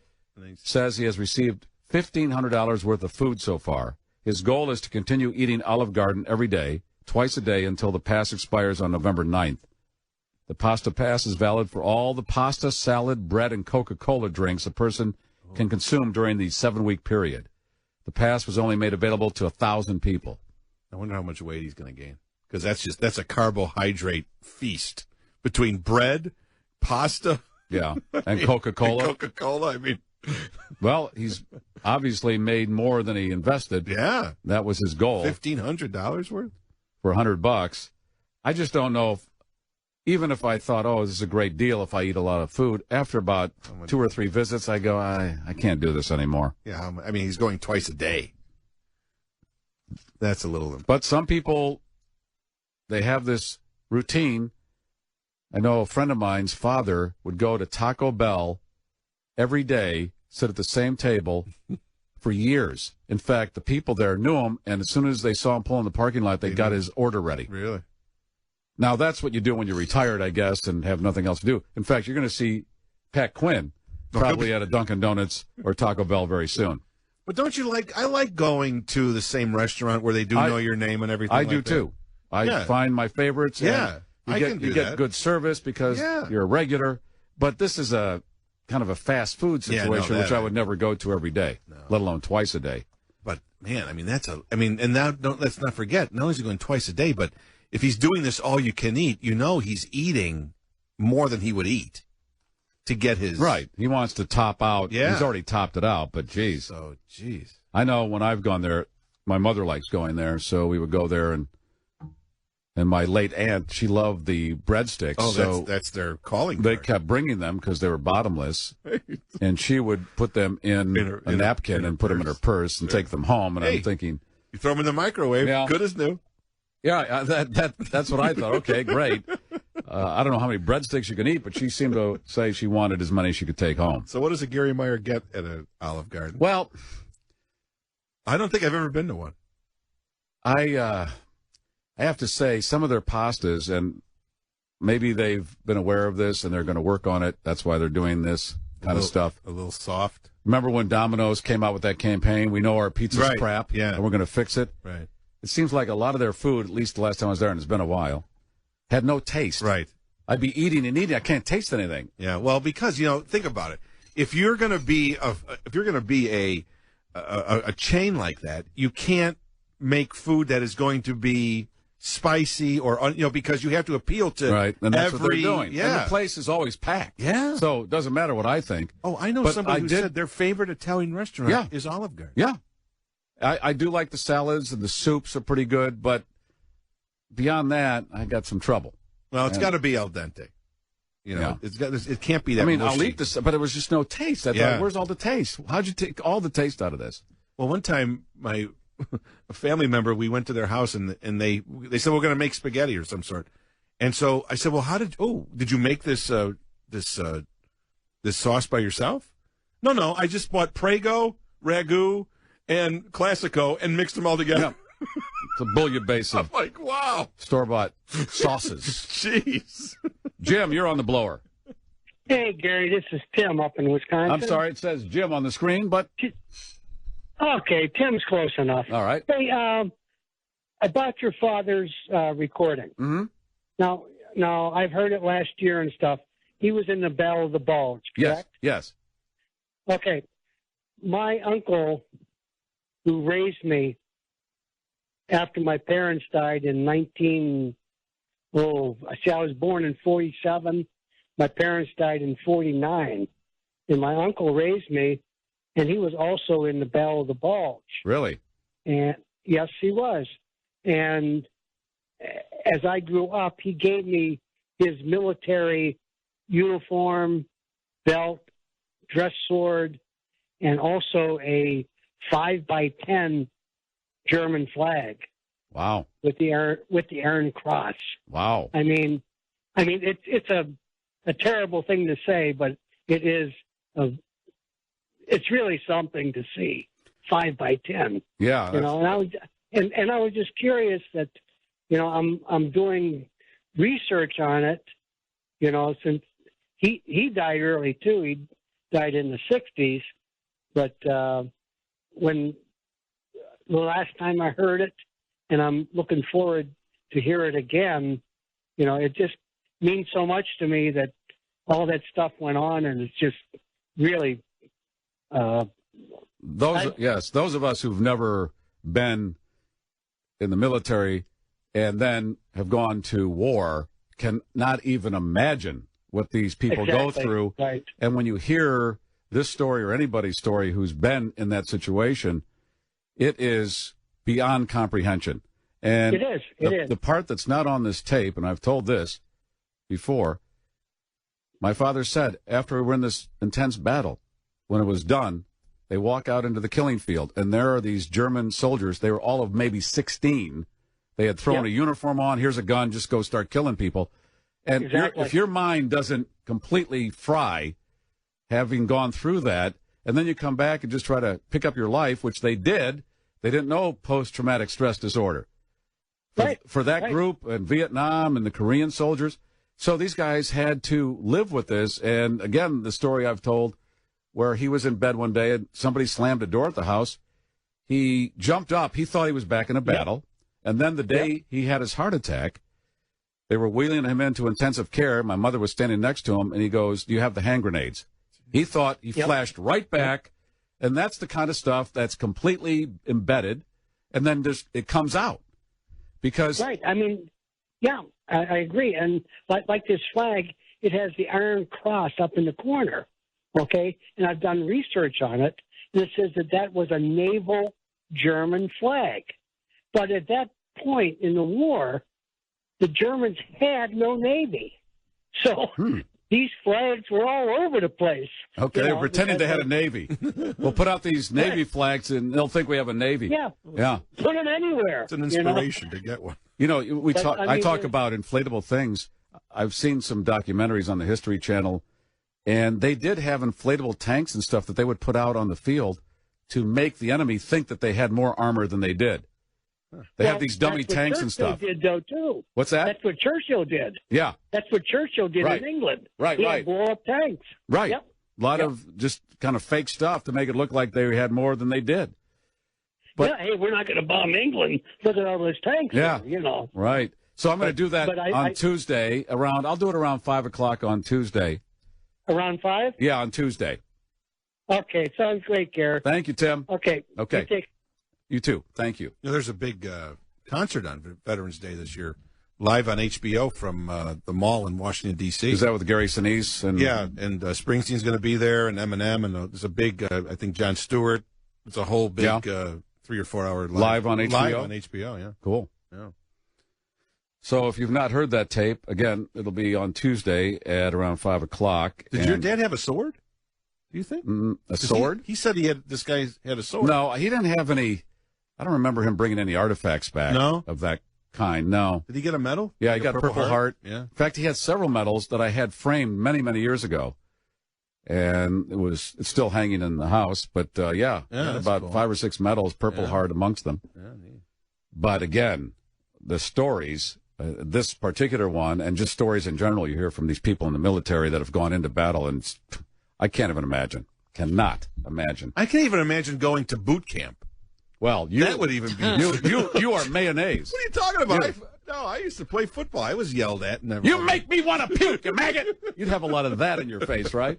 I remember my dad, because my dad was drafted, and he went to Japan after he was there during the occupation after the war was over. But he said he went to some boot camp in Louisiana, and he said, "Oh my God, we were out there were these snakes." We were out, doing in these tents. He's like, I know the part that would have kind of gotten me out of the whole thing, and I assume this is true. The barracks where all the toilets are just in a row and there's no divider. Right. In Full Metal Jacket, when I saw that, I thought, I'm out, and for that reason, I'm out. Talk about stage fright. Yeah, you know me. I have to go home, no matter if I'm out of town. You have to go to national monuments for Big Potty, right? hard lemonade. So imagine. It would be surgical at some point because you would hold it that long. I've done that. I've gone a week. Yep. Oh, yeah. If I have to, I'll go a week. Yeah. Absolutely. When you travel. Oh, you have to. Now, do those, when they do that, and I'll be delicate. Here it comes. But do they finish the whole act? Even with the paper? Kimosabe, no understand. In front of the guys? What else are you going to do? Oh, my God. How embarrassing is that? Exactly. With the paper? With the paper? The aftermarket? Or what?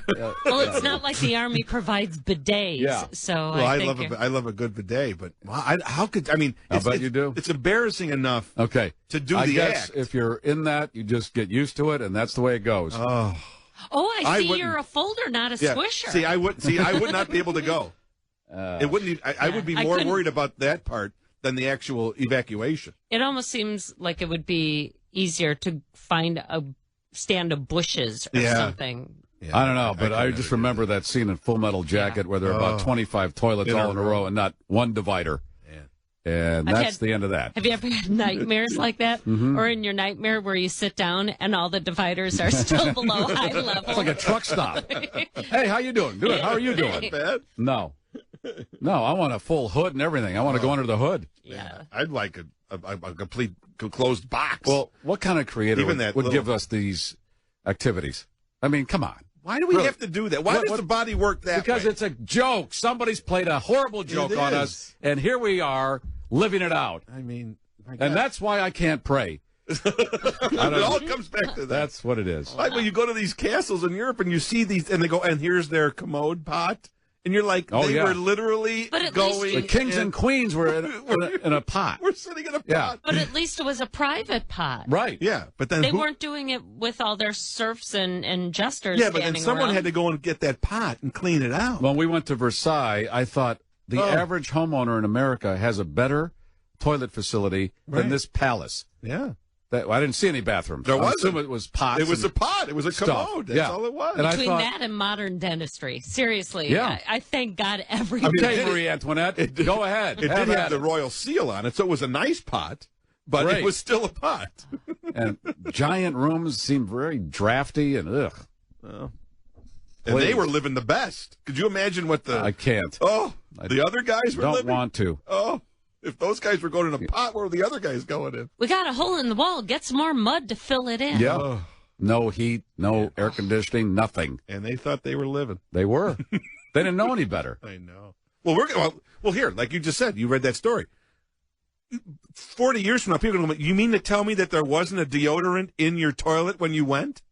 Yeah, an exhaust fan built right into the toilet. I mean, they're going to look at us like, carbon what were you filter. guys, barbarians? Yeah. You had to put gas in a car by yourself? You drove it? Yeah. Well, they have some. Exactly. They have some toilets, I think, in Japan that actually shoots water. Oh does the yeah, whole they've thing. got the full metal. Situation. They do the flush. I am they happy to accept your waste. Yeah. I'm sorry. Well, that's Japan. They seem to work on that stuff more than we do. Why? Why can't we have somebody working on that? Kohler's just now. Have you been up to Kohler, Wisconsin? Oh, it's hilarious. It's sweet. Yeah. It's sweet. And you go to that one store, that one wall, it's just all toilets on one giant wall. Yeah. When I was young, we went there and they had a home of the future.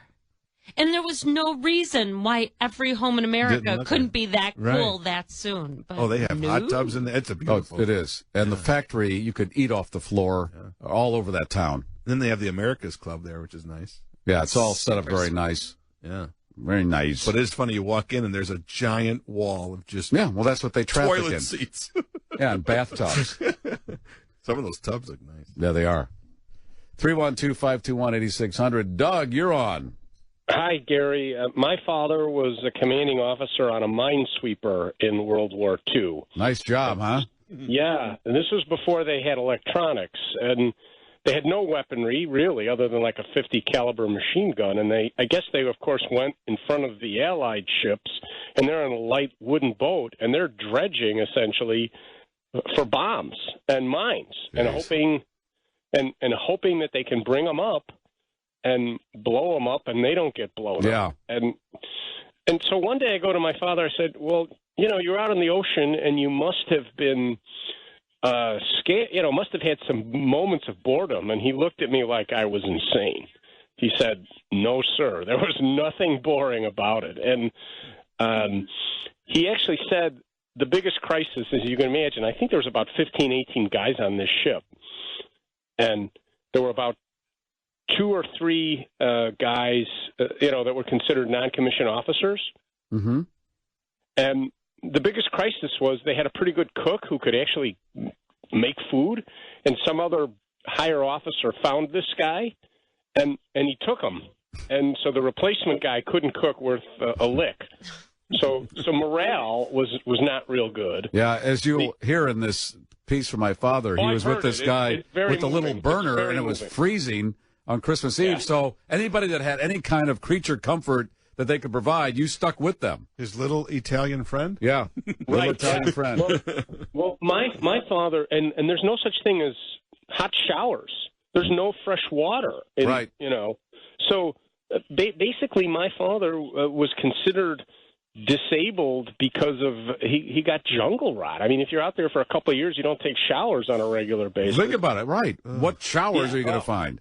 What was it? It was always change your socks. Whatever you do, change your socks, because otherwise you end up with foot infection. Right, and the other one last thing was the war's over, but the mines don't go away. No, they're still there. They're still there, right? Now, I never met my father-in-law. He survived 3 jungle landings. He was in the Army in the Pacific, if you can imagine that. No, I can't. I really, after I heard my father's tape the first time, I thought, there's no way. I'm a soft pretzel. I'll admit it. I couldn't do it. And these guys just did it, came home and said, okay, that's done. Now let's start a family. Let's go to work. All right, Doug, I got to grab the news here. Okay, thank you, Gary. But Great we'll show. talk Thank again you, next week if you want to call next. You too. Yeah, thank you.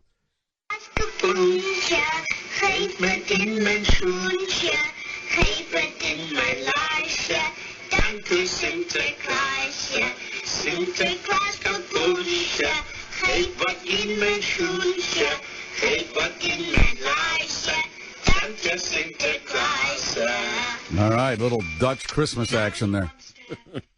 She's from an orphanage. She doesn't speak any English. Oh, well, let me take it from there. We told her you wouldn't be able to talk to her. Oh, Chinken.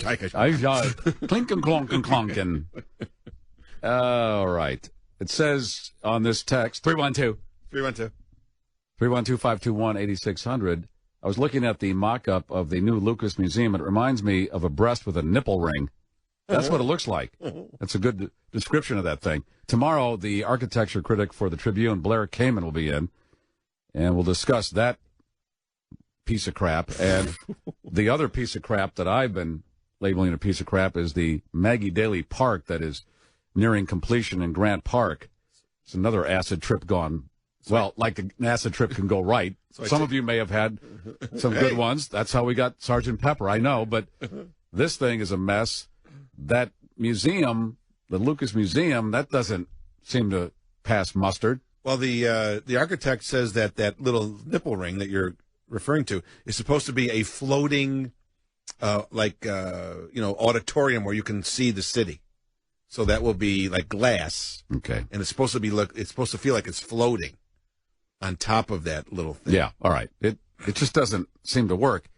The other part of it is all this stuff they're putting east of Lakeshore Drive that's really junking up that corridor. Once we start putting Lucas Museum and all this other stuff, then it's just a matter of time before it's all the way down the lakefront. You give these people an inch and they take it. And we got to put a stop to that. They sold him that plot of land for $1. The guy's worth $5 billion. And the architect said, well, it looks better than the parking lot, his rendering of the building. Well, that's great. A lot of things will look better than a flat piece of asphalt. And the funny thing is that this guy, I mean, he must be going on marching orders from George Lucas, because this guy apparently had an internship in Chicago about 15 years ago, and he said that his favorite buildings are the Hancock Building and, Willis Tower, things that you would... Yeah, that would be have some Chicago heft. Yeah, and then this thing comes out of nowhere. A breast with a nipple ring. So he must be certainly following it looks orders. Very Star Wars-y. Oh yeah, well, and I understand the following of Star Wars. I know the fans are rabid and all that. And George Lucas obviously has some Arrested Development. Not that that's a bad thing. But now you're doing it, and it's going to be permanent, and it's on our lakefront. And does this thing have legs 5, 10, 15 years from now? Or will it look way out of place and silly? Perfect example is the Thompson Center. Yeah, that thing's a mess. And when that was built by Helmut Jahn, who was at the time the hot architect, and they said, it may not look right now, but this is the building of the future, and it's going to define stuff, and now they don't even know what to do. It's a boondoggle. They don't know what to do with it. It's got a lot of technical problems. Yeah. Same thing with Marina City. When that was built, that's when the Jetsons and all this, we're into the space age. So this was considered very modern, and it's going to have currency for many decades. And then 20 years later, it looks really outdated. Everybody's buying Victorian houses that are built like they were 300 years ago. If it wasn't for Nick Wallenda, we wouldn't even care about Marina City. Forgot about it. But somehow he made it look like it was fun. People on their balconies, no shenanigans. No shenanigans. There's a guy walking across. I had to laugh because there was one point where he was either, I don't know if it was the second walk, but they had the close-up on him, and you could really see the people on the. Oh yeah, and they're right there. And this guy had a Blackhawks jersey and a beer, and so there's this guy on this tightrope, and there's a guy sitting 20 feet away. That's not so bad. Guzzling a beer with his. What are you going to do? What else are you supposed to do? It's so weird. I would have, if I lived there, I would have still sat in my living room, watched it on television. It's a better view. I like things on television. It's all put together for me. Oh, I used to get a kick out of the Blackhawks games in the suite, because you would watch the game from inside the suite on the television. Now you're going to make me look like a. No, you did. Now I was only in there for a few minutes. I had to get something to drink. I wanted to give somebody my seat out on the balcony. That's what it was. Okay. Yeah, because I think Tony and Bobby Hall were there. Well, I'm not saying you watched the whole game. Take their seat. No, I'm not saying you watched the whole game, but it was funny because that's where the food is. No, I get to talking to somebody, and then all of a sudden there's a period that's gone. It happens. It does go by. When Mr. T came in, I wanted to talk to him, and we got to talking, and I just lost track of time. Outside of that, I'm out there. Thanks to you now, I'm never. Well, I haven't been out in one of those suites in a long time anyway. Yeah, it's like so not worried about that. Yeah. Polish coffin company Lindner has enlisted the help of a bunch of naked models to help them shift their line of deathbeds on a sexy 2015 calendar. It's exactly what it sounds like. Naked women posing on coffins. On coffins. On coffins. Nice. They say the purpose of the calendar is to show the strength, energy, and elegance of women, and, of course, to sell a few coffins at the same time. What a way to go. One of the most daring shots is contained in April, which features two busty girls standing next to a coffin while a cup of tea is balanced on a man's head below them. In the coffin? Let's see. He's not in the coffin, is he? Well, I don't think he is, but there is one where there's a naked woman straddling a coffin, and there's a guy in the coffin pushing the lid up. Right. Yeah. So they have all kinds of different poses with men and women, but mostly naked women to sell coffins. Well, I don't blame those, because, I mean, think about it. When you go there that day, you're not really shopping. You don't know what brand you're getting. I don't know. A coffin is a coffin. Well, then they're trying to say, no, it isn't. The significance of the coffin has a deeper meaning, as when one spouse dies, the coffin is a symbol of separation, but the photos show that it could be otherwise. Yeah. We wanted to show that a coffin shouldn't be a sacred object. It's furniture. It's the last bed you'll ever sleep in. Well, there's your slogan.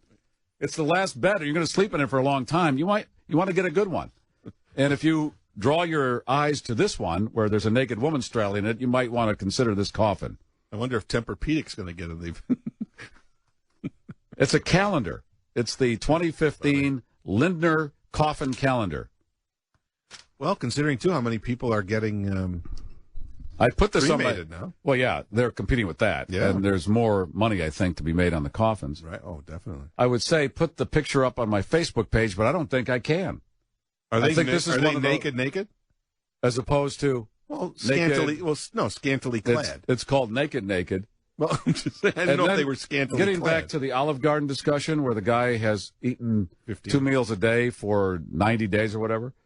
Did you say that it's something like, let me find the text, you can't eat more than you can eat, or something like that. How can you eat more than you can eat?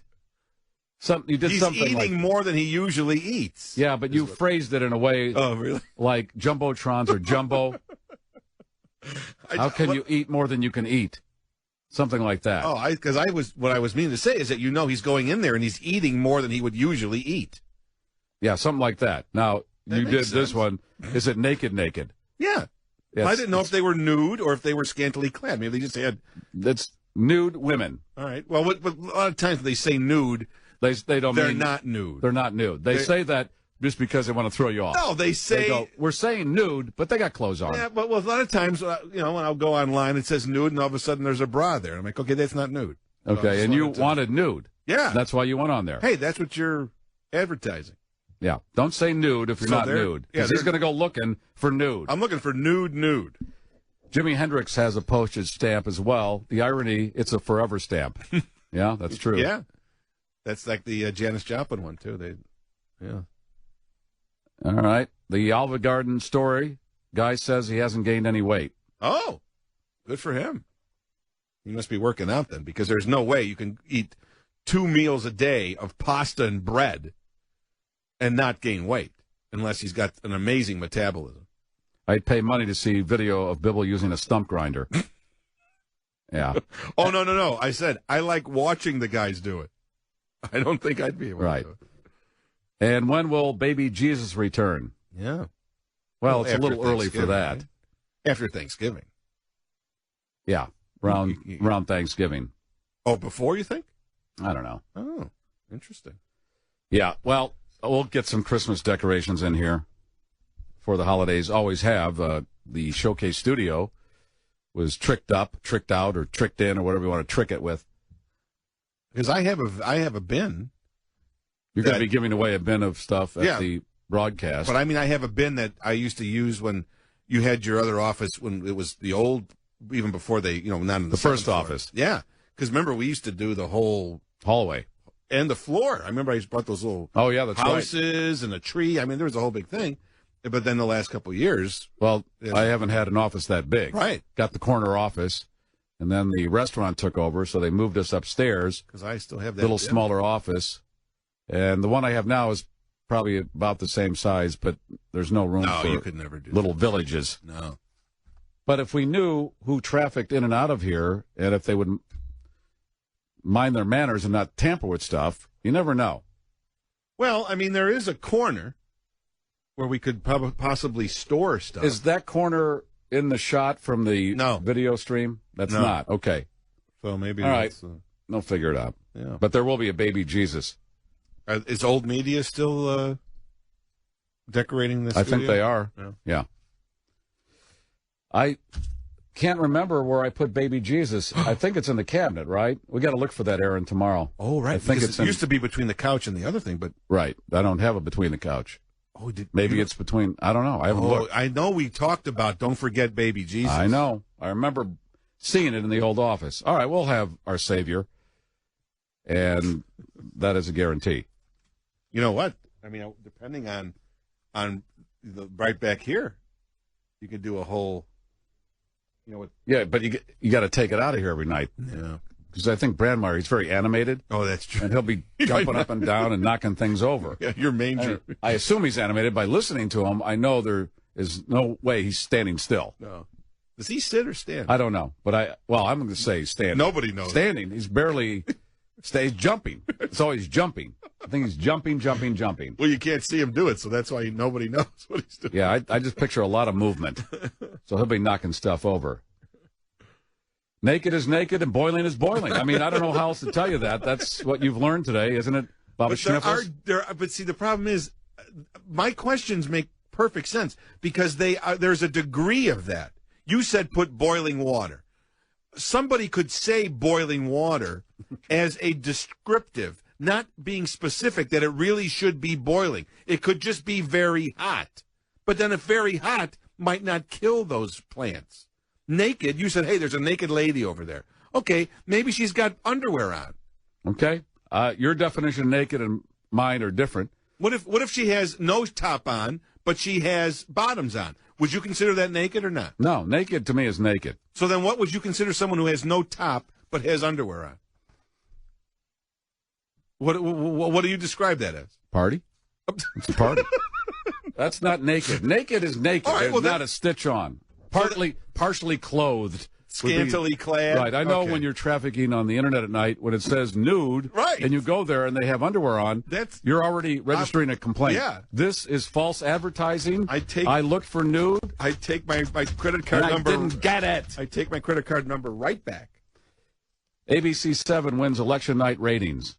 Although not quite by the landslide margin of previous election nights, Channel 7 again was the people's choice for the election returns. Well, they're the number one news, then why wouldn't they be the number one? Right. Well, it just kind of always plays out that way, right? Yeah. I mean, and here's how it played. Although it is a little different than you think. Channel 7 has always been number one. Channel 5 has always been number two. And Channel 2 has been number 3. Right. But it was Channel 7, Channel 5, number 2. Channel 9, number 3. Wow. Channel 2, number 4. Well, Channel 9 did have a head start on everybody because they were continuous, whereas all 2, 5, and 7 all had network programming until 9. So Channel 9 did have a jump on people. They were on at 7, but then 7 did what it usually does. Yeah, number 1. You got to talk to Scott Stantis when he comes in the next. That'll time. be a few weeks from now. I don't know if it'll be fresh anymore. Because he was on the Channel 9 for a while. On the Channel 9. He was on the Channel 9. Hey, he was on the Channel 9. And he was sitting on the corner of the desk, and he looked nice. He had a nice little jacket on, and he had his bow tie.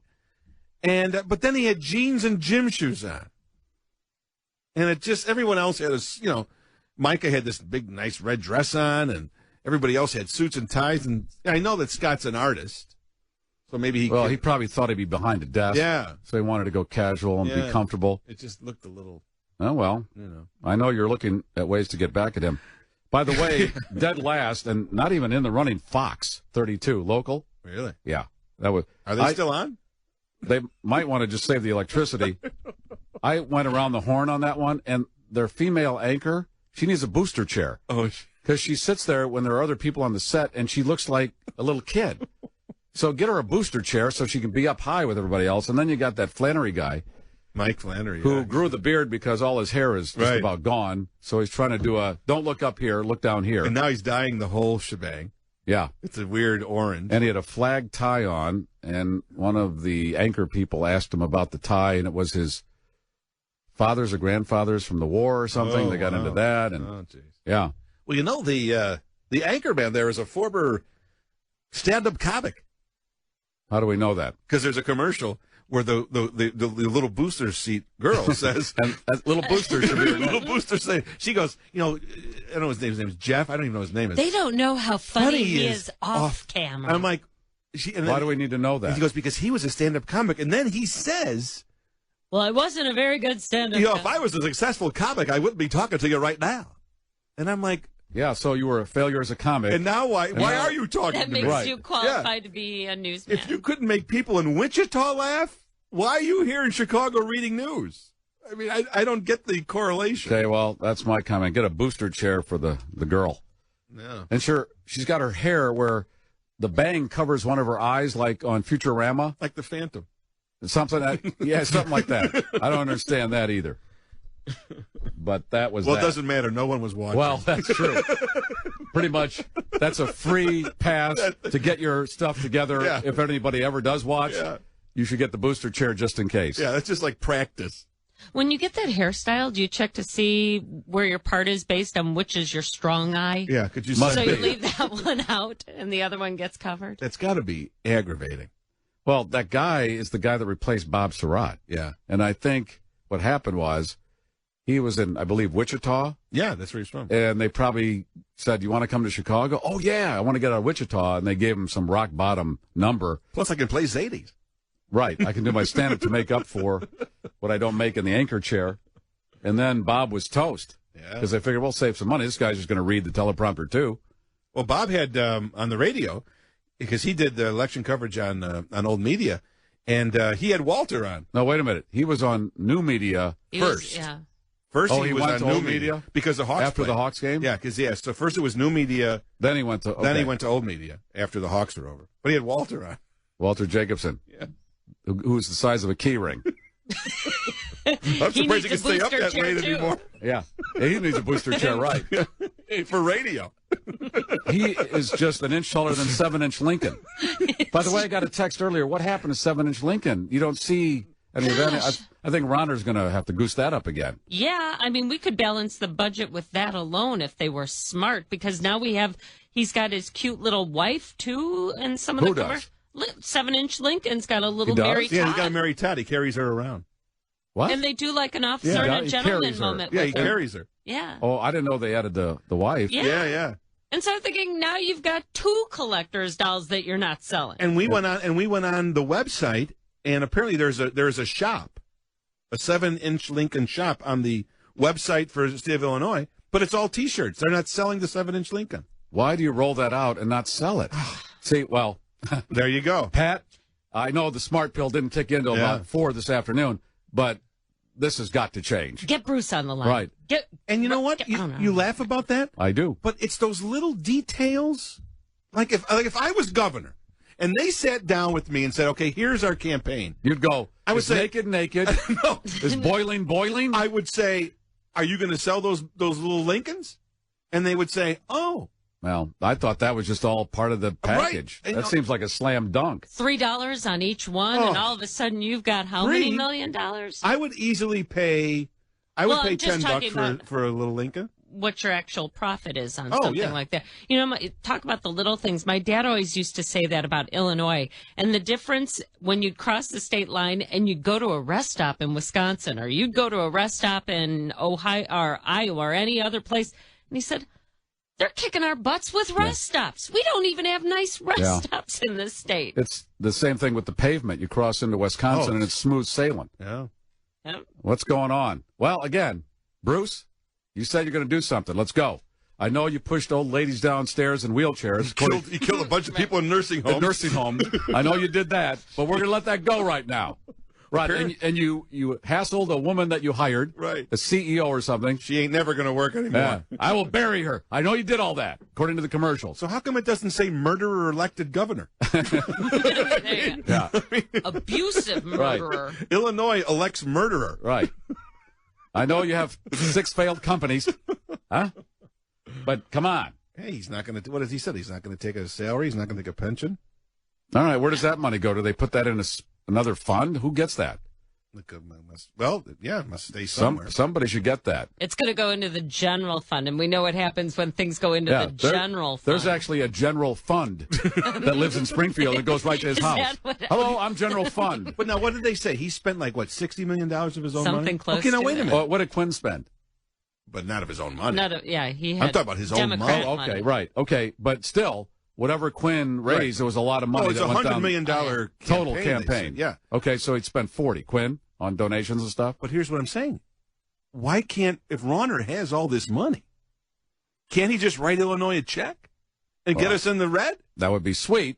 Or in the black? In the black. In the black? Yeah, we're already in the red. We're already in the red. Right. I mean, couldn't he just do that if he's got this much money? And during Christmas, it should be in the red and green.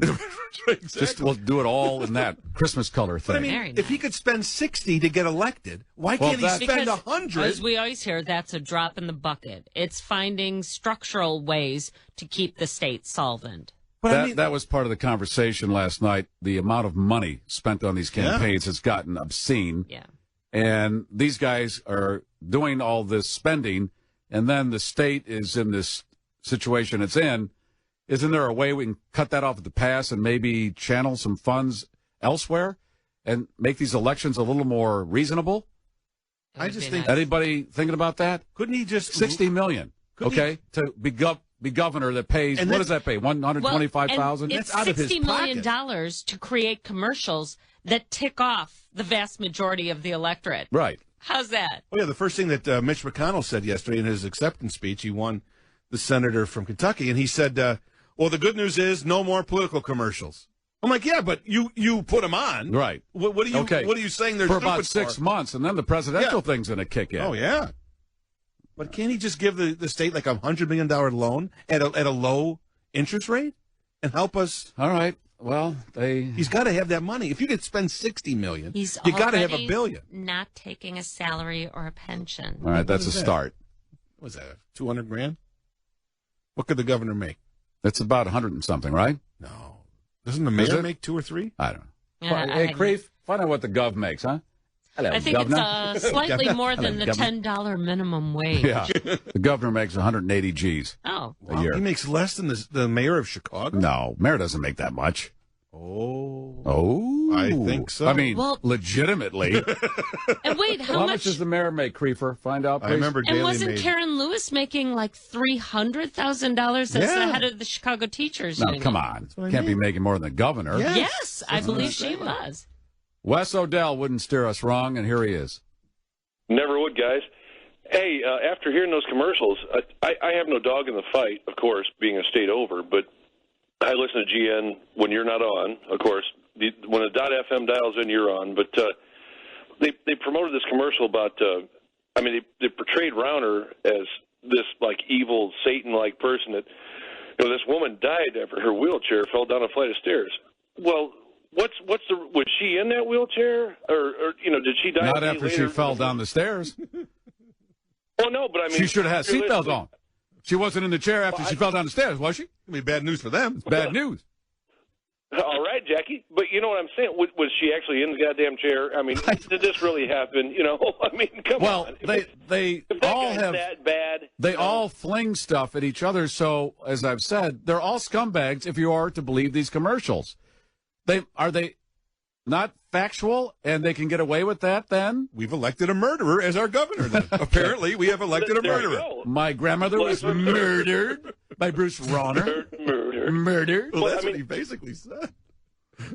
Well, yeah, that's what they were throwing. And our old joke in South Bend is that we've been so heavily Democratic, and I'm not going to go into party crap or any of that stuff, but I had a guy tell me one time, he says, if you took Charlie Manson out of prison and put a nice suit on him and a nice hat and that, he'd be the mayor of South Bend because that's how heavily Democratic we are. Just run him with the right ticket. He'd win. Charles Manson. 6 o'clock. Your South Bend mayor, Charles Manson. If I could get over there, I'd bash your head in. What was his Geraldo? Hey, Geraldo, I'll beat the dog stuff out of you. I mean, that's it. He's a good guy, you know. But he'd win here. It's the right ticket. But you listen to these mudslingers. I can't believe half of what they say because if what they said about Rauner was true, then he ought to be locked up for life. I don't see it. You know. Yeah, well, I don't get these commercials. I heard last night that a number of facts were not facts in a lot of these commercials. And then how does that get policed? How do they get to put those on the air? It's like the Wikipedia of commercials. You know, we've talked about this before. 60% of that, or maybe more, is wrong, and they just throw it out there, and there's no repercussions. I mean, you know, if I went on radio waves and slandered you to death, you would have some kind of comeback against me legally, I'm sure. But these guys don't. I don't understand it either. I don't either. They should have a law where you cannot say anything about your opponent. You have to say what you're going to do, period. And then that's it. Right. It keeps it in a certain line. Otherwise, it's just this. I think this, and they've been doing this for decades. I understand that. But I think all of us will agree, for some reason, I guess it was because of the onslaught of how many there were. I didn't watch one of them to its completion. As soon as I saw it was a political ad, Gonski, or I'd take the volume off. There's no way. I thought, okay, I'm not going to learn anything here. This guy's going to sling mud. And then in the next commercial, say there was a Rauner commercial that was for him. The next one was one tearing him down right after that. So it was a cluster, you know what, of commercials. You know what the relief of today is no more political commercials. You know what I mean? You ever think about that and you go, finally it's over. I don't have to listen to this crap anymore. Yeah, but again, you know what I mean? The presidential thing's going to kick in next year sometime. Oh, yeah. So get ready. We got that to look forward to. Oh, yeah. Get your remote ready. Get the mute button handy. Right. It's going to be great. I wonder how many people are swayed by the commercials. And do you have to run them all the way up to Election Day? Is your mind not made up until that moment where you go, oh, he killed my grandmother? Then I can't vote for him. I don't understand the psychology of this. I still like him, though. I don't know. Yeah. The day before the election, I didn't know that. I didn't know he was a scumbag to that degree. I don't. Yeah. How do you, I mean, if all the mudslinging, then nobody should win any election, because from what they throw at each other, then they ought to all be washed out, and then people like you and I could show up and say, hey, well, right. I can do better than these guys. That guy killed your grandma, and this guy, didn't polish his shoes. Like I think you said that it was the soon-to-be ex-governor showed up and he had dirty shoes on. I think. Well, they were dusty. The first time I ever met the guy, he had dusty shoes on. And I've said shoes are one of those things we look at. And you got to have the nice shoes. And I'm not saying expensive, polished. Hey, if you're the governor, have a polished pair of shoes. That's if you it. can afford it. He was only, to his, well, I don't know if it's credit, he was only the lieutenant governor at that point. Right. So he figured I could have dusty shoes. And dusty shoes used to do mornings on Old Media here. Well, it's a country station. Well, yeah, before they switched to talk. Right. Way before Spike. Before Spike. All right, guys, I just want to put my 2 cents in. So, hey, thanks for taking the call, and you guys have a good night. Thank you, Wes. It's Johnny from Michigan. Hey, I had a very interesting day today. What happened? I went to the dentist. And? And I'm going to get my 2 front teeth fixed next month for Christmas. Just like the song. But it's true, right? Yeah, I'm going to get it bonded and I guess capped or something. My insurance is covering it, so I just got to pay $3 for it. $3? Yeah. What a great country. Yeah. Well, that's good. Because last time when you called, you were concerned that you wouldn't be able to get your teeth fixed. Yeah, and I got my health care the way it should be, and I'm happy right now. Good. So, see, and I was downtown today. I went to see a Christmas tree being put up in the downtown in the center of downtown Campus Marshes. So we got the Christmas tree being put up in downtown Detroit. Well, it's up, but it's got to be decorated now. In Detroit? Yeah, the Christmas tree is already standing up in the park in downtown Detroit by the ice skating rink. Okay, I guess you got to go as early as you can in Detroit because any hope of anything is something. Yeah. Yeah, I ran into one of the reporters I know, Paula Tutman from Channel 4 NBC4 downtown today. Oh, yeah? How's she doing? Yeah. She's doing okay. Good. And another thing is I went to Mass today over at St. Aloysius, the church I belong to. And on the way to Mass, I saw my high school's marching band walk by me. So that was kind of cool. Wow. What are the chances of that happening? Yeah, Cass Tech has a really good marching band. They've been in a couple parades, and I think they made it to the inauguration parade, too, if I'm not mistaken. Oh, yeah? Yeah, and they're really good. When are you getting your teeth fixed? The week before Christmas. It's just like the song.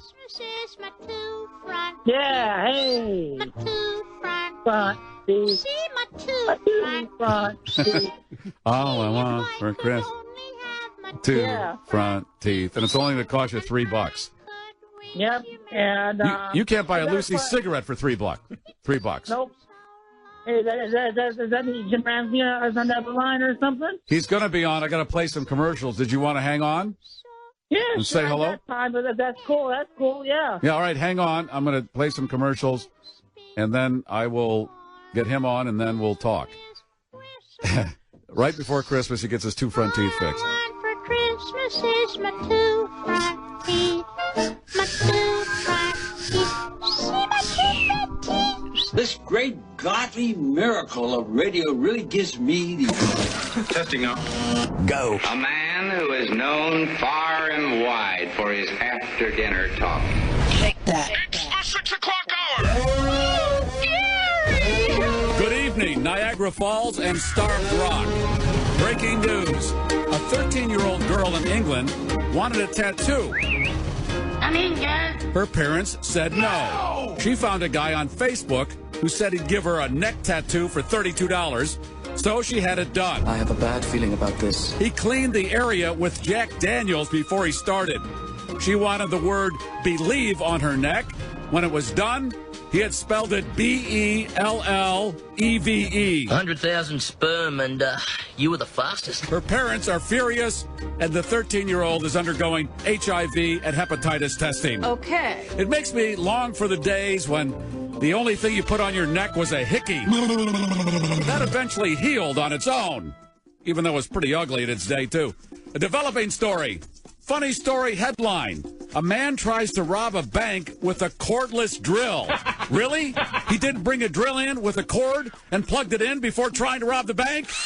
This thing makes the coolest noises. Idiots. Pat Quinn, it's over. Give it up. I got to tell you, I don't want to be governor for the next 2 years. I want to get going. I'm Garry Meier. Those stories and more on 240 Minutes on the Super G Streamliner from the Gear Force World Headquarters in Stunttown on WGN.FM. I'm throbbing to trend. JR in for Tom Skilling. Hi there, Gary. Hey, I think the problem, and I'm going to put Johnny from Michigan on. He wanted to say hello. Johnny, you there? Hey guys, how's it going? Good. Good, Johnny. How are you? I'm doing okay. I was just talking to Gary and the other guy, everybody else is listening. I get my 2 front teeth fixed for Christmas. Oh, terrific. For $3. Yeah. Who My knocked them surgeon's out? covering it. What is it? No one knocked them out. They just need to be fixed. Ah, gotcha. Bonded and capped and all the other stuff they do for $3. Yeah. Let's see. Basically, everything's doing okay. I'll be in Chicago in 3 weeks from tonight, so that's getting me kind of cool. That's getting you kind of cool. 3 weeks from tonight, so you'll be in the Wednesday before Thanksgiving. Right. What time of day? I'm going to be on through that Wednesday that week, so... I'll be coming in the morning train, so I should be able to come on down and see what's going on with you guys. Yeah, so we'll put you in here, and we got the video stream now. So... I've been watching that video screen, guys. Yeah? After you shut off at about 8 o'clock my time, 7 o'clock Chicago, I could see Aaron and Leslie and Baba Bibble and you getting all this stuff, getting ready to get out of there. Now... They leave the camera on, you know. I know that because last night after the show, some people that continue to watch were given a chance to win some Garry Meier Dickies. They were rewarded. Via a sign I held up to the camera. So every now and then I'm going to do that before I get out of the studio. So those 5 people, the first 5 people that emailed Creef got a Garry Meier Dickie. Yeah, and I got you a muff, so that's going to be kind of cool this winter. Good. Hey, Jim, it's supposed to be colder. Is it going to be cold as this winter as it was last winter, you say? That's you, Jim. Jim? Sure. Why not? You don't know yet. And no, I'm not that interested in the really long range stuff. Everything I've been able to read would tend to suggest it won't be as bad as last winter, but it could still be, an ordinary winter here. A normal winter is not pleasant necessarily. So, just get ready for whatever. When I was in high school, I was doing a photo class, and I went to the bookstore. I picked up the Farmer's Almanac, and my teacher was saying, "Oh, you into that?" And I really was looking at me funny for reading the Farmer's Almanac. Well, Tom Skilling will too, and I'm sure Jim will concur that has not a lot of traction in the professional weather department. Yeah, we don't usually consult that. No, not as a general rule. You consult the Plumber's Almanac because that's got more accuracy. That's probably. I don't know. Jim, how's your brother doing? Who? Oh, my brother? I haven't talked to him in a few weeks. I'll have to give him a call and find out what he's up to. Okay, enjoy family while you got it, because I'm by myself, as you can see. Yeah, so enjoy your family. So. Yeah, good advice. I don't know what's going on with Ursula lately, Gary. Well, she was busy for Halloween. I know that. Oh, yeah, she was busy, and I got a hold of our friend Amelia that you met. Mm-hmm. So I'm trying to touch base with Ursula to see what's going on with Thanksgiving. We're supposed to do. She invited me to do a pub crawl on that Wednesday night. Oh, so nice. They're gonna get him drunk. Uh-oh. Are you a drinker, Johnny? Not that much. No, I do have occasionally once in a while, but I'm not a heavy drinker. No. Wow, Johnny on a pub crawl. No, that's a TV show. Oh, yeah. With Ursula. And I got my Comic-Con, C2E2 for next year already in April in Chicago. Oh, yeah? I got my 3-day weekend pass for that. That's good. And so you're going to come up on that Wednesday before Thanksgiving, and I'll have you in the studio here, and we can visit, and people can see Johnny on the video stream if they want. Am I going to be? Are they going to see it when I watch? I see Leslie. I can just see the top of her head most of the time, though. All right, what I'm going to do, and I should do this with Leslie once in a while. There's a space between Baba Schnivels and me where I can get a And microphone. You had Mortimer Snerd on. I think you still got Mortimer Snerd on there. Yeah, Mortimer Snerd. In this section, if you're watching, I'll get Johnny over there. In fact, I got a text during the break. It said, when are you going to get Mortimer Snerd's teeth fixed now that Johnny's getting his teeth fixed? Yo. Hey, George Bliss had a radio show on Sunday night from the Marina City subway on the tune-in radio like you got. Right. And he had a really interesting show. I was able to listen to him broadcast when Nick was walking the tightrope, or what do you call it. But right before, the signal kept going in and out. So, I was very lucky to get hear the broadcast of that.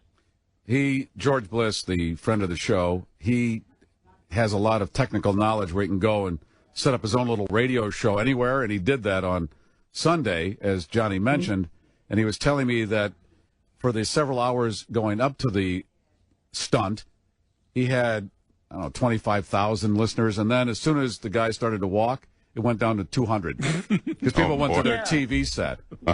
Well, another thing was the signal kept going out. It was kept going buffering. Then I got some lost stream something. It was just bad connection I was getting for some reason. Yeah, well, he just does it for fun, so I don't think there's a lot of blowback on good, bad, indifferent as far as that goes. Yeah. The Cat marching band went by me, like I was saying. That is my high school in Detroit, and they're real good marching band. I haven't heard them play live like that since high school. It was kind of fun to see them walk by me. I don't know if you heard, Jim, he was coming from the dentist, and his high school band just happened to be going down the street at the same time. Yeah, isn't that something? What are the chances of that? Yeah. Yeah.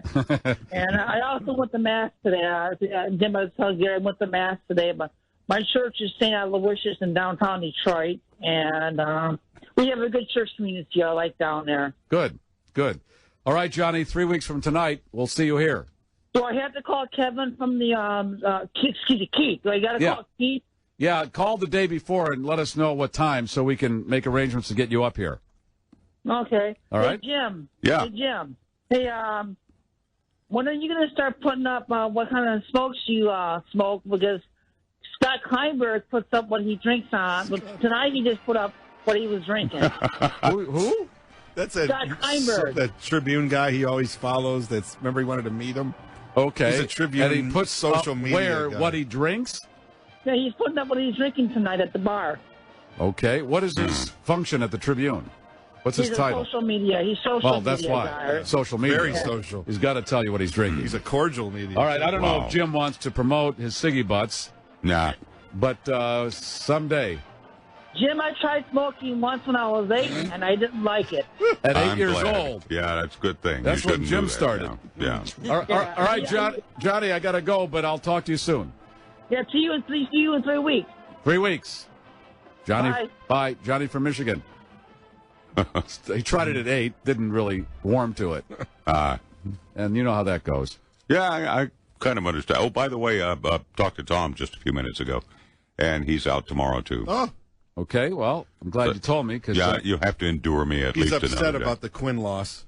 Oh, is that what it is? No, it took him 3 hours to early vote, and I think he's exhausted. No, he's got something. He's got a fever going and some infection, and hopes to get back soon. I'm sure, because we got some interesting weather coming up over the next week. So. And we're going to talk about that in a minute here. What time did you get on last night? Me? Yeah. Personally, about 11, I don't know, 11:20, 11:30, somewhere in there. And you had to wait until all that settled down. Oh, yeah. Yeah. Mm-hmm. They couldn't have recorded that and just plugged it in. No, well, I was looking at other stuff, and I was watching the coverage as well, so. Didn't matter to you, right? Sure, I'm a citizen. So what you got home about 1:30 in the morning? Yeah, about that 1:15, somewhere in there. That's great. Now look at you, Baba Bibble. Nice. Come on. All right, why don't we talk about this weather that you've teased, and then we'll do the script for today. Oh, okay. Yeah, we've got, nothing really much happening today. We've got cloudy skies out there. We've got some showers that are pushing in from the west, and frankly, it's more of a sprinkly kind of precip. I think it'll become a little more widespread and maybe a little stronger later on this evening. Low temperature tonight will drop to about 43. Tomorrow, cloudy and cold, about 45 for a high. We'll have strong gusty winds. Could see gusts up to 40 miles an hour, some passing showers. And some of those showers may, as the rainfall ends, mix with or briefly change over to some light snow in some of the northern suburbs. Mostly cloudy and a high of 45 Friday. A morning shower in the far north on Saturday, high of 44, and partly cloudy and 56 on Sunday. Pretty good day, but just gusty winds again. Cloudy with rain and a high of 44 on Monday. And currently cloudy with a few sprinkles out west. 57 at O'Hare, 59 at Midway and the lakefront. Winds out of the south at 9. Gary? Well, you sounded like it was going to be something bad. I didn't hear anything that bad. Well, that's because I didn't go out for 5 days for you. We do 7 over here. Oh, okay. And Tuesday and Wednesday of next week, we're going to get another dose of really cold air and daytime highs. Tell Leslie to stand up. You know, I can't see, but just from her nose up when she turns. Mr. Ramsey, stop it. How cold is it going to be? It's going to be in the 30s Tuesday and Wednesday. Stand up. Wear Leslie. an extra sweater, would you? Stand up. Jeez. Well, see, she turned around and looked at the camera, and I saw from her nose to the top of her head. And I'd like to see a little lower. Well, It's not that cold in here, I swear. Wow. Well, no, I've had people since you've started putting this on, my wife being one of them, who wants to know what Leslie looks like. And all we're getting are just these brief glimpses, you know. Yeah, your wife said I'm going that. to be like the neighbor on the Tim Allen show, and you'll only see top me of your from the head. nose Yeah. up. Yeah, your wife told you to have her stand up. Okay. Sounds like a little wife Nice, swapping nice. going on here. That's usually what No, my wife thinks Baba Schniffles goes for. Hey, Is she nude? No, Is she no. nude? Well, I heard you guys were emailing come on. about your shoes. Hey. Oh, yeah?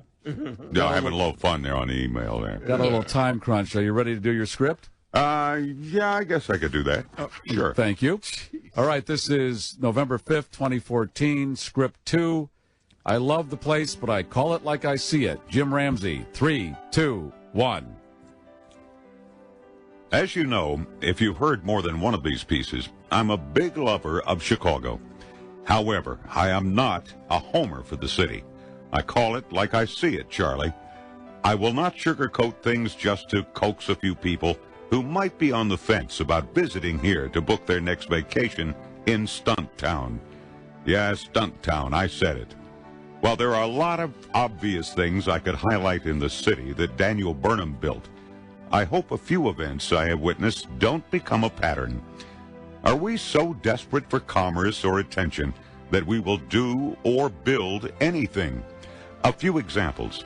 That great Chicago fire event which went up in flames, but not the flames we were looking for.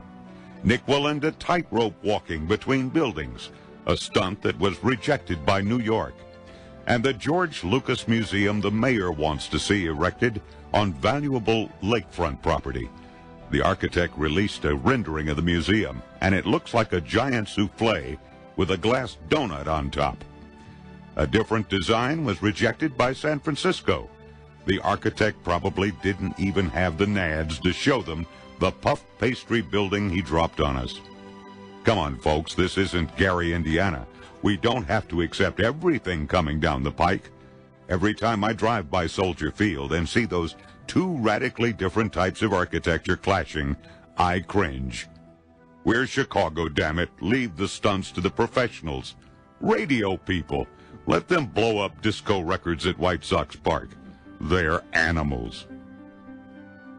Very nice, Jim. That was a little rough on yourself there, but wasn't it? Jim, Yeah. I take no prisoners, okay? Oh, yeah. Everybody's in the pot. Okay. And that was very nice. It was? Now, I'm I losing know- my voice, you notice. Well, can you bathe it tonight so I can get something out of you tomorrow? Oh, sure, I'll be fine tomorrow. Yeah. Yeah, I'm just, I'm sitting here sipping coffee and Oh, yeah. kind of, and there's the top of Leslie's head. I actually got the video in here. Jim, Boy, this is my really wife a wants to compulsion see you. here now. Can you- I can you also see- want to She stood up again. Well, I want to talk about Baba Bibble's hat, too. I think that's a good thing. He could wear something different, a cone tomorrow. And Right. Well, I've been wearing different hats. He's trying to look like Joe Friday This is today. this is my dad's hat from like the 50s. Yeah. And I My also sister would, started calling him Bartholomew Cubbins, which was a well, Dr. that's good. Seuss book when we were kids, and he had like Bartholomew Cubbins and his Cubbins? 10,000 hats or something. Yeah. Yeah. Oh, yeah, that's great. Different hat for every day for Baba Bibble. Yeah. And you need a mirror back there that's by your picture that we could see what you're looking at and what the rest I'm of looking at. Yeah, and what the rest of the studio looks like. And Okay, Boy, he's got what am I quite a looking few. at? I'm just looking at It's a couple screen. of screens here. Texts and then the phone calls. That's it. there she is. I just saw her. She stood up. Oh, Yeah. all You right. listen to him. Really? All right, now go fill out your human resources form. Oh, man. Well, hey, there's nothing wrong with it. We just have never actually met. We just, I email her a copy of the forecast and say And a my few- hi And then on we it. exchange a couple of emails, and We did today. You Snapchats. Mr. Ramsey, stop it. Listen to Wiener over here. Oh, listen. Okay, Jim, Yes, sir. let's keep a little for tomorrow, huh? Okay. All right. Have a good one. You too.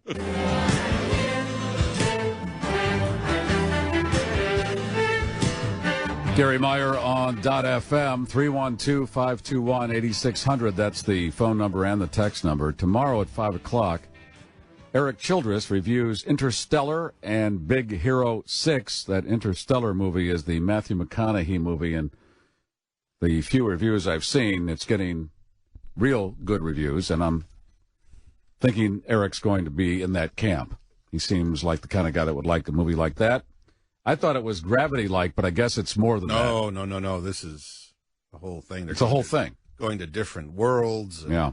That's all. There's a whole big story behind this. I don't know if you care about this stuff. I'm just looking at the numbers and thinking, don't invest in newspapers. The Tribune Company bought all of the Sun-Times suburban papers. Yeah. 32 of them. Right? 38. 38. 38 suburban papers.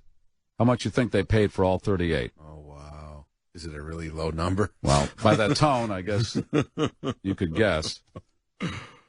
Oh, it got to be $1 million. $1 million? No? Well, that's ridiculous. What? For 38 newspapers, $1 million? Well, you're making it sound like it's so low. Okay, it is low, but all right, $15 million. That's an insult. All right, to 15, newspapers. 15. 23.5. I'm tired of the silly guessing. Well, that's the saying. You made it sound like don't invest in $1 million newspapers. for 38. Well, hell, anybody could buy 38 papers for that. it's old media.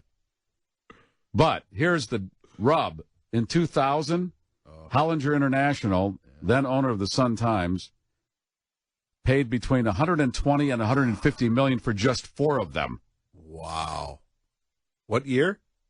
14 years ago. And then they sold one of them. Rapports, which owns the Sun-Times now, sold the Herald News last December for $6 million. Okay, so say that's out of the mix, but still, they got 38 papers for $23 million. So so that's less than $1 million a paper. Is that what you were going for? I was sort of going for You were that. sort of going for that. That's what I. That's what I bet. When I was calculating, I was Right. saying how much for each paper. That's what you were doing. Yeah. A good recovery. Thank you. Yeah. Annette? Hi, Gary. How are you tonight? Good. How are you? Very good. I'm glad that you received the stamps. Yes, Annette sent me the Batman stamps. I didn't know. When did those come out? Those are cool. Those actually, I have to apologize. I meant to get them to you sooner. They came out a couple months ago. Okay. They're really cool, and the one that I really like is the bat light. Bat signal. Bat signal. Bat light. The bat light. The bat lamp. The bat lamp. Does that come in a lava lamp? No. I got that Judy Bart Topeka commercial on my mind where she's at the flea market. She gets a bat lamp. Oh. The bat signal. They put the bat lamp in the front by the something like that in the front room. It's the bat signal with a yellow background. Yeah. It's an oval stamp, which is cool. So, Yeah, a lot of people didn't know they were stamps, so we had to point it out so they didn't throw them away. Right. When I first saw it, I thought, okay, are these real? And they are. I saw them on your desk. I thought they were stickers. Yeah. No, they're stamps. How old are you? No. Yeah. The children all fit. Yeah, I love to collect stickers. I have to put these up because the children will use them as stickers. Right. They could pass as those. So they're actually, cash. But, yeah, and I did want to comment. Last week I heard you talking about going into the post office, and there was one clerk, and we're talking to someone. We have a lot of seniors that they make it the part of their daily routine to come to the post office. We'll even say, they'll just buy a couple stamps, and we'll even say, "Do you buy a couple more?" No, I'll see you tomorrow.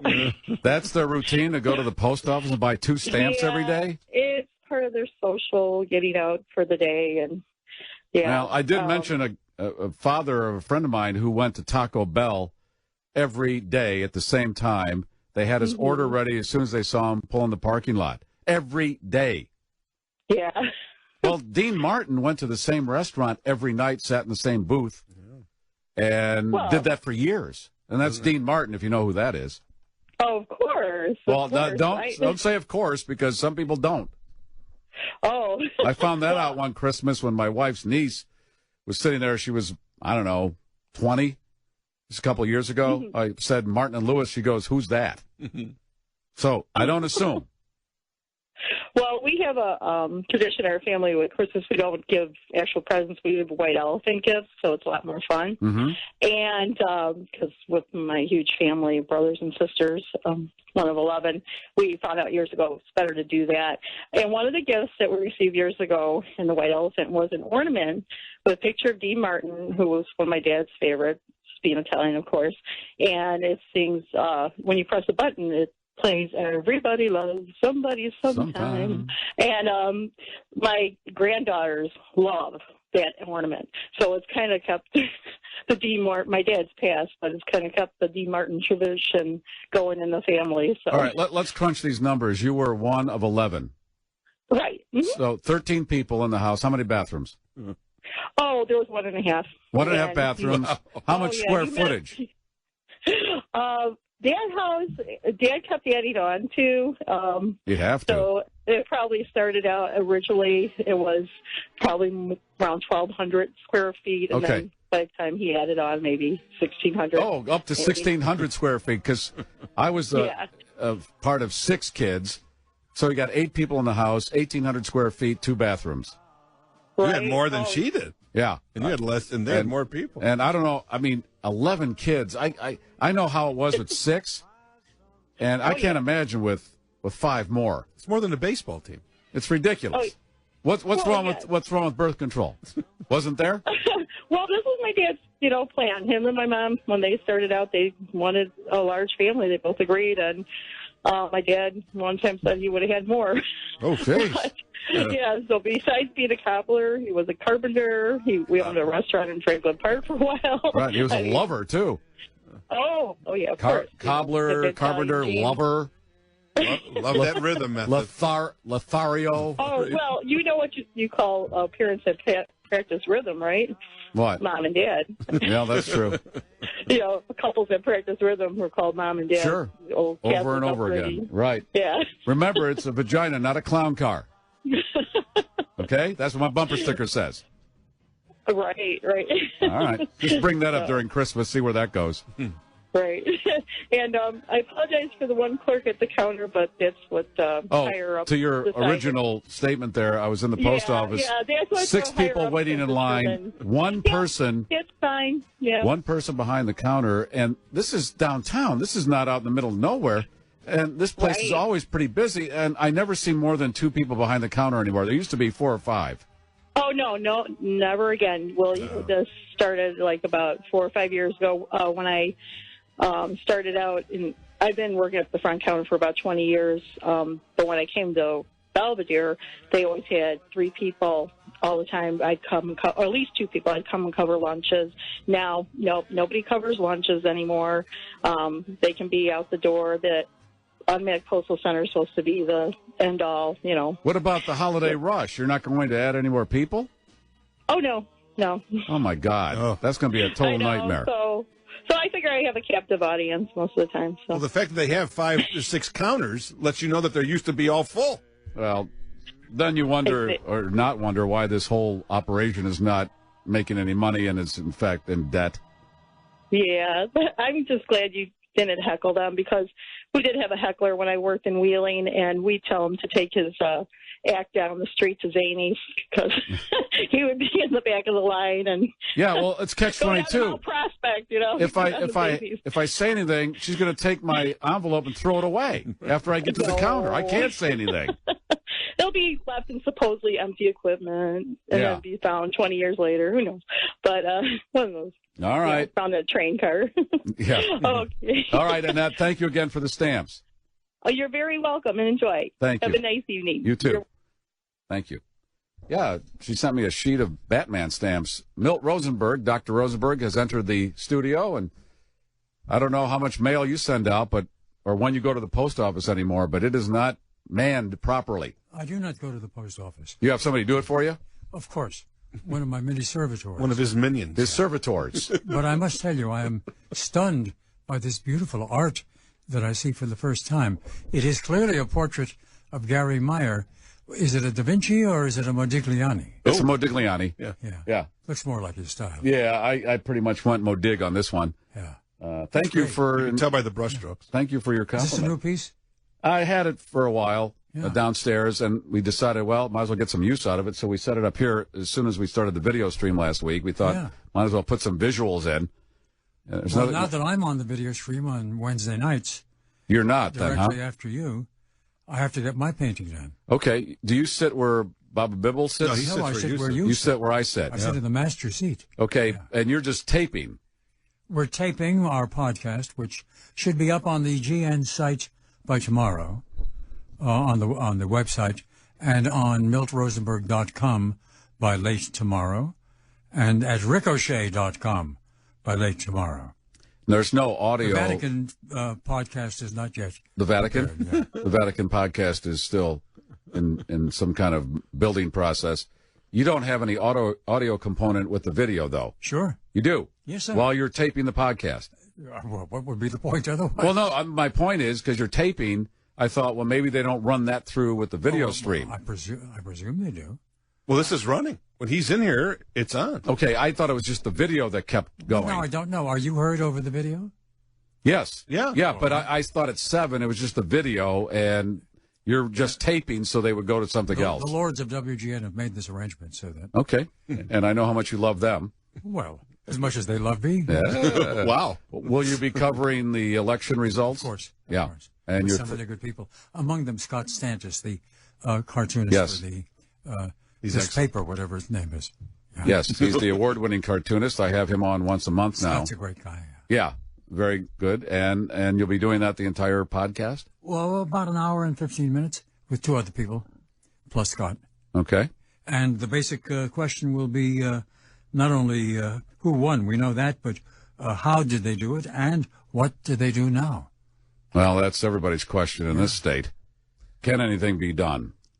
Madigan runs the state. What's Did the you difference? know that all 10 there are 10 new Senate-elected Republicans for the first time coming in. Some are filling Republican seats, 7 are filling Democratic seats, as you know. All 10 of them took full positions during the campaigns totally against Obamacare, calling for its complete repeal. Okay, and they keep going to that well, but nothing changes. I don't know. Well, that's the question. What are they going to do about that? Yeah. I think about health care, and I think when I have a friend who spent many, many weeks in the hospital recently, and he was able to do that because of this Obamacare. Otherwise, he would have went somewhere else, if anywhere, and he was in dire need of health care. Okay, but you just hear these health care numbers in general. You go to the hospital for a day, and they give you a bill for $50,000. How do we straighten all this out? I've got a good friend who I will say, revealing not too much, has sometimes been associated with this radio station, who's had some health problems and doesn't have a lot of money, and had a stay in the hospital for which he was charged $90,000 for a kind of quasi-surgical procedure. He can't possibly pay it. And he's just living with the fact that he owes that hospital $90,000. And Obamacare has not come to his rescue. Okay, so again, if we had the money from Afghanistan and Iraq, we'd all be flush. Just putting that in the good use of whatever we can use it for here. Mm-hmm. Think about that. I'd like to have that money back, wouldn't you? I'd like to have every dollar of mine they've ever gotten back. Okay. Well, then we're on the same page. Would we be flush, or would we still be not spending? Because we spend the money on war, whatever it is, we just write a blank check. But then when it's not war, then we're very close to our budgets. So I don't know if we'd be having that money that we'd just be budgeting is spending. another big question that the new Republican majority has to face. But you're not bothered by the fact that we are 17 trillion in the hole, are you? And how did we get there? Yeah. It's like the abandoned homes in Gary, Indiana. 10,000 abandoned homes, and I'm thinking, well, wasn't somebody thinking when we're at 500, maybe we should start doing something? And now you're at 10, and in 5 years, are you at 15,000? What do you do with these in Detroit? You tear the homes down and turn them into farms. Yeah, that's what you do. Yeah. So all these major cities around the country are going to be farms. Some of them. Yeah, okay, that's going to work. And you do take phone calls during your podcast? No, you cannot. It's pure podcast. Yeah, pure podcast, so no phone calls on that. And I know that was a big component of your show when you were on WGN. Well, it was, but I don't know. Would you miss phone calls? I would. I do. I don't have as many as I did on the AM, but the texts have pretty much filled in a lot of that. So I enjoy getting those. You and I have to adapt to technology and its constant transmogrifications. That's what it's transmogriphing. That's the artist. That's the guy who drew my picture. Wasn't that his name? Yeah. No, that was the other guy. Transmogrify. But the talk show should have some exchange with the listeners. I agree. And that would be the phone calls. I miss that. I do. Because he used to dash onto the phones. You did dash. Do you still do that show? I ambled. You ambled. Do you still do that show around the holidays where you dissect the media that went down in the previous year? Well, I used to when we had the full radio program. Yeah. I don't know. Maybe I'll do it as a podcast. I do one live podcast every week. And we also, on the website, miltrosenberg.com, we have loads and loads of old Extension 720 programs. Extension 720 classics. Got a few hundred of them up, and we put up 5 every week. So it's a very active site. Anyone can go there and subscribe a little bit and listen. And Milt spent a long time here on AM 720. In the 70s you started, right? How many? 74. In 74. Did 38 years. So this year would be 40. This year would be 40. Would have been. I would be 60. Yes, he's a youngster. I was 6 when I started listening to him. That's how that all shook out. 312-521-8600. All right, Milt will be coming up with that. You can watch it and hear it as it's being made at 7 o'clock. Right? Is that what's going to happen? Wait a minute. Isn't my show on? You're on at 7. Right. So he'll be on it. Well, I'm not on the video stream. No, he'll be in this studio. He's taping his, but you will see him taping it. But I'll be on the audio stream starting at 7 as far as the repeated program. Right. But you will see Milt if you want. understand all of this, do you? I don't, but somebody Very does, good. and they're going to push the right buttons, I guarantee you. A man was pulled over and suspected of drunk driving. He tried to eat his breathalyzer paperwork. This is out of New York. Kenneth Desormes was pulled over after police observed him speeding. An officer arrested him after suspecting he had been drinking. The officer brought him to the police barracks where he was given a breathalyzer test. While the results were printing, he grabbed the paperwork and tried to eat it, which I'm sure will help in the process of... Well, it absorbs. Right. It soaks up all the alcohol. This way his breathalyzer count goes down because there'll be less alcohol. It'll be all in the paper. Right. So not only does he get the DUI, he got the second-degree obstructing governmental administration and third-degree criminal tampering added on. And his colon might be obstructed, too. Yeah. You think you have paperwork on me? Where is it? Huh? It'll be out in about a day and a half. Yeah. You want to that long? Well, wow. You never know. Only when I'm on a trip do I wait that long. It is roughage. And then we have the stiletto heel as a weapon. One young woman who was stabbed with a stiletto heel while partying. Of course. That's how it usually starts. You don't even need to put that line in there. Amanda was enjoying a night out on the town. Everything was the same until... with her friends at a rooftop pool bar when a nearby patron started making a ruckus. You ever made a ruckus? I did it over the weekend, and it took me about 2 hours. It's not that... the recipe's not that hard. It looks more complicated than it is. The aroma when it's done. A nice Sunday ruckus with a little gravy on the side. Marie was fighting with someone else when she dragged this woman, Amanda, into the chaos. They started to fight, and then Amanda had her inner thigh punctured with the stiletto heel, and the shoe got stuck in her leg. Now that's a photo. I hope they selfied that one. Wow. You've seen these heels. They're like razors. They are. They're like knives. That's why they're called stilettos. In fact, Leslie was excited about the recent boot purchase that she got at DSW. But you don't have any pointy heels, do you? At home, I do. You do? Oh, yeah. Stilettos. Stilettos? Oh, heck yeah. Oh, yeah. What girl does? She's all saucy. Wow. I love shoes. I just love shoes. With Milt in the room, I won't say what kind of shoes you said they were. Let's just say they were sexy shoes. They weren't. They were red. They were saucy Milt, have you seen her new shoes? No, but I long to see them. Milt longs to see them. Between Milt and Jim Ramsey, you got quite a little stable here. Wow. You got a Roxbury hat. Today I just wore my black stormtrooper boots. So. Wow. Uh-oh. That was Milt. That was one of your heels? No, that was Milt. Okay. Is he okay? Is he gonna he's fine. He's going to be fine. Yeah. Based on that smile, I think he's just fine. That's not a cane she's helping you with. Shut up. Tomorrow, more Fab Faux tickets. I'll do that. Let's say I did it. Let's see. Today's Wednesday. I did it around 4 o'clock. Let's do it around between 5 and 5:30 tomorrow. Mark that down, will you, Creep, so I don't forget? And then a programming change. Blair Kamen, who is going to be on to talk about some awful architecture that has erupted in our city, has to be on next week for some reason. He's on assignment. So I'll talk to him next week. And the things that we're going to talk about will still be there, unfortunately. That Maggie Daly Park, again, somebody should be going to jail for that. Those lights, by the way, are just ridiculous. They're horrible. Awful. I think that the former mayor and George Lucas's henchman got to Blair. He's going to come out and talk about it. And suddenly he can't make it tomorrow. Because that was going to be part of the discussion, this George Lucas Museum, which the architect has come out with a rendering, and that doesn't look right either. I think the Chicago way. I think, really. He's in a Jawas cross-country vehicle going somewhere right now. Yeah.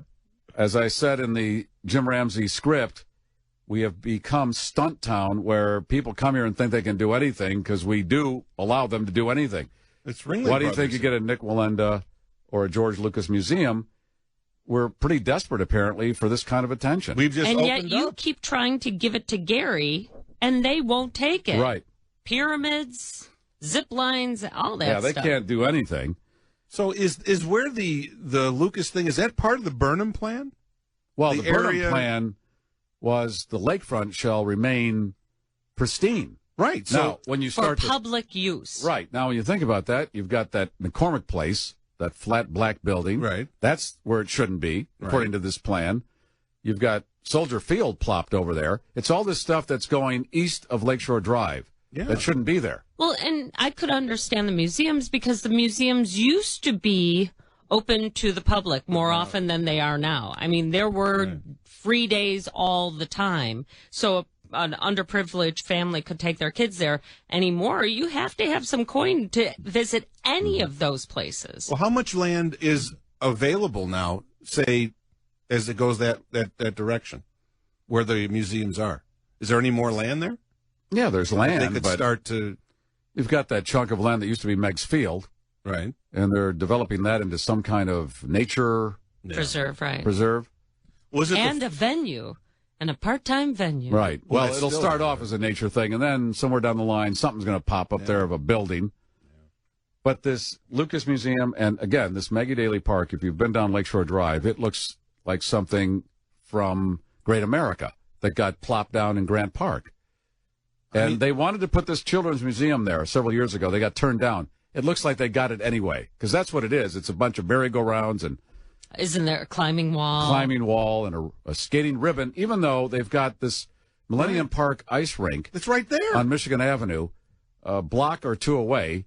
So why do you need a skating ribbon over here? How much skating are we going to do here? Are we Hans Brinker's favorite town? Exactly. I mean, but those lights, too, you'd think that if you're going to try to build a classy park, you would get those nice old vintage kind of lights. Well, these things look like they come out of... They are War of the Worlds. They look like we are fighting some aliens. in that park. And they rise now from the ground above the street. Yeah. Because Randolph is elevated. Right. It looks like a horror movie. Yeah. But there's like eyes. It's too late now. And the rendering for that park, when they published that, those lights were nowhere were those near lights, those. Yeah. So somebody just does what the hell they want, and that's how this city And operates. if you have connections, then forget the rules, as evidenced by Nick Walenda and not having a net or any maybe other those, safety device. Those lights fell off of a truck, somebody's uncle's truck. You know, Right. I got some lights. You want some lights that I need to get rid of. That park? There's going to be a markup on them, but it's still a nice But light. you should see them; they're really nice. They got about 5 bulbs on each one. And then naming the park after the former mayor's wife after he left us in such bad shape is also a big joke. Well, they're changing it now. It's called Rahm Emanuel's predecessor's wife's park. Because he doesn't want to mention her name. He doesn't mention Daley's name. Yeah, he can't. It's the predecessor's wife. Right. Yeah.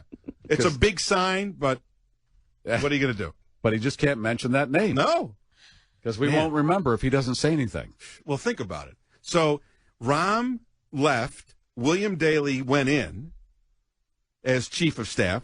So how did that work? Rahm left to become mayor. William Daley became chief of staff. For Obama. Yeah. Yeah. So you don't think there was all these little shenanigans going on? Yes. Oh. Plenty of shenanigans. And think about this. Remember that Daley's brother was going to run for governor. That's he was right. going to run against Quinn. He could have been the governor because if he would have would have been right because he would have beat Ronner. They would have made sure of that, right? Yeah. I don't know It's why. a new day in Illinois, starting when, in January? Probably. As soon as, Like we're gonna Pat decides he's not going to. Oh, he's not stay. going to leave on that day either. No. He's going to be a squatter Just in the gonna mansion. hang out a little bit. Are you still here? Thank you for listening. Back tomorrow at 3 o'clock. Have a good evening. Good night.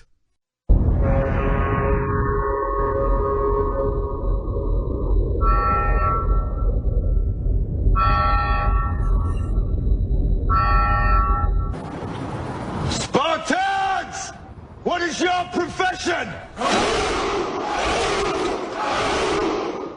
This great godly miracle of radio really gives me the opportunity to speak to you on the air. From the WGN Tower. Remember, you're all a big part of the show. We're on in 10 seconds, so get ready to have a good time. All right, here we go. This is exciting, isn't it? Whoops. Sorry, ladies. 5, 4, 3, 2. Now let us imagine that you're in the middle of your program. You must identify your station. You might say WGN. .fm. Right here. Good afternoon, Niagara Falls and Starved Rock. Breaking news.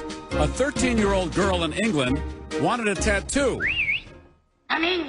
Her parents said no. She found a guy on Facebook who said he'd give her a neck tattoo for $32, so she had it done. I have a bad feeling about this. He cleaned the area with Jack Daniels before he started. She wanted the word believe on her neck. When it was done, he had spelled it Belleve. 100,000 sperm, and you were the fastest. Her parents are furious, and the 13-year-old is undergoing HIV and hepatitis testing. Okay. It makes me long for the days when the only thing you put on your neck was a hickey. That eventually healed on its own, even though it was pretty ugly in its day, too. A developing story. Funny story headline. A man tries to rob a bank with a cordless drill. Really? He didn't bring a drill in with a cord and plugged it in before trying to rob the bank? This thing makes the coolest noises. Idiots. Pat Quinn, it's over. Give it up. I got to tell you, I don't want to be governor for the next 2 years. I want to get going. I'm Garry Meier. Those stories and more on 240 minutes on the Super G Streamliner from the Air Force World Headquarters in Stunttown on WGN.FM. I'm throbbing to trend. Middle of the afternoon. Time to oil the Bobcat for the next 4 hours. Welcome. Your participation can happen via 312-521-8600. That's the text and the phone number. And there was a little delay there between the end of Hochberg's show and the beginning of mine because Duffy was putting the final touches on the opening. He works right up to the, well, obviously up to the show and beyond. I've got to get that in there by 3 o'clock. I think we have to all decide that the show starts at 3. There has to be a button that's pushed and something that comes out of that button at 3 o'clock. I'm like Nick Walendina. Somebody's on the naughty list. Where's my bullhorn? Where's my bullhorn? Okay, where do we begin? Well, I begin with Dickie Durbin's son. I assume that was his son on the stage last night, who looked like he was under the heat lamp too long.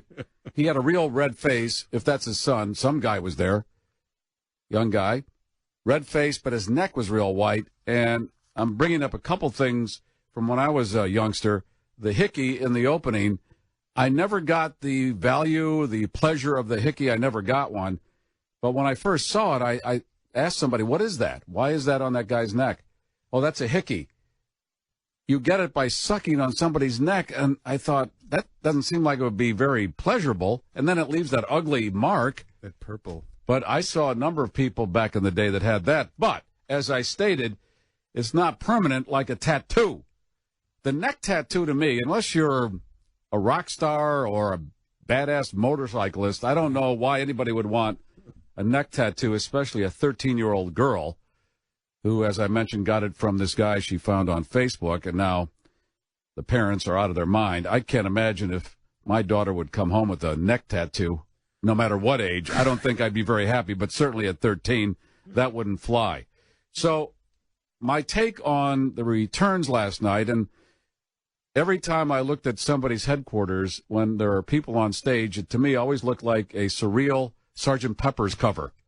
When they get on that stage, it looks like, okay, there's Hitler, there's Marilyn Monroe, there's Gandhi. It's a melting pot of everybody that can cram on a stage. And one of the oddest was the new lieutenant governor who got up there before Bruce Rauner. And she talks just like Sarah Palin. She's got the same tone. If you heard her speak, she obviously has decided, I'm going to sound like Sarah Palin. She had that kind of tone. So we have a new governor, although Pat Quinn hasn't been told yet. And here's why I'm kind of frightened about that. When he refused to say it's over, I thought, okay, how many things when he was governor did he look at that were factual? And he said, no, I don't believe that. Because that's the way it's coming off. Now, I don't know what his political future is, but this isn't going to help it. Because when there are so many facts in front of you where no matter if you get every one of the remaining votes, you're not going to win, and you refuse, it makes me think, wow, this guy just puts the pedal to the metal and goes right into the wall anyway. As they were talking to his people last night, there was this woman, and this is why I don't have politicians on. They just do talking points, and they will not wander off that talking point sheet. This woman, who was his spokesperson, she repeated the same thing. Of course, they didn't pull the microphone away from her. For about 7 minutes, she would just say the same thing. Well, we're not going to concede until we've counted all the votes and all that. And she had that tone like that Miss Teenage America answering that question about such as United States citizens. Yeah. Why don't you rack that up there, Creefer? And I'll refresh everybody's memory on that. He still hasn't conceded, right, as of now? There's a press conference scheduled at 3:30. Okay. Well, that didn't take long. It's only 12. But the damage is done. I don't know. Does he have any political future? If he did, this has got to put a dent in it. It makes him look like he doesn't know what he's doing with facts. Well, he's got nowhere to go. I mean, after you're the governor, what are you going to do? Well, you don't run for states. You only run for, I guess, senator, because you're not going to want to take anybody else's, Cook County State's Attorney, former Cook County State's Attorney, although they call these former politicians president, governor, even though they've been out of office for years. I always thought that. If I'm out of work, it's not talk show host Garry Meier. It's former. It's former. Or just Garry Meier. Mr. Meier. Done. From now on. That's it. And I just lost my train of thought. Secretary of State, you were mentioning. Former Cook County State's Attorney Jack O'Malley said to me, when he was State's Attorney, said there are only 3 offices in this state that you want. The one he had, governor and mayor of Chicago. Right. Those are the only ones really worth their weight. And if you couldn't win the governor, how are you going to win the U.S. Senate? If I don't want you to run this, why am I going to run? Why am I going to send you to Washington? Well, I can't. Like I said, I can't imagine he has much of a political future after this because he's kind of hit the stride of that's one of the best offices you can have. Well, he lucked into it. And just ask Jim Oberweis what that's like when you keep running and losing. Well, isn't he one of those lucky individuals that gets several pensions? So he should be okay. Yeah. Who Quinn? Quinn. Yeah, they get the nice exit package. But no that's matter not what. his deal. He needs. Well, obviously he needs to be something. in the So he needs. I don't know if he's still going with that woman. he needs to do something. He looks like I got no place to go. He's like Richard Gere. Yeah, in Officer and a Gentleman. Yeah. I got nowhere else to go. Well, I was ready to put the garden hose on him last night. I'm sorry, but that's the way it goes. That's politics, buddy. I still say he is not going to cut his grass for like 2 months. No, he's going to. I'll show you. Get all the neighbors jacked up on. Screw it. I'm going to let it grow for a foot. John, what's on your mind? Hey, I just want to let you know I was thinking yesterday while I was waiting in line because I was one of the first people. They didn't know how to do the paperwork yesterday. I was a little impatient, and I was thinking, well, it's really not too bad. I can't complain. You really don't have to worry about being blown up or things happening. Like a lot of places in the world, we're very fortunate to be able to do what we do. And if you don't like the people, we do what they did yesterday and just kick them all out and get some new people in. And then 4 years, we'll do the same thing. I've been on this thought process of one and out. I'm tired of them all. You get one chance, and then you're gone because there are no term limits on some of these offices, so we have to put term limits on them. Now, Ronner didn't promise one term, did he? Yeah, he did. He said in his campaign, he said, if I don't do a good job. So is he sticking to that? Well, he said, if I'm not doing a good job, vote me out. Yeah. So that doesn't mean but, okay. But that should have some other. Home. Well, that should have a little caveat. Yeah. And I'll tell you what, if I don't do anything within 18 months, I'll leave. Yeah, something like that. But nobody's going to do that. It's subjective. I mean, there's no checklist. Well, like as I said yesterday, the incumbent shouldn't have to run any commercials. We already know what he's done or she's done. So that's your record. There's nothing you can tell me that I need to know. I already know because you've been doing this for 6 years in Quinn's case. But, if you're going to throw that out there, like you always say, if a guy says on April 1st this is going to happen, and July 1st, he should create a checklist and say, if I don't get these done, then I'm gone. They can't, because they would never hit any of that stuff. That's what I would do. I would have a list, and I go, these are the markers. If I don't hit them, then, I don't know, you can throw water balloons at me or put me in the national dunk tank. Something. We have to do something. This is just grinding and grinding. And it's funny, all of the cartoons and the whispers are, nothing's going to happen. Mike Madigan's going to get this guy and saddle him up and ride him for 4 years. Yesterday, Scott Santos was on Channel 9, and he was showing all of his cartoons. Every cartoon had Michael Madigan in it, and he wasn't running. It always goes back to Mike Madigan. One of them was the devil. One was really scathing. He was sitting in a throne, and it has the MM logo above him, and he goes, "Oh, an election, how quaint." I remember those. Well, then he had all the people running, like all the candidates, and then there was Madigan as the devil in hell, waiting for him to jump to fall into his lair. That's really what we're all about. So, John, there it is. Let's see what this brings us. But little Dickie Durbin's son looked like he was under the sun lamp too long. I don't even know if they have sun lamps anymore. When I was in high school, a lot of girls would get these. They were basically 3,000-watt bulbs. You just and you laid lie under it and there, burn. and they come in the next day with third-degree burns, and they thought that looked healthy. But that's what this kid looked like, if that, in fact, was Dick Jr. Look at the tanning bed still. Well, I don't know what it was, but again. Some of these people do vacation here and there as well. Yeah, how about the letters Bruce for Ronner? They people like they were at a ball game. A rally. Bruce. Some people wouldn't hold their letter up, so it'd be Roos or Boos. I mean, it was just. I was waiting for them to go Roos like a Springsteen concert. I did hear some of that. Those nights are always kind of interesting. I felt bad about Sheila. Yeah, loose change is gravel. And I always think about the people that are at the losing headquarters. That has to be the most depressing place on earth. When you're standing there and you've worked all these months on the campaign, you're standing there and you know it's going down the crapper. Trail mix and yeah. Don't you ever wonder, though, unless your job is tied to that candidate, why do you get so excited? Because they believe in that stuff. Really? Oh, yeah. If you talk to these people that do that, I don't get that. They have taken the Kool-Aid in every vein. Unless I've got some skin in the game, I don't understand. But look at look at baseball fans. Look at football fans. Face Same painters thing. and stuff. Yeah, it's right. the You exact gotta same drink thing. the Kool-Aid. And those Yeah. people have even less to That's gain. right. I'll have a pair of tickets to give away before 4 o'clock to see the Fab Four. They're going to be at the Chicago Theater on November 15th. They are the greatest Beatles tribute band of all time, according to Rolling Stone. I concur. Paul McCartney said, yep, they're better than me. Band members include Will Lee from the David Letterman Band and Jimmy Vivino from Conan's band, O'Brien. And tickets on sale right now at the Chicago Theater box office, all Ticketmaster outlets, or by phone, 800-745-3000 or Ticketmaster.com. So I'll tell you when to call before 4 o'clock. I have another pair tomorrow and Friday. What's with Derrick Rose? Is he made out of licorice? What's his problem? Both ankles. Not one ankle. No. Both ankles. What is this saying now? I thought after the second knee deal, it's a head trip. Obviously, he's psychologically doing something to make himself fall apart. He's only a few games in. I mean, this and this is ridiculous. Now, the suggestion that some of you have made that they should amputate both of his legs and put titanium there, I think that's like a bad Oscar. choice. Oh, you don't like that? Oh, they're not good legs. They're not. So why not? I know that argument has some currency. Oscar Pistorius seems to be doing all right. Right. So we have to decide what we're going to do with this guy because these legs aren't working. Both ankles. Both ankles.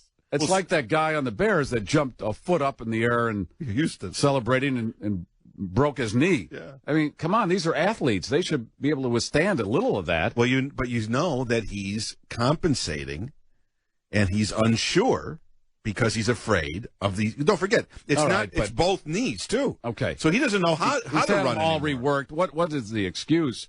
But they seem to be winning. Yeah, they did. Without him. I don't know if that makes him feel any better or worse, but it's one of those weird things. Kate? Hey, Gary. So I just had this thought. Mortimer Snerd is more durable than Derrick Rose. Mortimer Snerd's head does come off sometimes. Still better than Derrick Rose. But Mortimer Snerd, who, if you're watching on the video stream at WGN.FM and hit the watch prompt, you'll see Mortimer in the corner. That's Mortimer Snerd. That is also known as Bibble Jr. That's his son, his only begotten son. And he does write him off on his taxes. Okay? But, yeah, the dummy has better wheels than Derrick Rose, and the dummy's not making nearly as much as DR. I think like my great aunt Sadie has China dolls in the cabinet that break less than Derrick Rose. I know. I mean, This is weird now. This is He very is weird. delicate. Both ankles? Both ankles? Both ankles. I mean, one knee, two knees, both ankles. Plant boots like you. What's that?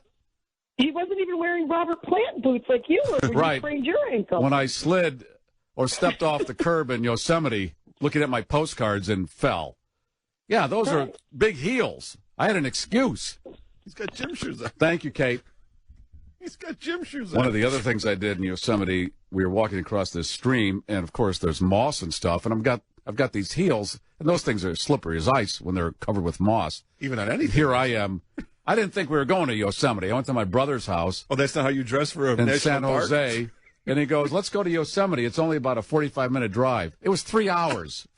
We're driving and driving. That's after we drove from Chicago to Los Angeles and then up to Northern California. And then you went... then we went to Northern California, then came back down. Oh, my God. Now, first of all, we drove from Chicago to Los Angeles to San Diego to San Jose, and then we visited San Francisco. Oh, my back God. to Los Angeles, picked up her mother, and then back to Chicago. I put 60,000 miles on my Nova. I mean, why were you going from north to south in California so much? Because I had never been. I wanted to get all of it in. Wow. I didn't know. But my brother, he had been living out there for a while. He said, we're only 45 minutes from Yosemite. Oh, great. I'd love to see Yosemite. 3 hours later. And then I almost killed myself in my Robert Plant shoes. Number 7. What? Pull the plug. What the hell? This is not even worth doing. Yeah. 1, 2, 3, 4, 5, 7. 6, 7. Trending. Tune in number 7. But here. I'll play the This is the ending music for the show. Good night. Bye. Yeah. If you can't involve 7. yourself better than this, although there's a lot of soccer going on. Oh, here we go.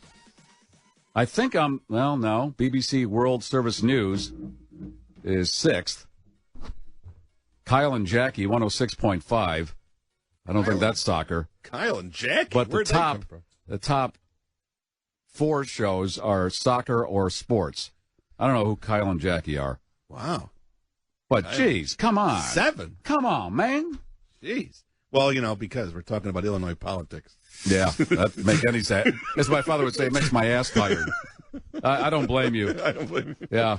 Well, that's what happens. We had to cover that because it was one of those strange nights in Illinois. Well, I was watching Fox because I'd love to watch Fox just because it's entertaining. I don't really. Oh, must have been having orgasms. It was like prom night. Yeah. Oh, it was unbelievable. I mean, they especially God, because it's filled with women on there anyway. There's some of the hottest women on Fox News. It's amazing. So they were bubbling. Orgasmic. Oh, and this Megyn Kelly, she was the co-host. Oh yes, yes. We've taken over the Senate. Oh yes, yes, yeah. yes.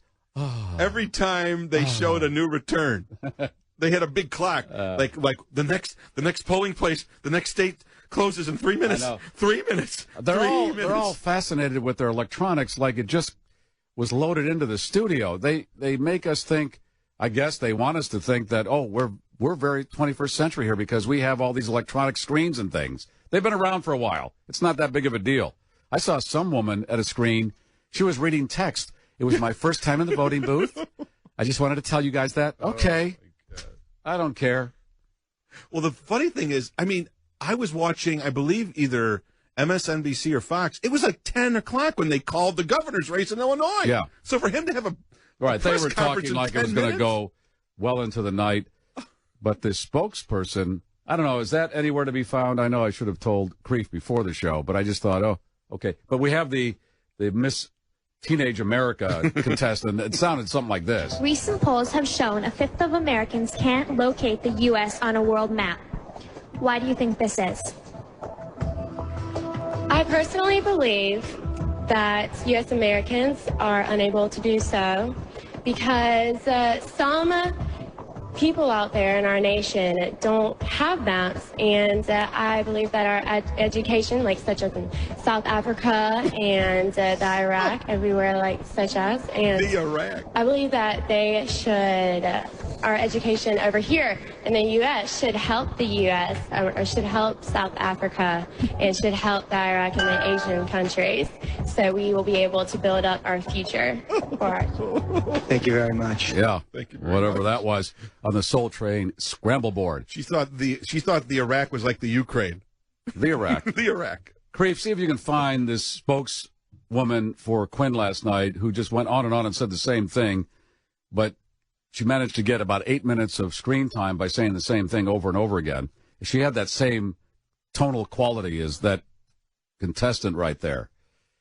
My name theory seems to fit. It says here, Kelly sent this at 312-521-8600. My name theory fits Derek Rose. He's a delicate flower. He's a rose. He's a very fragile human being. Oh, and your buddy Judy won. Yeah.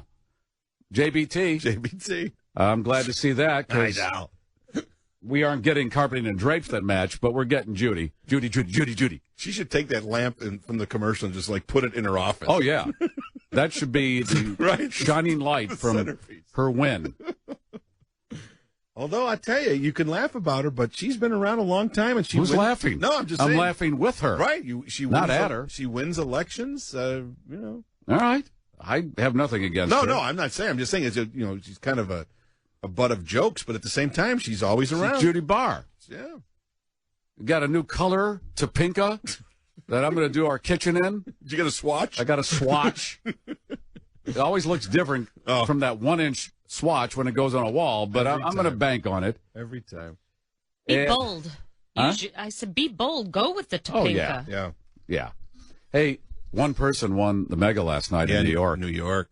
One person. Can you imagine? Huh. You wake up today. What did it end up at being? 321, I think. Wow. Nice. And one person. So say they take one lump sum, which was my vanity address in Chinatown. So that's half. So it's about 160. Wow. And then taxes, you're still around 90, 100 million. I heard it was out the door in your pocket. I heard it was the doctor that came back with Ebola. Didn't they say he went bowling? He bought a lottery ticket? Right. What if it was? Wouldn't that be great? Wow. See, you wanted to keep me confined, or was that the other person? That was one from Maine. Yeah, okay. Yeah, in New Jersey. The Ebola thing seems to have settled down Totally a bit. Or am I down. just imagining this? Yeah. It doesn't have the pop it had a week ago. Oh, we get bored with these things. You know, it's like hashtag bring back our girls. All those girls got sold into slavery. And they're still not back, right? They're married. No, they married them They off. married them off, they said. They're married off. They're 12. By marrying off, in other words, they sold them into sexual slavery. Let's were- call it But what that it really story, is. you're right. That story drifted away, and that's a huge story. Yeah, they just announced last week. Boko Haram, what was it? Boku something? Boko Haram. Yeah. They said they sold them all off. Okay, we should go over there. And they're looking for their new, the next crop now. I wouldn't mind if all those guys were snuffed out. Jeez. But the ALS challenge, this stuff, we consume this stuff and spit it out in a day. Yeah. We have no attention span. ISIS, Schmisis, we don't hear much about them. And that although guy, they're really racking it up over there. Oh, they are seriously racking up the wins. Aren't they close to Baghdad? Yeah. Yeah. That's not good. Okay. There's slaughter in Mosul. Remember how hard we fought for Mosul? Yeah. Yeah. Okay, that's money well spent, and they get it anyway. But now that we got everybody back in place that we want in place, I guess things are going to be different for the next couple of years. That's what I'm told. Yeah. What we're really worried about is the Sunday night game in Green Bay. That's as far as we're concerned. I mean, and then today they're talking about, if the Bears don't win, Trestman's pretty much gone this year. Oh, really? Yeah. All right, we got Joe Madden. Maybe he can coach the Bears too. Well, he could. He probably could. He has that look like I'm not taking any crap from anybody. Right. I like that guy's look. Oh, it's very Mad Men. Yeah. And I just picture him not putting up with any guff. He didn't even wear a tie to his press conference. He had an open collared shirt. Right. Getting down to business here. Yeah. Tie. I think Jim Ramsey's back today for Tom, right? Yes, he is. And he's wearing pink pumps. We compared our shoe choices today. He's got horseshoes on? He does. Pink pumps. Yes, he said that. I will send you the emails we traded. Yeah. Oh, now you're trading emails. You want to know what I was wearing today. Okay, well. Something's going on there. Tom mentioned on, what is today, Wednesday? Yes. Monday, he said, I did the early voting. It took me 3 hours. And then the next day, he was exhausted and couldn't come in. He explained how long it took, and I questioned it, and he said, no, it took that long. And then when he thought about it, he realized he was exhausted, and he said, I can't come in for a couple days. Enough. So I will have another Jim Ramsey script to read.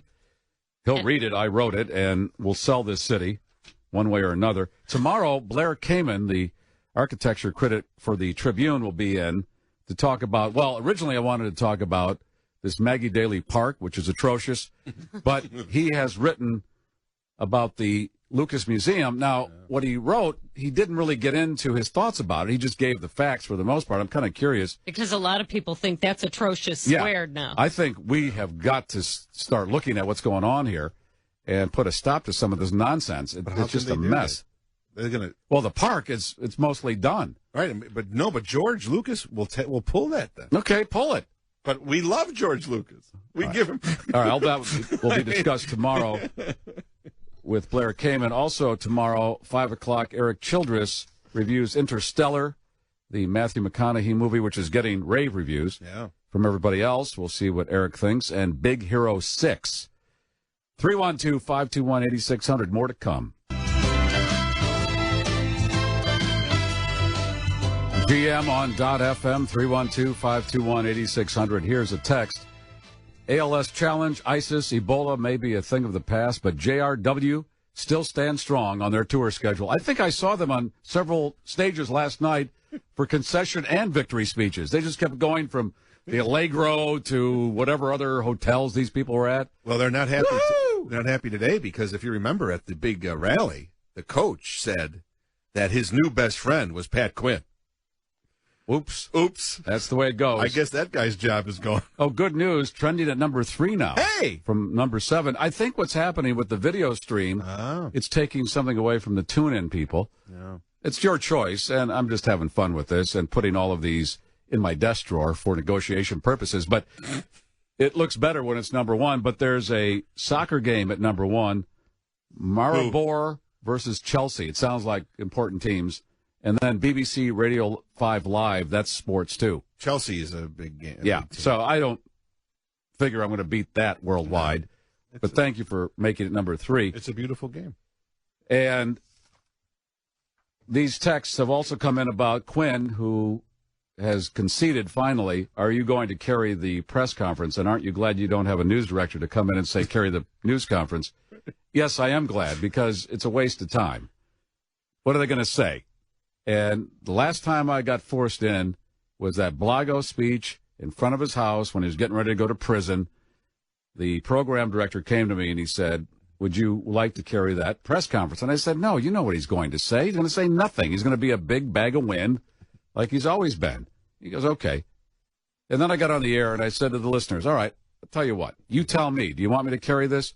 65% said no. So I said, I'm not carrying it. 2 minutes later, the program director comes in. You got to carry the press conference. And I said, you told me I could choose. You said it's pro-choice. Yeah, but... And I said, I don't want to take it. He said, you have to. And then the guy went on for about 6 minutes, said nothing. He was the bag of wind I predicted. And you really know these guys are not wandering off their talking points. Didn't they then tell you to cut them? After a certain time, I think they came in. I don't know. I just did it. Oh, did you just? After okay. a while. I don't care what they say. Okay. I'm taking this off. But a listener made a good point. And I'm sorry I missed that moment because it was already when I had the computer hooked up with the playoff music. Right, Should have played that and just went, goodbye. Yeah. What's he going to say? I finally took a smart pill, and I'm not going to be your governor anymore? Well, this, based on, they just showed it live on TV, this must have been a very quick, he must have said, oops, I'm sorry, and goodbye. Up, there he was, and when I looked up again, a minute later, he was gone. Well, he looked like an idiot last night by not conceding. Well, last night, I mean, the fact that it goes into today at 3:30? Well.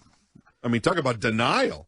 Preef is looking for that spokesmodel that was on last night to please hold on. Don't say anything yet.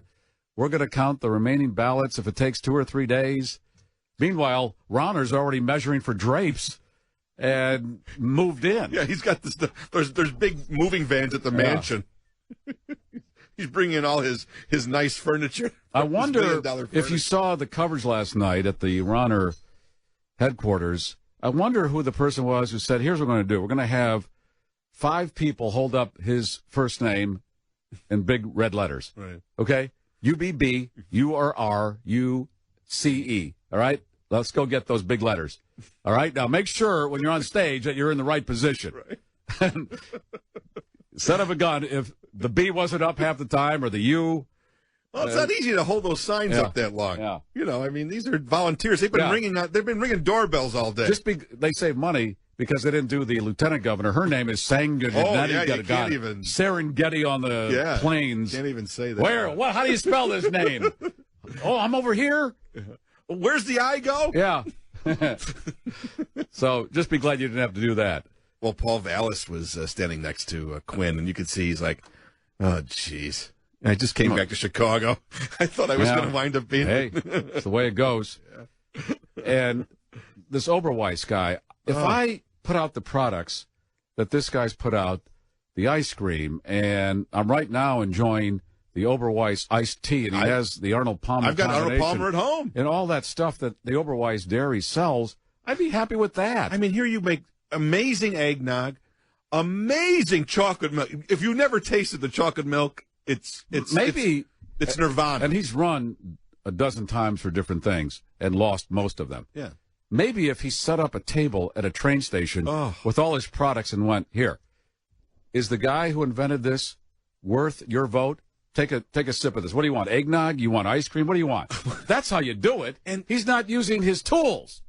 That's why he keeps going down in a ball of flames. Because Dickie Durbin, I don't know, is this guy doing anything that's so spectacular? Well, he's been in a million years. Well, not only that, but, I mean, the country pretty much completely rejected Obama, and he's Obama's right-hand man. So for him to have won amidst Obama, the Republicans winning so big. That wasn't even close. No. And I think you got to use your dairy products more. Oh. Use your strengths. Oh. And that's your strength there, buddy. Yeah, the ice cream is amazing. I mean, and even Dickie said, tomorrow I'm going to go buy some Oberweis ice cream. Even Dickie knew that if he had used that card, there would be no Dickie today. And by the way, you texted me, some of you, right at 3 o'clock and said that David Hochberg, who was MIA yesterday, and come to find out, he said, I just forgot. I forgot I was supposed to be on today. He did not show up yesterday. Oh, today, Tuesday? Yeah, Tuesday. I'm on Tuesdays. Apparently, had a doctor on, and they were talking about penises. Yeah, that's today is penis day. But what about him? Classics. What about him? What do you need? No, but what was the thrust? I beg your pardon? That's what I'm saying. What's the thrust of the discussion? What were they talking about? It varies. I mean, are people wanting to know if they should give them for Christmas? No, it varies. There's nothing like waking up on Christmas morning and seeing that under the tree. Oh, every show is a question about a slow stream or is that what it is? Strong stream or if you're a Flomax. Yeah, kidney stone. Mad Max. The urethra gets a lot of play on that show. The male urethra and the prostate. Yeah, if you got a prostate urethra question, that must be a real pain to have to go to the bathroom every 45 minutes. Man, especially you can't go to a sporting event or a movie. You got to wear diapers. Is that the way to do it? Well, why I'm not? sitting there watching Gone Girl, and now I got to go. Right, so you just to watch Gone Girl. I go. Just strap. I go when I'm watching Gone Girl. What is this? I'm going. It's gone. Ugh. Didn't what's her name do those commercials? That Depends that one of some good-looking woman did the commercials for the new Depends that are more like underwear and like panties. A good-looking woman that we know. Yeah, that she has the big lips with the brown hair. Oh, that narrows it down. Well, anybody, big lips, brown hair. Anybody? Leah she was on King of Queens. No. I'm thinking of the other one that's married to Harry Hamlin. Oh, right. She's got the lips that look like a flotation device. Yeah, exactly. Remember, she was doing a commercial for like the new Depends that were like, she goes, I've got them on. And she was wearing a little skirt. What's her name? Leah something like that. Is it Leah? I don't know. But anyway. Lisa Ramini. It's some. Okay. I agree. Don't leave any money on the table, but they must have paid her a p-load of money to do that because I hope they did. She's not that old. No. And you're doing an incontinent commercial. Yeah. It's like when Ditka did the erectile dysfunction, they must have thrown a lot of money at him to not turn it down. Yeah. Because now you're talking, come on. And she's still a sex symbol. So to be walking around thinking that, she's not, we know now she's not wearing a thong underneath that. Right. That's tough. I mean, when what was her name? Martha Ray? Didn't she do one many years ago? She was one of the first ones. But she was elderly at that point, and I assumed that she wet her pants when she had an iced tea. That doesn't surprise me. Yeah. Lisa Ronda? No. Lisa Ronda. It's Rem. That was the woman who tried to take down Judy Bartopinka. She was on the ticket. Lisa Ronda, yeah. How about, wait a minute, while we're trying to figure out who this woman is that wears the diapers. How about the Libertarian candidates, 3%? Oh, God. Chad was grim.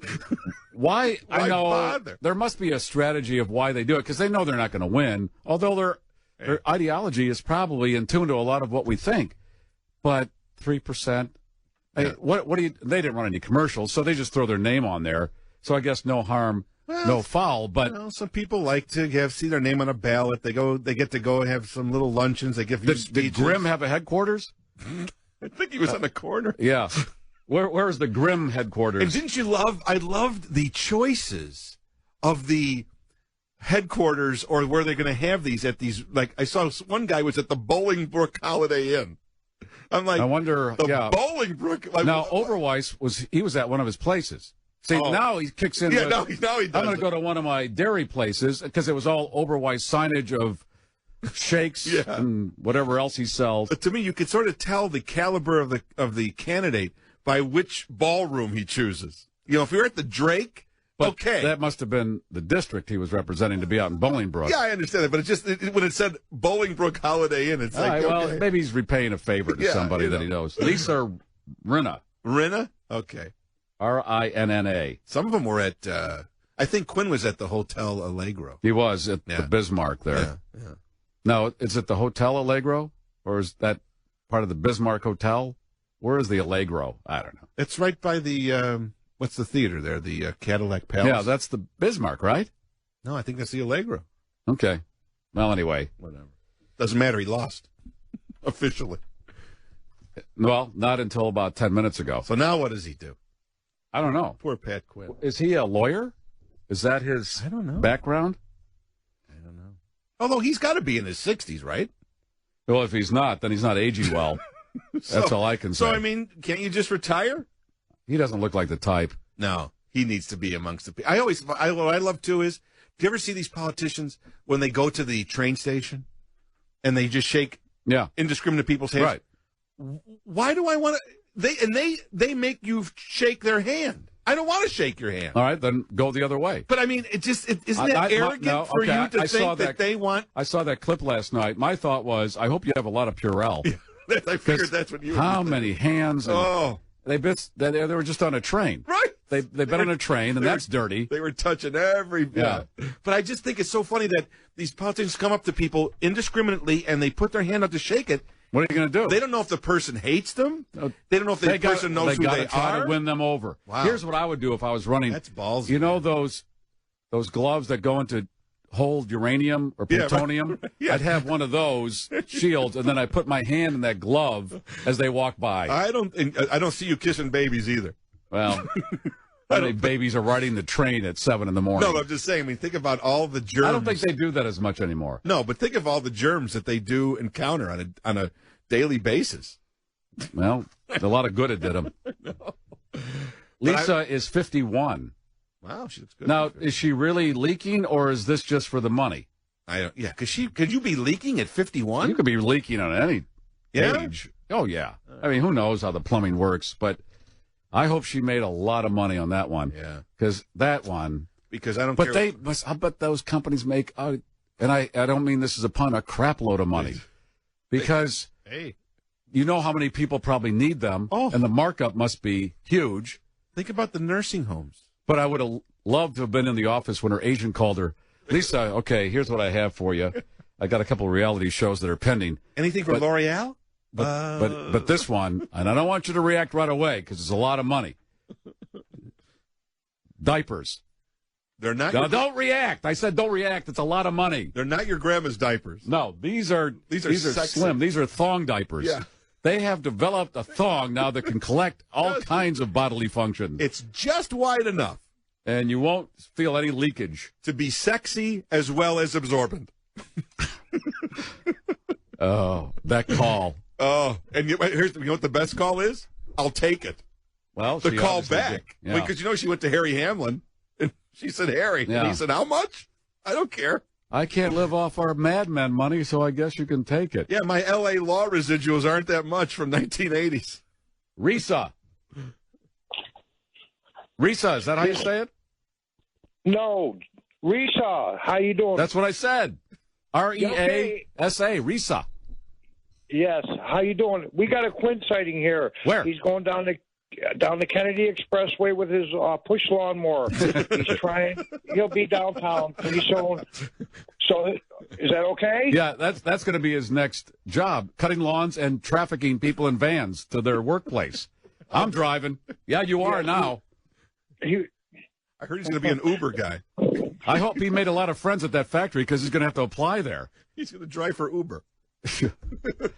Taxi driver Robert.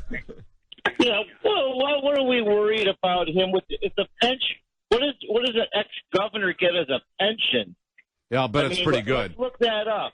I mean, what is it going to be, like $100,000 a year for the rest of his life or something like that? He probably has several pensions because he's had several. Yeah, see, jobs. These politicians, they don't land on their head like the rest of us would.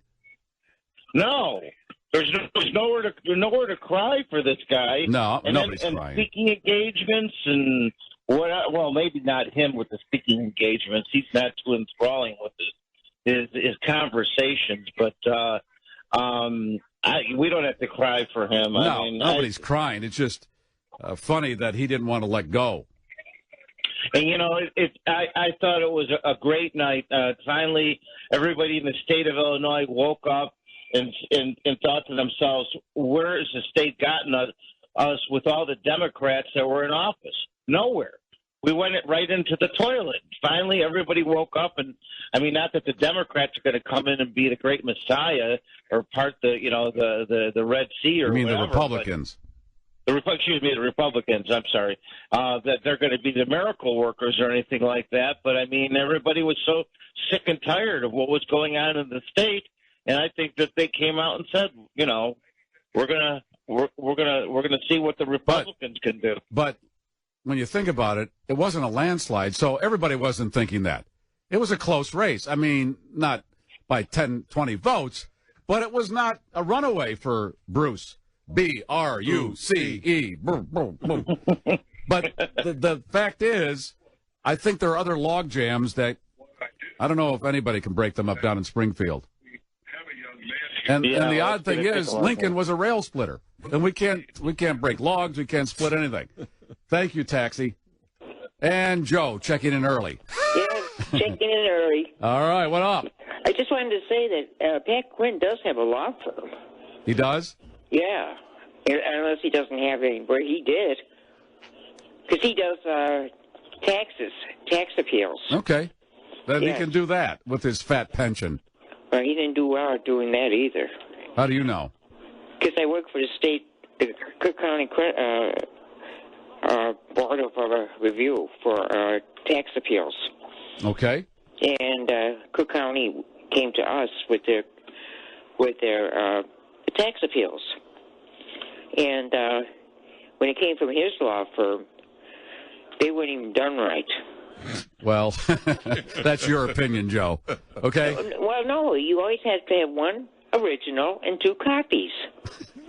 He sent in all copies, and the back wasn't even copied. He just run them through the copy machine. Boom, boom, boom, boom. Yeah. Then you had to send them back, or you had to call him, and he'd have to send the original. Well, that wasn't him. It was his people, right? What, obviously he doesn't know how to work his office then? And he's going to work a state?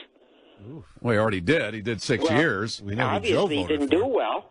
Well, I know you're on the attack because you've had it. You've been Yeah, I talking did. this game for a while. Yeah, I You're have. tired with the immigration policy. She hates the state. The welfare, everything. You're done. I'm done. Right. All right, Joe. Okay, talk to you later. All right, Bye-bye. and then she will. About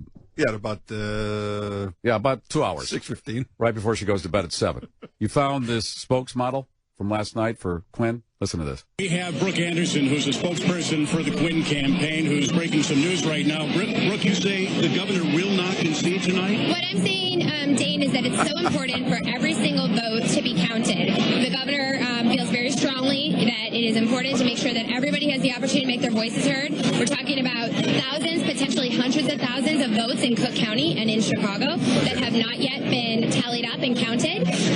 Vote by mail ballots, grace period ballots, also same-day registration ballots and provisional ballots. We need to make sure that those votes are counted before making any determination about who the next governor of Illinois will be. So the governor feels very strongly we need to make sure that every vote is counted and all the everyone's voice is heard before we make that conclusion. What do you make of the fact, though, that AP has called this race for Mr. Romney? Well, I think that it's a very close race also, with obviously with a lot at stake, but by that same token, they are ignoring the fact that literally thousands, if not hundreds of thousands of people She was on a loop. ballots and their votes. I think that we think that could possibly be a difference maker in our campaign. With so much at stake and things so close, we need to make sure that all the ballots are counted. And, it's been an interesting day in the city of Chicago with some problems. And we want to make sure that everything is done right, everything's properly accounted for, and that every single ballot and vote is heard. And we just want to make sure that happens before, we look at who the next governor is. Do you know exactly how many ballots are outstanding or absentee? Well, you're looking at a potentially significant number, thousands, if not hundreds of thousands of, vote by mail ballots, provisional ballots, people who did same-day registration for voting. And, just up until at least an hour ago, people were waiting in line trying to get their votes in at Wells Park. So, I think that there are way too many votes left to be counted to make any kind of determination about the outcome tonight, which is why we are going to insist and ensure that every single vote is counted and make sure that the people of Illinois' will is reflected in this outcome. Mike Flannery has a question. Go ahead, Mike. I do. So Dane, it sounds like the governor's spokeswoman there is suggesting that really everybody should go to bed and come back tomorrow. Mike says, are you suggesting everybody should just go to bed right now and come back tomorrow, that this race should be put on hold for the night? I can't speak to what other people are going to do for the rest of the night. I think that every single vote needs to be counted, and that's Listen to this. She's just okay, that's all she kept saying. Miss North Carolina is jealous right now. It's the same tone, I told you. Exactly, but she stays on topic. Well, they push her out there, they hit a button, and she just repeats the same thing over and over again, and that's the deal. Was she pretty? It's important. What's that? Was she pretty? Every What's that got to do with anything? Well, because I'm wondering why they put her out. Was she pretty? Is that why she was? No, she knows how to stick to the message. But was she? She's but presentable. Let's be honest. But People that are spokespeople wait are a minute, good looking. hold on. That's a sexist comment, but it's not a sexist. They also comment. pushed a guy out there that looked like Skeletor. He was bald and had a skull head, and he came out and said the same thing. Okay, but in the same tone. So it is important. In general, yes, we haven't counted all the but he was Skeletor and she was the other balance, but they kept saying the same thing. And that's the thing about these politicians. You can ask them anything. Right. They are programmed to respond to that thing, and they will say that programmed bit, and that's it. They're not going to go off the paper. Well, they won't even answer your question. They'll say, well, I can't answer that, but what I can tell you. Right. And then they go off.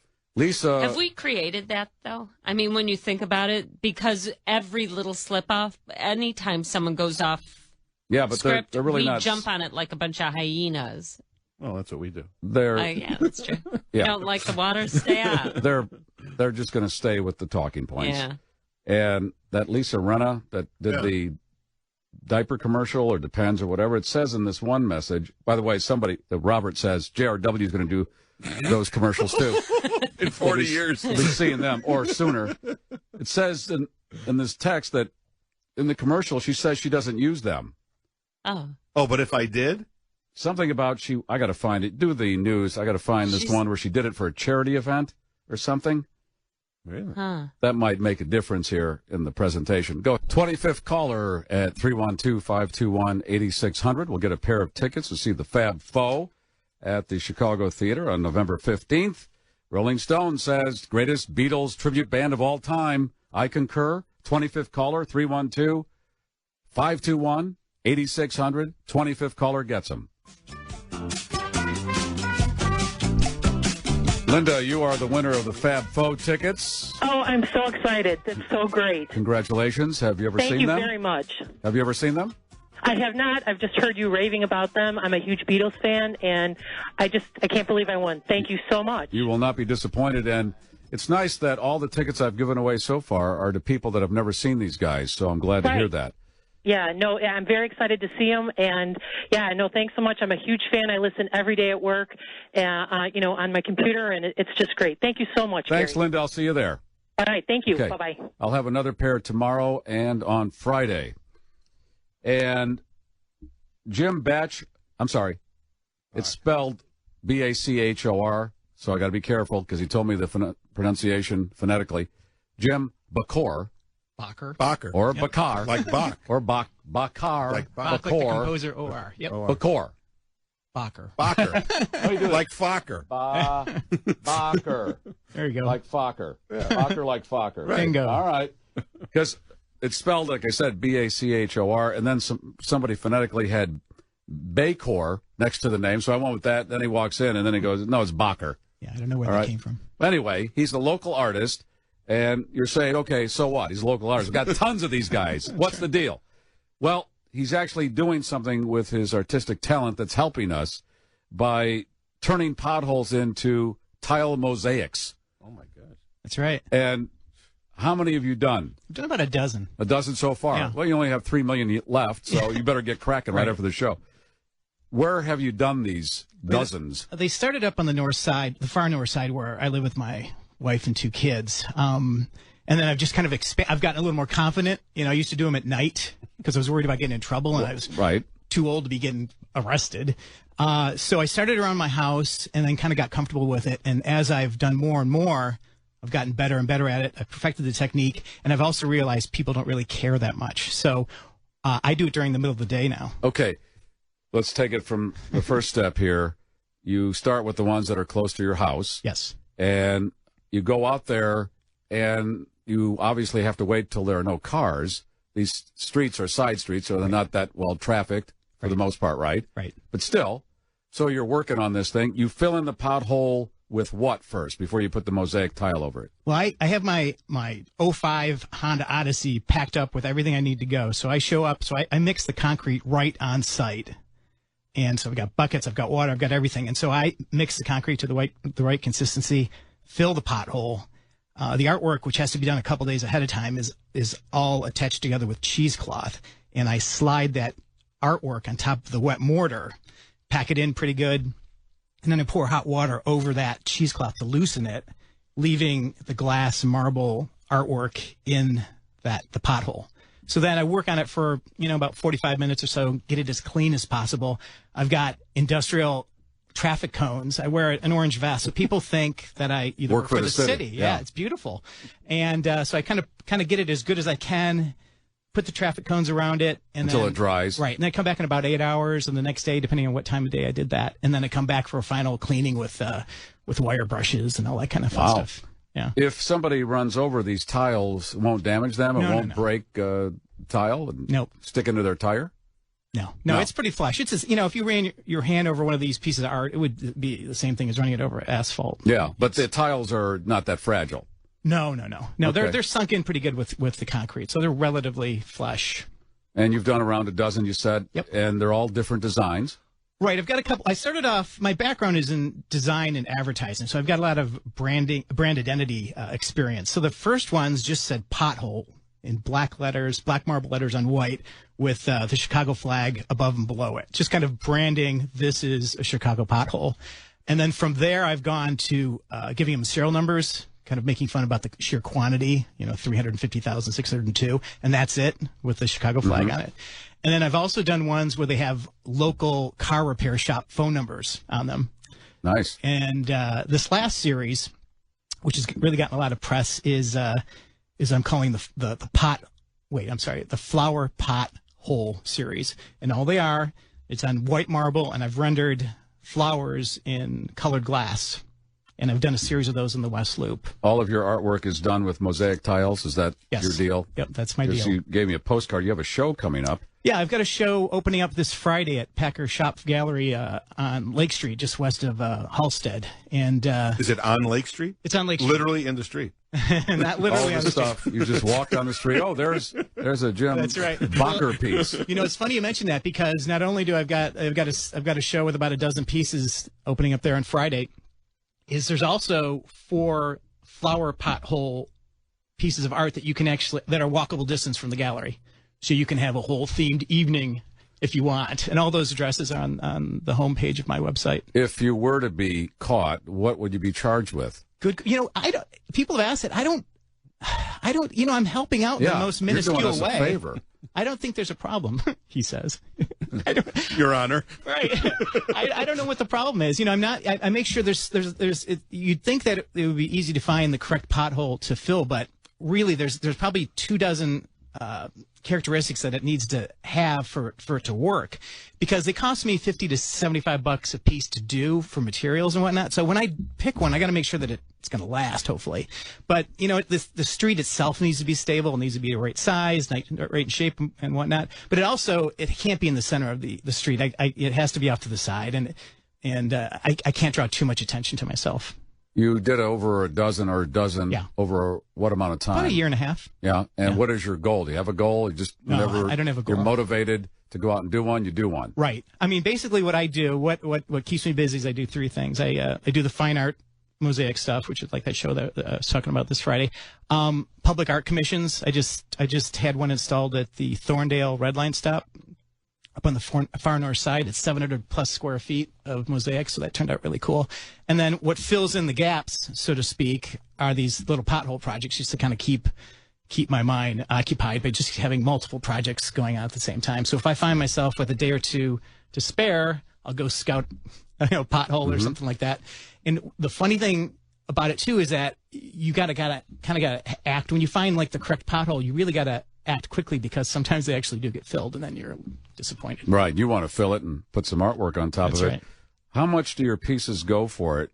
Looks like they're pretty big. At least the picture you gave me. Yeah, that looks like a pretty big piece. Yeah, that one's 18 by 24. That is going to be in the neighborhood of, I think, about 4,200. Yeah? Yeah. It's a beautiful piece. I mean, do you have a theme that you kind of stick to? This one is a cereal box, Sugar Smacks, with Leonard Nimoy on the front. Right. And the detail is beautiful. And I'll have somebody hold it up to the camera for those of you watching on the video stream.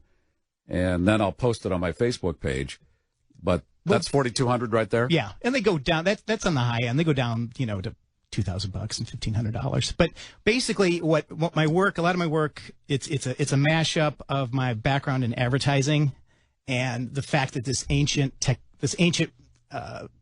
art technique is usually associated with like religious iconography and it's the same stuff over and over again when you look at stuff in Pompeii and whatnot. So I take this ancient art form and give it a modern twist and, put Twinkies in there or Starbucks coffee or whatever. In this case, ridiculous vintage breakfast cereals from the 70s. Do you have the potholes that you've done on a Facebook page where people can go see them? I've got a website, Bachor.com, BACHOR.com. And then I have a Facebook page, which is just my last name, Bachor, BACHOR. And you can take a look at all the potholes he's filled and put mosaics on. It's all there. And then this gallery is at 942 West Lake Street. Yep. The show opens on Friday, goes through December 13th. Yep. Packer Shop. And let me spell that for Packer, as it sounds, SCHOPF, Packer Shop Gallery. Yeah. Well, Jim, keep doing what you're doing because the city obviously can't keep up. And we'll see you at the opening? I would like to go see your stuff. Yeah, it looks really fabulous. Does it take 7 guys to do one of these? They stand around you? That's why the city, they employ a lot of people for one pothole. Yeah, the pothole art takes me about 3 hours to do. The fine art stuff, that probably takes 60 hours or something like that in the studio. Well, again, I'll post the pictures that you have given me so people can get an idea. And then if you want to see more of Jim's work, I'll post that on my Facebook page, too, so you know where to go see that. Great. But, hey, somebody's doing something out of their own pocket, $50 to $75 a pothole. That's pretty impressive.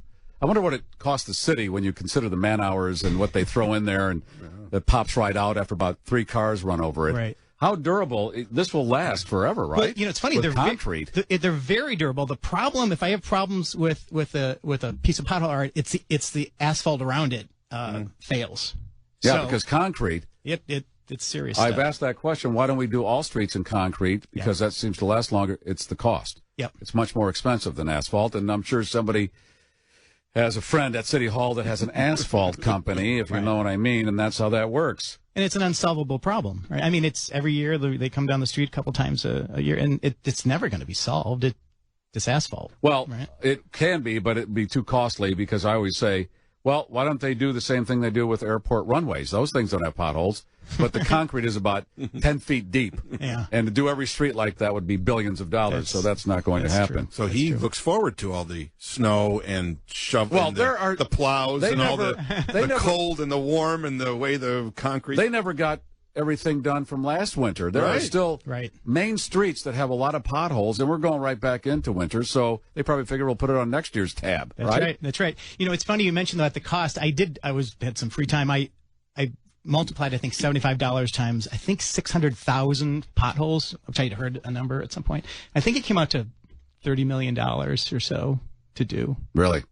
I think they said that they got an extra $25 million to do something, so that's not far all right, off. they should put you on the payroll because yours look a lot nicer than when they just put that fill in there and tamp it down. That's right. Yeah. Well, I want to be the guy that walks in the crew and just points out the potholes for the other guy behind him to fill. I've seen that, too. Yeah. The city's got to put people to work. That's right. That's the way this works. Thank you. Thank Jim, you, Gary. Let me get it right. Backer. Bacher. Close enough. Damn it.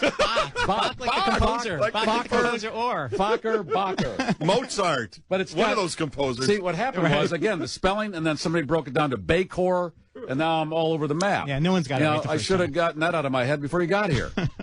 Next time. I'm just going to call you Jim. There you go. Nice to meet you, Jim. Nice to meet you. Thank you.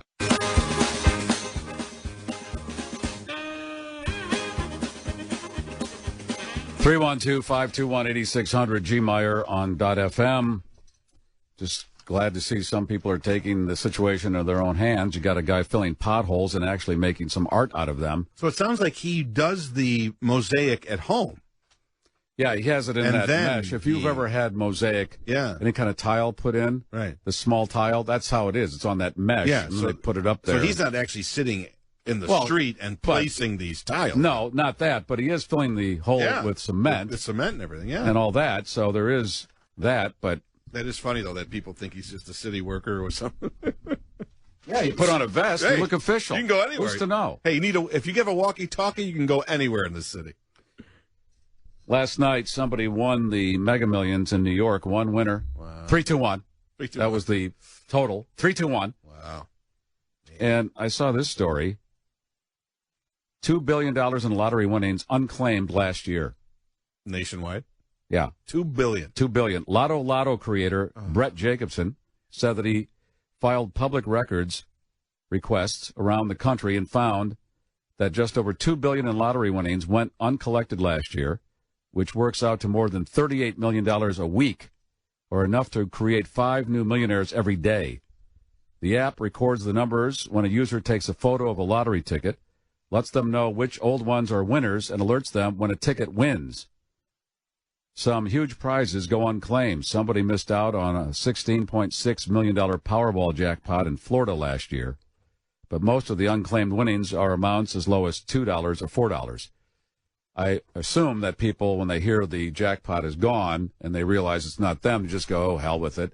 But then again, as it says here, $2, $4, well, you plow that right back in because that's what they figure. It's free money. People do. That's what I do. If it's $2, $4, something like that, just give me more tickets and hope for the best.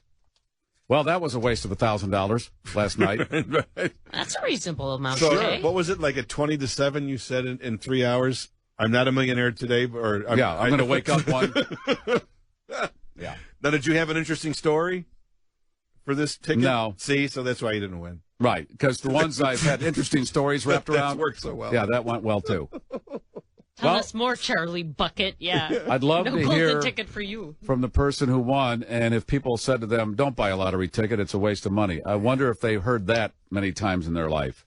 You go to bed and say you work and make, just for sake of argument, $50,000 a year, and you wake up and now you have $100 million. $100 million free and clear in your bank account. I think that's a game changer.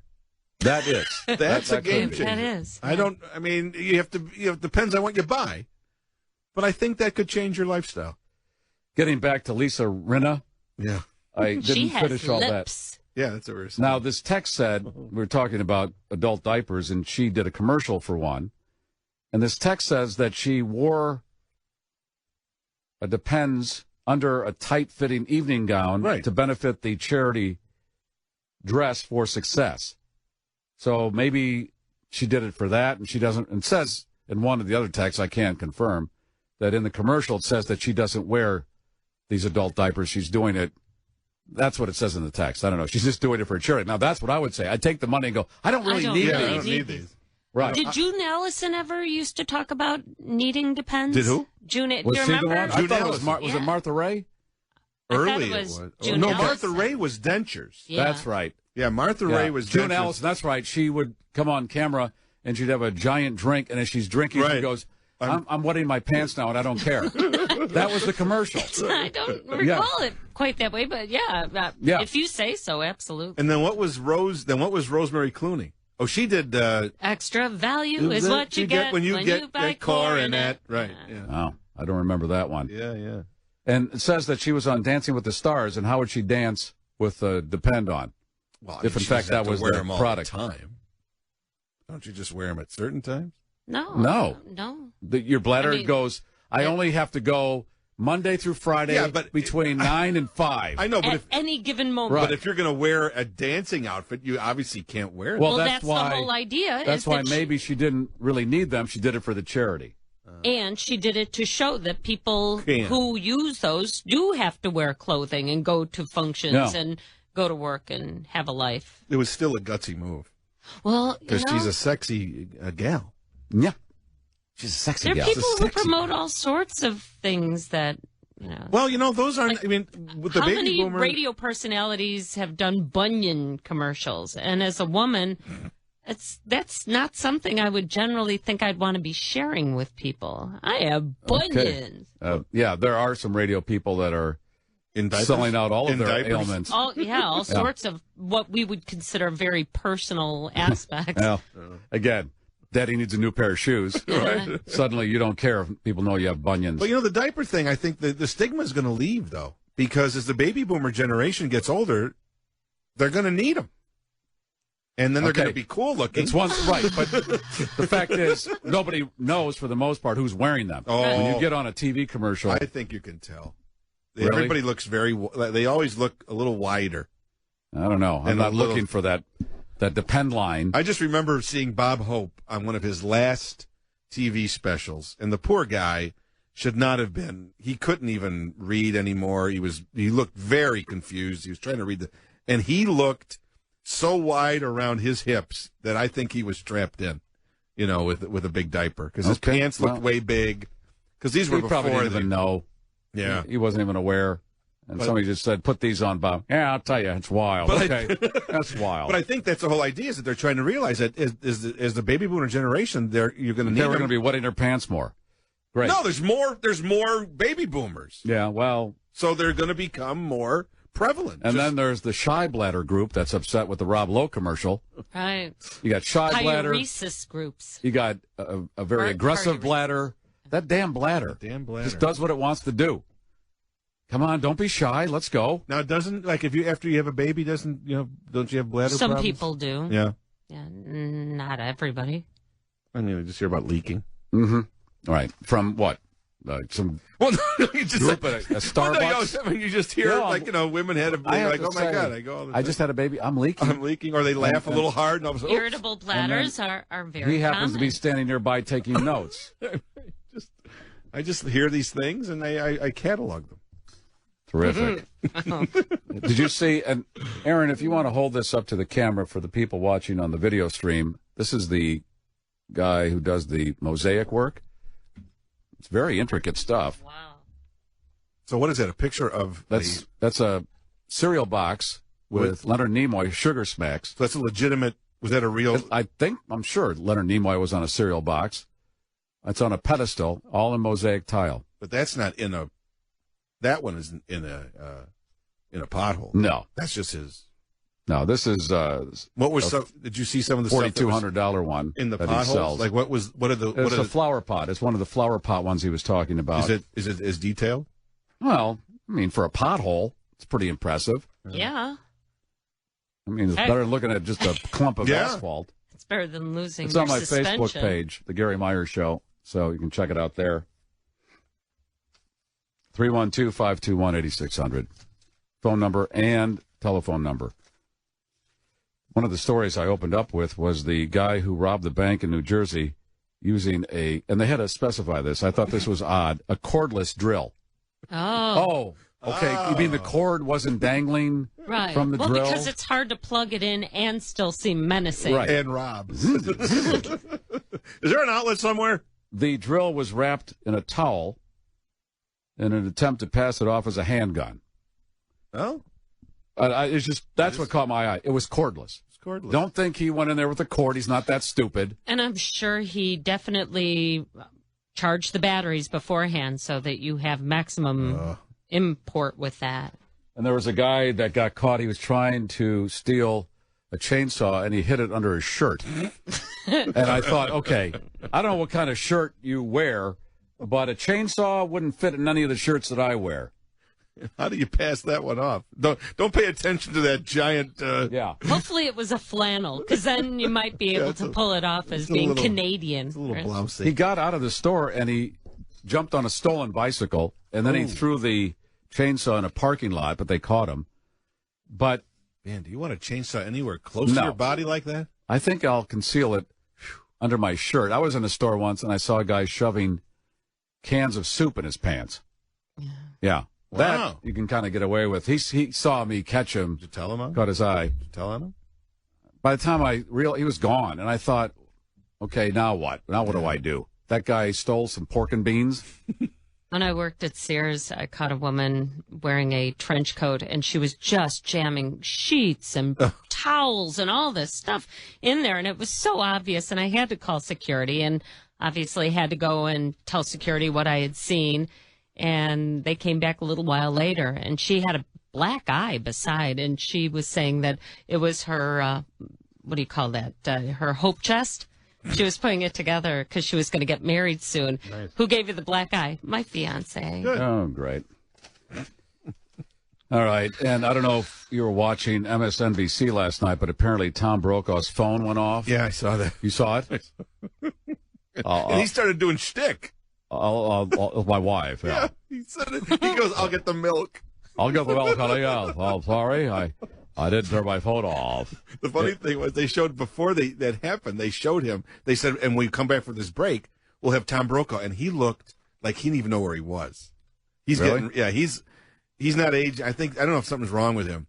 But then when this happened, it was like a cherry on the sundae. At El Salvador, you have some audio? Let's listen. A lot of this is all about 2016, about how they get to the White House. Listen to that ring. That's the big prize in Washington. That's his phone. There have been a lot of Republican senators who have hoped that Mitch McConnell will. Could that be me? No, it's not you. It's something ambient. No, I'm afraid it is, unfortunately. The alarm goes off, and there you are. I thought you were a fire. Yeah. I'm under attack. I will remember to bring home the milk and right. And don't worry about it. And I'll feed the dog in the morning. Just sleep in. It's going to be okay. I'm sorry about that. But El Salvador, I am under attack. That is a ringtone that is That's awesome. an evacuate signal. Gotta get the bread and milk. Well, I think they gotta get the bread and milk. GM on .fm. Tom Brokaw says he's beating his cancer. During a segment called Ask Tom Brokaw Anything, he told the audience, "Actually, I'm doing fine. I've gotten some very good news in the last week. I hope that within 6 weeks, I can be on a drug maintenance program. The myeloma, an incurable cancer of the blood cells found in bone marrow, appears to be gone. I've got one more marker to get down, then I'll be all right." So he is under the weather. Yeah, I didn't know he had cancer. Wow. Says here, I've had great resources and a great family, and I was in good shape going in, so I'm very conscious about what other cancer victims are going through. It doesn't always work out well. This will not go away, but we can manage it chronically, and that's all I can ask. He went public in February with this. Yeah, I've seen him lately, and he did look a little frail. Well, I remember Peter Jennings. One day I looked up at the monitor in the radio station studio, and I had this. I said this out loud. I said, he doesn't look healthy. And sure enough, within 6 months, he was fighting the cancer. That was a fast one. And he was a smoker. Was it lung cancer? I was trying to remember. Yeah, he was a big smoker. Yeah. Yeah, he died very quickly after they announced it. I don't know how long he died. The diagnosis was before he publicly announced it, but it wasn't very long before he was off the air and passed away. And I got a text here at 312-521-8600. It scrolled away. I wanted to mention this. It's about some veterans, and we are a week away from Veterans Day, a little less than a week now. And I'm going to play my father's tape on Tuesday, his recollection of a battle he fought in World War II. This one says, "Can you give a shout-out to my Naperville veterans celebrating 1 year of free yoga with Connected Warriors? Happy Veterans Day. See you all on your mats soon." No problem. Glad to say hello to any veterans. Leslie was talking about the Christmas tree that's going to be in Daly Plaza that they have cut down. Well, what is today? Wednesday? Tomorrow they're going to cut it down. And it's in Elgin. It says the tree submitted for consideration by the Atkinson family 3 years in a row was chosen from a field of 82 trees throughout the Chicago area. Imagine what the other ones look like. Ugh. 20 of those trees made the short list for the city and were inspected by tree experts. But like you said, why would they pick one with that? It says trees are chosen based on height, size, fullness, and ease of transportation. But you're not supposed to be able to see the trunk. Maybe that was shaved for the transportation. Or maybe it was wrapped or something? Otherwise, it looks like the bottom third has been infested by some kind of bug. Yeah, it's got a big X on it. They were going to cut it down anyway. Right. Just get it out of here. Well, I don't blame these people because to get a tree cut down is expensive. Oh. And a tree like that's got to be over $1,000. And if they don't stump grind, I always hate to see that stump. That's my next thing. Got the leaf blower. Now I want a stump grinder. Why, do you have a lot of stumps? No. Oh. I don't have any stumps, but in case I do. Well, that's part of the job. That's the end of the job. Well, here's what happened. When my brother cut down the apple tree in my mother's yard, he left about a 4.5-foot trunk still in the ground. So I was going to cut that and then somehow get a stump grinder. Doesn't Roberto have one? Okay. See how he talks to me about Roberto? Can't leave us alone. But I decided, well, why not do something with the remaining stump trunk? So he's going to cut it into the Hancock building. Who? Roberto. Oh, there you go. He's got, case closed. He's got tools. I bet he does. Yeah, and he's going to fashion that. And then he made a good suggestion, maybe have Dave Novotny make a couple metal towers to put on top of that. Wow. He even suggested cutting the top so there is an insert of lights, a crown of lights like in the... Okay, this is getting more elaborate than I thought it would be. I know, but hey. Or you could just cut the thing down. I could do that too, but I don't have a stump grinder, so that stump would be there. I hate seeing stumps. Yeah. And I don't understand. That, to me, is a part of the... That's not an add-on. I think your legitimate tree cutters, I think that's part of the deal. They will put the stump grinder on it and grind it up into bark chips. Yeah. Otherwise, I don't understand why you leave the stump. No. That doesn't make any sense. Although they say you can pour lye or something on it and it will eventually be eaten away, but it takes a long time. Well, I had on the side of my house, somehow, those vines grow. Yeah. And so I had to, it was really funny how easy they are to take down. I had no idea. You just tug on them and they come flying down. But where the root was, they said to put vinegar. Yeah. And that worked. It totally disintegrated the root. I also heard, you know how you have weeds that grow in the cracks of your sidewalk in those spaces. And I read where you take boiling water and pour it over them, and that will do it. And I did that one year and it worked. Just water? Boiling water. Like just pour it right over it, and that does it too. And it's environmentally better than all the sprays and things. Wow. Yeah, it did work. Like, was it bubbling? You know what boiling water looks like? I don't know. I mean, is it hot? Boiling. No, I know, but boiling. Well, I don't like have a thermometer. Right now. Damn it! I'm just saying. I'm wondering how hot I have to make this. Boiling. Well, you know how water boils when it starts to bubble? It's boiling. All right. And get out there and pour it on those weeds and the cracks. And was that all year? I was did it good? It lasts enough. Yeah, maybe you have to do it a couple times over the summer. I mean, it's just water. You got a problem with boiling water now? Is that too hot for you? I don't have a thermometer. I just didn't know. Do I need to be 212 or? It's boiling. Whatever you figure boiling is. And this text, did you say this gym guy, the pothole guy, fills pot whores? Wouldn't we all like to do that? Jeez. Wow. Did you say this? You didn't say it. No. You know who that is? Does taxi driver Bob ever have any fares? I don't think so. Oh, you mean clients? Yeah. My client. Yes, because he's always texting or calling. Man, a lot of downtime. I do, does he have a Suburban cab? He's a Suburban. Yeah, he's out in the suburbs. Because those guys don't get the fares like the Chicago guys. He must go to the airport and stuff. I think he has regular clients that call him. Because I drive around my neighborhood, and there's a lot of cabs just kind of parked on side streets with guys sitting in them. All right, well, I can't make any money that way. Yeah, well, just because, the Suburban guys, they don't get as many calls. And then this text that has a little bite to it. Lisa Rinna needed the money. Grow up. I'm fully grown. I'm sorry, but this is it. You have been off for the last hour. Uh-oh. You mean just comedically or what is altogether? What does that mean? Preef? Are we off? We've been off for an hour? I know you have been. He takes a break. 3:15? I think I'll go get a coffee. This is a text for Baba Schniffles. 212 degrees Fahrenheit, douchebag. I said that. You didn't know. I didn't. Here, this is a good one. Hot water is hot. I think I'll add that to the sharks live in the ocean. Okay, but hot coffee is hot. There's method of the madness. If it's not hot enough, then this isn't going to work. Okay. Right? So I want to know. I assume that when it's bubbling, it's boiling. When That's people the way say, I "Oh do my it. God, that was boiling," it's not always boiling. I have a thermometer because when I make my bread, some of the recipes call for the water to be exactly 80 degrees. So I bought a thermometer from Williams-Sonoma. All right. I don't have that. So I'm just wondering, because I want to make sure if I do this, do I have to have it like a brisk boil? Okay, and they're pouring in now.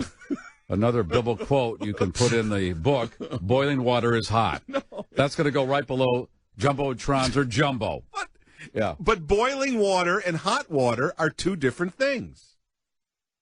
John Bobbitt is now a stump grinder. Remember him? Well, his wife was. Yeah. Remember that story where his wife cut off his nether regions and threw it in the grass in the middle of an intersection? Yes. And they found it. They found it and they put it back on. I'm thinking, how lucky is this guy? Because what if a dog comes around and grabs it? Kibbles Index, Kibbles Index. I got to get me some Kibbles Index. But it didn't happen. They went back there and they found it. I hope they got the right one, because I don't know how many times. You know, you've heard about these shoe corners where they throw these shoes out. How many times are you in an intersection and there's somebody's Johnson? Well, just lying there. But maybe you go up in class. You get a bigger one. Maybe, if you're that lucky. Yeah. Hey, it's a tribute to him that they were able to find it. Yeah, that was pure luck, because she threw it out of the car window into an intersection, and apparently nobody had run it over. Oh, man. But I think stump grinding for a day, that would be a fun thing to do for a day. Oh, just kind of grinding those things down. It looks really cool. When they cut our tree down in the yard, and they brought the stump grinder, and it was just really cool to watch. And to see the way that thing gets I mean, it's just... Yeah, it's a great invention. Yeah. You can rent a stump grinder from Home Depot for $75 for 4 hours. It's better than sex. Yeah. Yeah, I think it has that vibration that, and you're grinding, baby. And it looks like you're creating soft serve ice cream. It's going in that round kind of circular motion. And there's something about yard work altogether. When you're done, there's some actual evidence that you've accomplished something. Whereas with this, at the end of it, I wonder. I really do. I'm not quite sure. It's just out there. It's out there, and I've exercised my soup coolers, but I don't know. Yeah, there is something to be said, like even when you shovel snow, and you go, look at that. You know, an hour ago, it was just one straight sheet, and now there's paths, and... That's physical labor. Yeah. That's the good thing about it. Yeah. Tree stump removal starts at $100. Yeah, it's not part of tree being removed. See, I don't get that. Why? It's one of those things where they figured, hey, let's make that an extra so we can make some more extra money. It's like the airlines. It should be incorporated into the whole package, but they figured, wait, no, we'll charge extra. If you want the stump taken out, that's extra. I mean, if I want a tree removed, that means the tree is removed. Isn't the stump and the they tree? will say to you, the tree is removed. That's the stump. But it's not a stump until you cut it down the tree. Well, you should have read the contract. The stump is extra. No, the stump only occurs when you cut the tree down. Before that, it's a tree.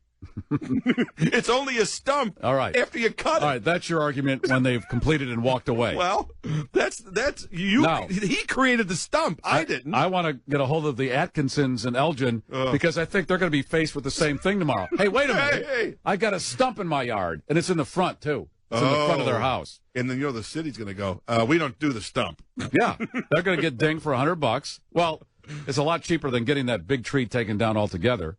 It's 57 feet. And here we go again, the begging city. I don't understand this process. I don't know what happened to putting all those smaller trees together to make one big tree. It was beautiful. You got the ornaments on it. Giant balls. When you watch Christmas Vacation again this year, they have a scene in Daly Plaza, and that is the tree, the multiple trees to make the one tree. Right. That's the era we did that. I don't know why somebody said, let's not do that anymore. Well, because they want to save money, they said.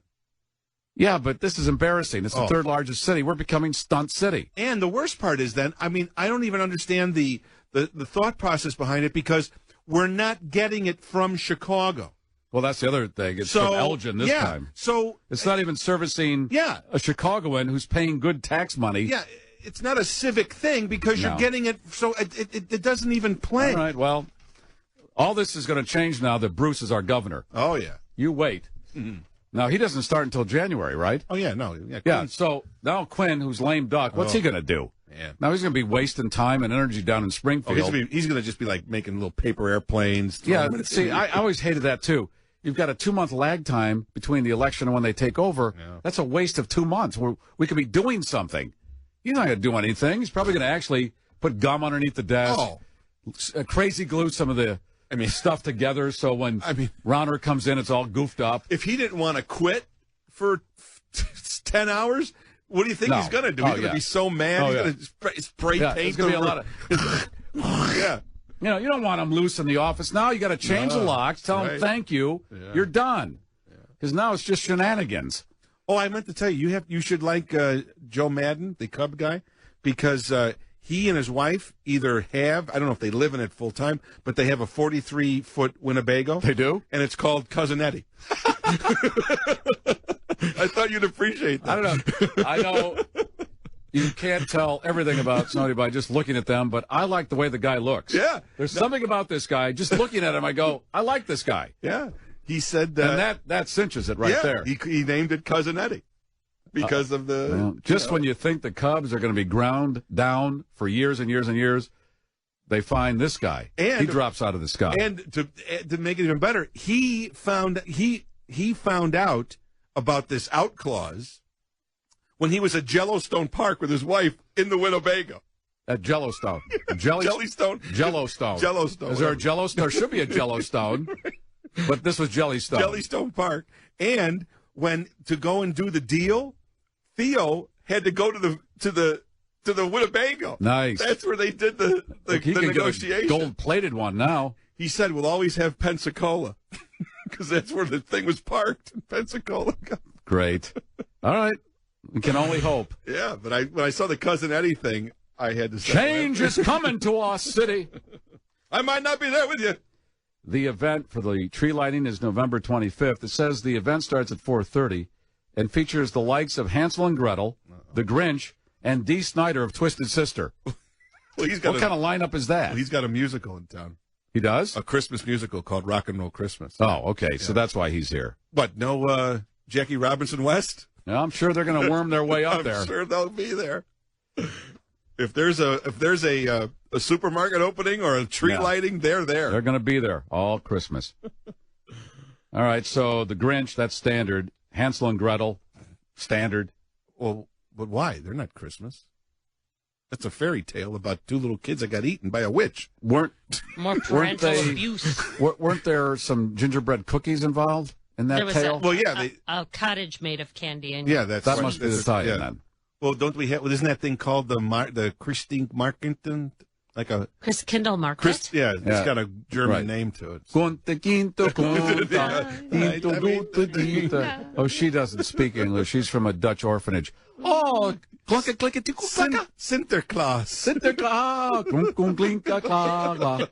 Yeah, all right. Ken.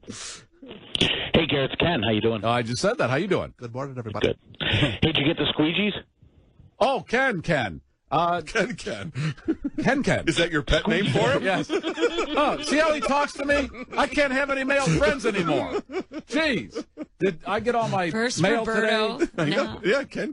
Ken sent some shower squeegees for those who are not as advanced as I am. I don't have, because I got one of those. The only reason I'm asking is Jim's having a little hard time understanding cutting a tree down and a stump remaining, but since he didn't know what a squeegee was, I'm not too... he doesn't know how to boil water.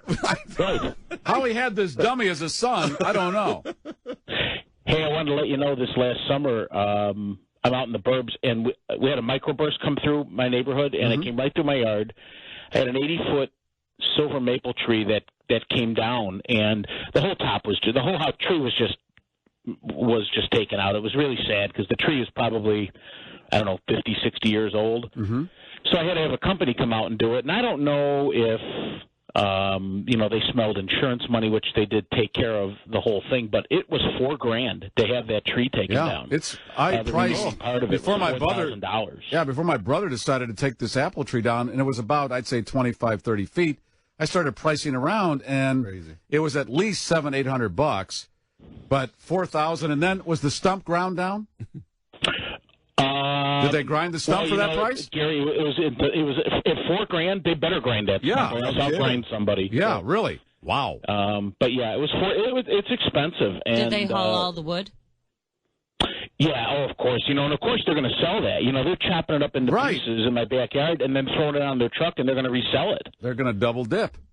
So absolutely, but it's quite expensive, and I'm thankful that insurance paid for everything. But I about fell over when I got the quote. Yeah, 'cause like I said, I put my toe in that water, and my brother, I don't know how he did it. It was the middle of December last year. He was in for Christmas, and he did it by himself. And I couldn't believe it when I saw it, but he did. And he lives in Northern California, so you know how brutal it was for those of us who live here. He just put on, he had one of those vests. He brought a vest with him in his luggage. One of those day-glow vests. He comes prepared to cut down a tree. Hey, I've got what a handy guy. Yes. And when did you send the squeegees? 2 days ago. All right, we'll keep an eye out for them. I'll let you know when we get them. All right. Thanks, Ken. I'd be curious to see something on video demonstrating a squeegee to Jim. I will do that. Maybe you and Roberto. Yeah. All right. Right after you're done blowing. All right. Thank you. See you guys. Thanks, Ken. I've got all your wood. Or a good portion of it. No, right? Roberto has some of it now. Right. I gave him the wood from the apple tree, and he said he's burned a few, and it does smell like apple. Very nice. I'm